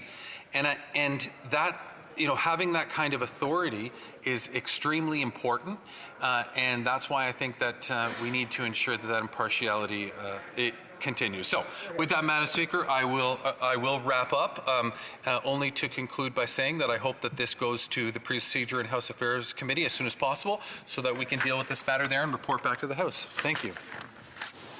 Questions and comments? The Honourable Parliamentary Secretary to the Government House Leader. Yes, thank you, Madam Speaker. And I appreciate what it is that the member has indicated and in his support, in essence, for the motion. I think that is a positive thing, Madam Speaker. I know when I spoke earlier, I talked about the second part or the amendment, and I had some reservations in terms of putting in a time limit. And I wouldn't want members to think that I wouldn't want or don't recognize the urgency of the matter. And I guess I'd look to my colleague just to provide his thoughts that, yes, at the end of the day, it would be nice to see PROC deal with the matter as quickly as possible and to get a report back also as quickly as possible. Thank you, Madam Speaker. Well, this is, to be honest, my concern over this. The amendment that the second Conservative Speaker put forward basically dictates that this work be done by December the 14th, which is in 9 days from now. Any of us that have been on committees know the work that goes into finding the witnesses, bringing them before committee, listening to the witnesses, making sure that they're available to attend, having the resources, although I do recognize they've indicated that the resources are extremely important. But this just lends itself. I mean, I guess if you come from a perspective of already knowing what you believe the outcome should be, well, then you may as well just ask the committee to report back tomorrow because you already know what the outcome will be. I genuinely feel as though we need to have the proper time to be able to do this. I personally, and I don't think that anybody who sits on a committee of Parliament would argue with this, that 9 days just isn't enough time to properly do due diligence. But we'll see how Parliament ends up ultimately deciding on whether or not we as a collective think that 9 days is enough. Questions and comments? The Honourable Parliamentary Secretary to the Government House Leader. Yes, thank you, Madam Speaker. I want to pick up on the member's comments, and I made reference to it in a questions and answers when I had the opportunity to deal with it. And that is, Madam Speaker, when you think about it, we want to see to it that the PROC, which has demonstrated has wonderful membership, to give a vote of confidence to the PROC committee. And that's in essence what the motion itself does, Madam Speaker. It says very clearly that it's PROC to come up with the remedy. And the biggest concern that I had was from the second speaker in particular that spoke on the motion itself that moved the amendment. When the member at the end of his speech indicated and I would quote, Madam Speaker, the only outcome should be asking for the Speaker's resignation because he lost the trust of the members of this House. And it seems to me if members make that sort of a comment here, they're in essence making a decision potentially as a caucus so that when they go to the PROC committee, Madam Speaker, when it goes to the PROC committee, that we don't see that sort of a partisanship against PROC doing what it needs to do, and that's to make sure that they're very thorough on the report. And if the member can provide his thoughts. Kingston and the Islands. Well, I mean, the member, like my Conservative colleague who tabled the amendment that the Parliament Secretary references to was heckling across the way. I'm open and transparent, and I'm not going to disagree with him on that. He certainly is. He's very transparent. But all I would ask is, what's the point in the motion then? Why are you even bothering sending this to committee if your objectives in this are very open and transparent, which is what he stated, which is that there is no possible outcome that could come of this other than the one that he indicated. So, I mean, this lends itself to the member from Burnaby who talked about this. Anybody who's basically stood up to talk to us who talks about impartiality on this. Let the committee do their work. Yes, let the committee do their work. But I mean. I know there are lots of prosecutors in this room. Have they ever had a judge that sits down and says, "Well, I already know that the defendant's guilty, but let me hear the case." I mean, come on, like that. But that's what we're getting from the Conservatives. Now, I hope that we can genuinely see beyond that, Madam Speaker, and I hope that there's an opportunity here to. I hope there's an opportunity to really genuinely look into this at committee. Questions and comments. The Honourable Member for Vancouver East. Thank you for saying right, Madam Speaker. Madam Speaker, I think it's important, for all of us to remember that this current issue does arise in a context. And the context is that we just had the rather disturbing occurrence of having seen a speaker who just resigned because of a serious lapse of judgment. I think it's fair to say that the confidence of this House and of the Canadian public was tested and shaken. And we find ourselves with another issue now of a speaker whose judgment has been called into question. My question to my honourable colleague is twofold. One is, can he give us our thoughts or his thoughts on how the context of just having lost a speaker might bear on how we proceed moving forward? And second of all, there's not only an issue of impartiality, but also perhaps an issue of a misuse of House resources for partisan purposes. I'm wondering if he has any thoughts on that second aspect. The Honourable Member for Kingston and the Islands. Well, I mean, I'll address the second part first, Madam Speaker. I think that what the member is raising is exactly why this needs to go to the PROC committee so the PROC committee can look at that. If I try to prejudge that outcome now and tell you what I think the outcome is, as a member of that committee, I'm showing that I can't be impartial when I sit before that committee and listen to the evidence that comes. So I look forward to doing that. In terms of how this plays into what happened previously this fall with the Speaker, well, I mean, it's certainly, I think, unfortunate that we find ourselves in this position, but I think that the two issues can be treated in isolation. I don't think that the two issues are connected in any way other than the fact that it's the Speaker of the House of Commons who is the subject of both issues. Having said that, I certainly do, regret, and find it troubling that we're here once again. But I do also respect the fact that I'm getting heckled again, but I do respect that I do respect that. Interrupt the honourable member because it is true. The honourable member for Saskatoon University, who is a former speaker himself, should know better than keep interrupting members who are speaking.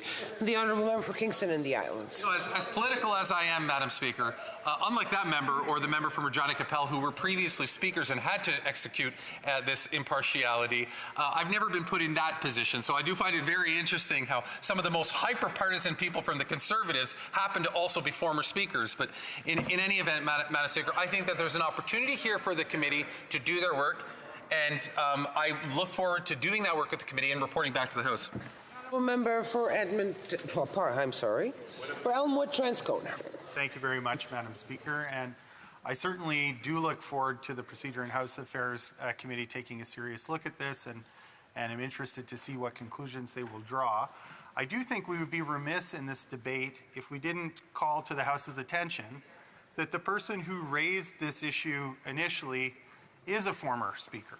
And the member for Regina Capel has defied a lot of standing conventions about what former speakers do. Typically, speakers don't run for the leadership of a political party. Typically, they're not the House leader. And I think that making the member for Regina Capel the chief spokesperson for the Conservatives in this regard has done a disservice to the issue. I would be happier to see the Conservatives pick some other capable person from their caucus to be the lead person on this criticism, because I think it's actually not appropriate for a former speaker to play such active partisan roles. I don't think it reflects well on the office. And when we talk about raising the specter of partisanship around the Speaker's office, a poor way to make that point is to be a former speaker now acting in one of the chief partisan positions in the House for a caucus like House Leader. And I wonder if the member wants to offer some of his own reflections on the appropriateness of a former speaker being the lead attack dog on an issue such as this. Excellent question. Order. The honourable member for Kingston and the Islands. Well, I think that the member answered his own question, but I will say this. Before coming to this House, I was mayor of Kingston, and I had the opportunity to come to Parliament on a couple of occasions to the House of Commons, and I do actually remember meeting the former speaker, the member from Regina Capel, and I remember thinking to myself how I remember reflecting on how calm and nonpartisan this particular individual was. And now, 10 years later, to be sitting here and for him to be one of the most partisan people in this House is something that is truly eye-opening to me. He's absolutely right. Listen, I will be the first to say I am nothing like Peter Milliken. Peter Milliken was from Kingston and the Islands. He was a nonpartisan speaker. He did his role very well. He was elected under Conservative minority governments to be. Leave it at that. The time is up. Yep. That was a great argument. Resuming debate. No resuming debate. Is the House ready for the question? The question is as follows. Mr. Scheer, seconded by Mr. Berthold, moved that the Speaker's public. Can I dispense? Can I dispense? I don't think so. I want to hear it. Really? That the Speaker's public participation at an Ontario Liberal Party convention as Speaker of the House of Commons constitutes a breach of the tradition and expectation of impartiality required for that high office, constituting a serious error of judgment which undermines the trust required to discharge his duties and responsibilities, and therefore the House refers the matter to the Standing Committee on Procedure and House Affairs with instruction that it recommend an appropriate remedy. Amendment. Monsieur Bert. Amendment, Mr. Berthold. Thank you. Si un député part... If a member participating in person wishes that the amendment be carried or carried on division, or if a member of a recognised party participating in person wishes to request a recorded division, I would invite them to rise and indicate it to the chair. For Yellowhead. Yes, I'd like a recorded division, please.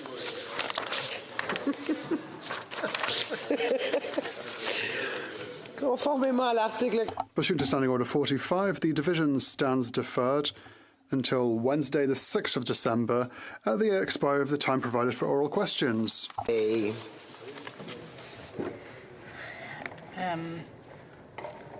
Government Orders, Government Bills Commons, C56, standing in the name of the Deputy Prime Minister and the Minister of Finance, Affordable Housing and Groceries Act. Report stage, resuming debate.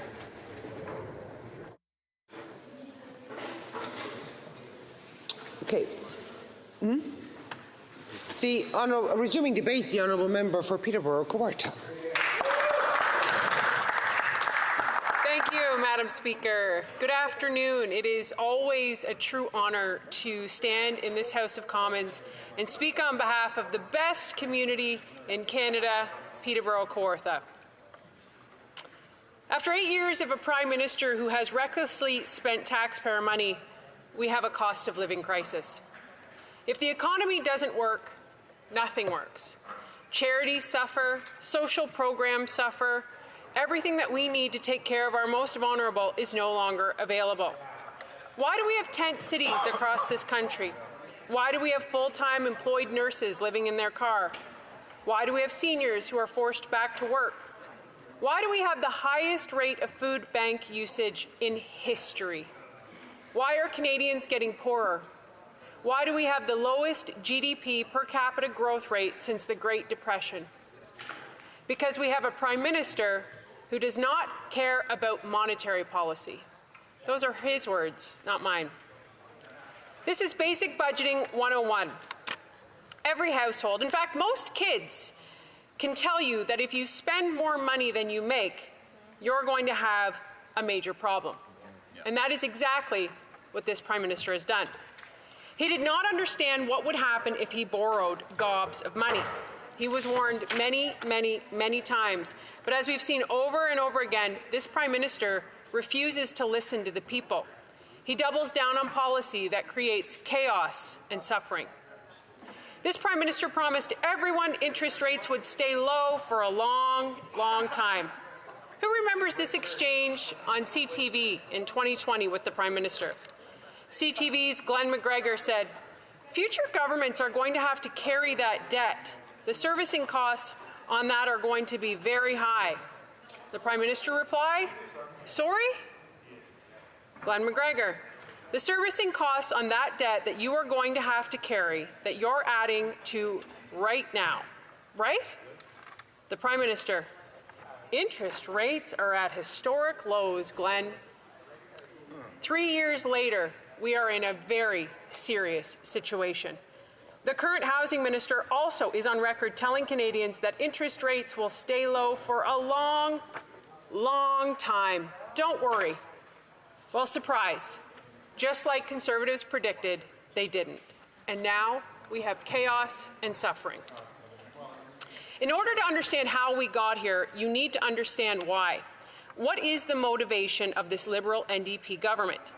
Well, they believe government knows best.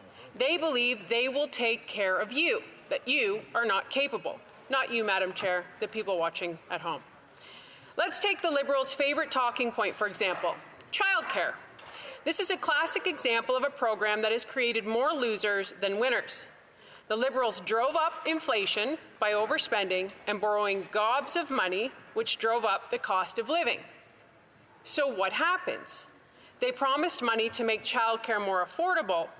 It becomes, that promised money to make childcare more affordable becomes less valuable because this is the cycle of overspending. The childcare centers now need more and more money because money is worth less. So it's a vicious, vicious cycle, and you will never get out of debt. You just go further and further into debt. Did you know, Mr. Speaker, that we right now are spending more on servicing our debt than we are on healthcare transfers in this country? Shameful. It's wild that you have a government in charge of fiscal responsibility and they haven't seen what they've been doing. They don't understand that when you spend more than you make, you accrue debt. The government doesn't have money, Mr. Speaker. They have Canadian taxpayers' money, and they can only make money by taxing people. And that is what we've seen in this country. People's paychecks have decreased over and over again. I want to read to you, because I'm the critic for families of children and social development, I want to read to you an open letter by ADCO, which is the Association of Daycare Operators of Ontario, that really explains the ideology behind this government and why it is so important to understand ideology. It says, the framers of this program, and she's referring to the $10 a day childcare, seem to have a strong preference for building government-run childcare systems, even if it means parents with young children have to work more hours so they can pay higher taxes to cover the costs. The assumption seems to be that all children are better off in government-managed, institutionalized care, and that parents can and should be employed full-time. This out-of-control spending has caused chaos in every sector of our country, Madam Speaker. Because as I've said, when the economy doesn't work, nothing works. And yet you have a finance minister and prime minister who continually gaslights Canadians and tells them they've never had it so good. Canadians are not stupid. They're miserable. I want to read you some messages that have come through to me. Hi, Michelle. I'm a single mom of 19. I'm a single mom of a 19-year-old in college and a 15-year-old in high school with no child support. I'm paying almost $1,600 rent plus approximately $1,000 for utilities, car payment, and insurances for a 3-bedroom townhouse in the ghetto of Burlington. As tenants move out, they are gutting the units, adding central air, stainless appliance, and raising rent to over $2,500. I work in healthcare and basically live check to check. I only buy groceries that are on sale or in the reduced bin. Thankfully, I was gifted with a large freezer and buy fresh items on sale and am able to freeze. I make a decent wage. I do not know how others do it, making less than I do. Something needs to be done. What about this one? We bought our house 6 years ago and have a variable mortgage, so we are already feeling the effects of the higher interest rates. Over the last year and a half, our mortgage has gone from $3,400 a month to $5,000. My husband and I both work full-time and we have 2 young kids. We've had to rent our basement in order to afford our mortgage increase.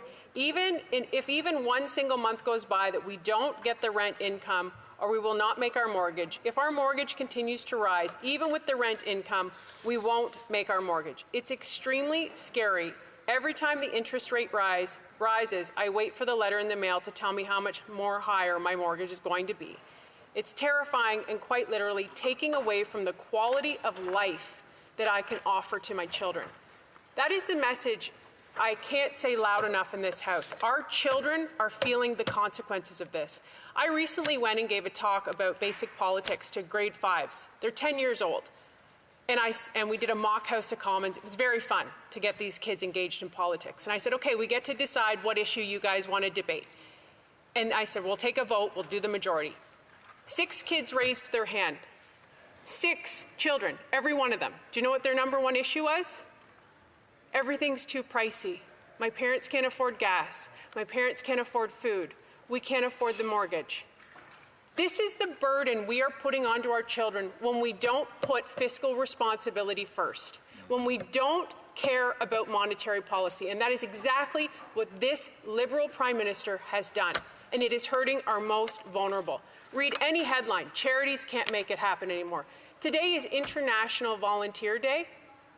People can't find volunteers because they can't afford the gas to drive to volunteer. That is the reality of what we are living in this country. We have put forth lots of solutions, Mr. Speaker, and I believe I only have about a minute left. Is that right? And I'll be brief in what the solutions are, but the real solution has to come down to you cannot tax the farmer who makes the food. And Farmer Brown from Ontario phoned me this week, and he said, Michelle, I want you to ask the Prime Minister this. Or he said, I want you to tell the Prime Minister this. He said, carbon tax will make everything cost more money. Everything must go up in price. Whatever we spend to make the product, we have to get back when we sell it. Whatever you increase carbon tax by, the price will have to go up that amount. We have to get that money back. And the only way to do that is to raise prices. Farmer Brown gets it. Why doesn't this Prime Minister? It is long overdue for common sense, and Conservatives will bring it. Thank you, Mr. Speaker. I believe we have a point of order from the Honourable Parliamentary Secretary to the Government House Leader. Thank you, Mr. Speaker. Just very quickly, I am rising to respond to a question of privilege raised by my honourable colleague from the Bloc Québécois respecting the procurement decision relating to the replacement of the Aurora aircraft. First, I want to be clear, the government has not misled the House with respect to this matter. Let me run through the chronology of events as articulated by the member for Saint-Hyacinthe. Bagot to substantiate my assertion that the statements made in the House on this matter were accurate and truthful. The decision of the government to award the contract for the replacement of the Aurora aircraft to Boeing was taken in the evening of November the 28th, well after the time allotted for oral questions. The member referred to statements made by the Parliamentary Secretary for the Minister of National Defence on November the 24th, and the response to the question on this matter by the Minister for Public Services and Procurement on November the 28th. Both of these responses were accurate at the time they were given because the government had not yet made its decision on this matter. As I stated earlier, the government's decision to award the contract to Boeing occurred after question period on November the 28th. Mr. Speaker, the facts speak for themselves. Questions were asked about the matter before the government's decision has been made, and the answers reflect that. There are no grounds to find a prima facie a question of privilege relating to this matter. Sorry for the interruption, and thank you, Mr. Speaker. And as that says, that does eat up all the time. It being 5:30. Pursuant to order made on Thursday, November 23rd, it's my duty to interrupt the proceedings, put forth with every question necessary to dispose of the report stage of the bill now before the House. The question is on motion number 1. Mr. Halland, seconded by Mr. Epp, move that Bill C-56 be amended by deleting Clause 1. If a member participating in person wishes that motion be carried or carried on division, or if a member of a recognized party participating in person wishes to request a recorded division, I would invite them to rise and indicate it to the chair. L'honorable député de Mégantic-Lérable. Vote par appel nominal. Call in the members. Oh, wait, no, there's not a call in the members. Okay. Okay. You can just. All right. The recorded division on motion stands deferred. Okay. I like it when the table jumps up. La question à la mise au vote porte sur la motion numéro. The question is on motion number 2. That Bill C-56 in Clause 3 be amended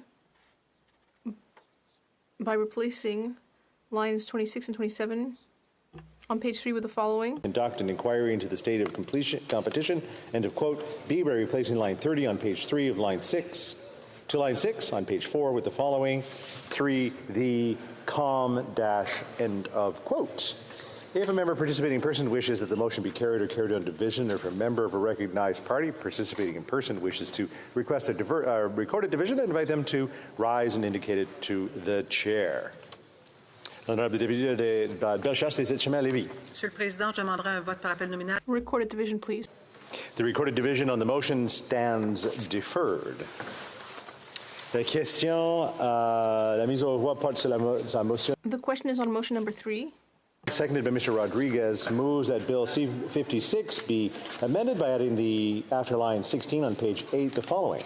Coordinating amendment 12.1, if Bill C-59, introduced in the first session of the 44th Parliament and entitled the Fall Economic Statement Implementation Act 2023 receives royal assent, then on the first day on which both subsection 247.2 of that Act and section 7.2 of this Act are in force, subsection 79.4.1 for the Competition Act is replaced by the following. 4.1, if as the result of an application by a person granted leave under section 103.1, may I dispense? Oh, very good. If a member participating in person wishes that the motion be carried or carried on division, or if a member of a recognized party participating in person wishes to request a recorded division, I invite them to rise and indicate it to the chair. L'honorable député de Lévis-Lotbinière. Monsieur le Président, je demanderai. I request a recorded division. The recorded division stands deferred. Pursuant to order made on Thursday, November 23, 2023, the House will now proceed to the taking of the deferred recorded divisions at report stage of the bill. Call in the members.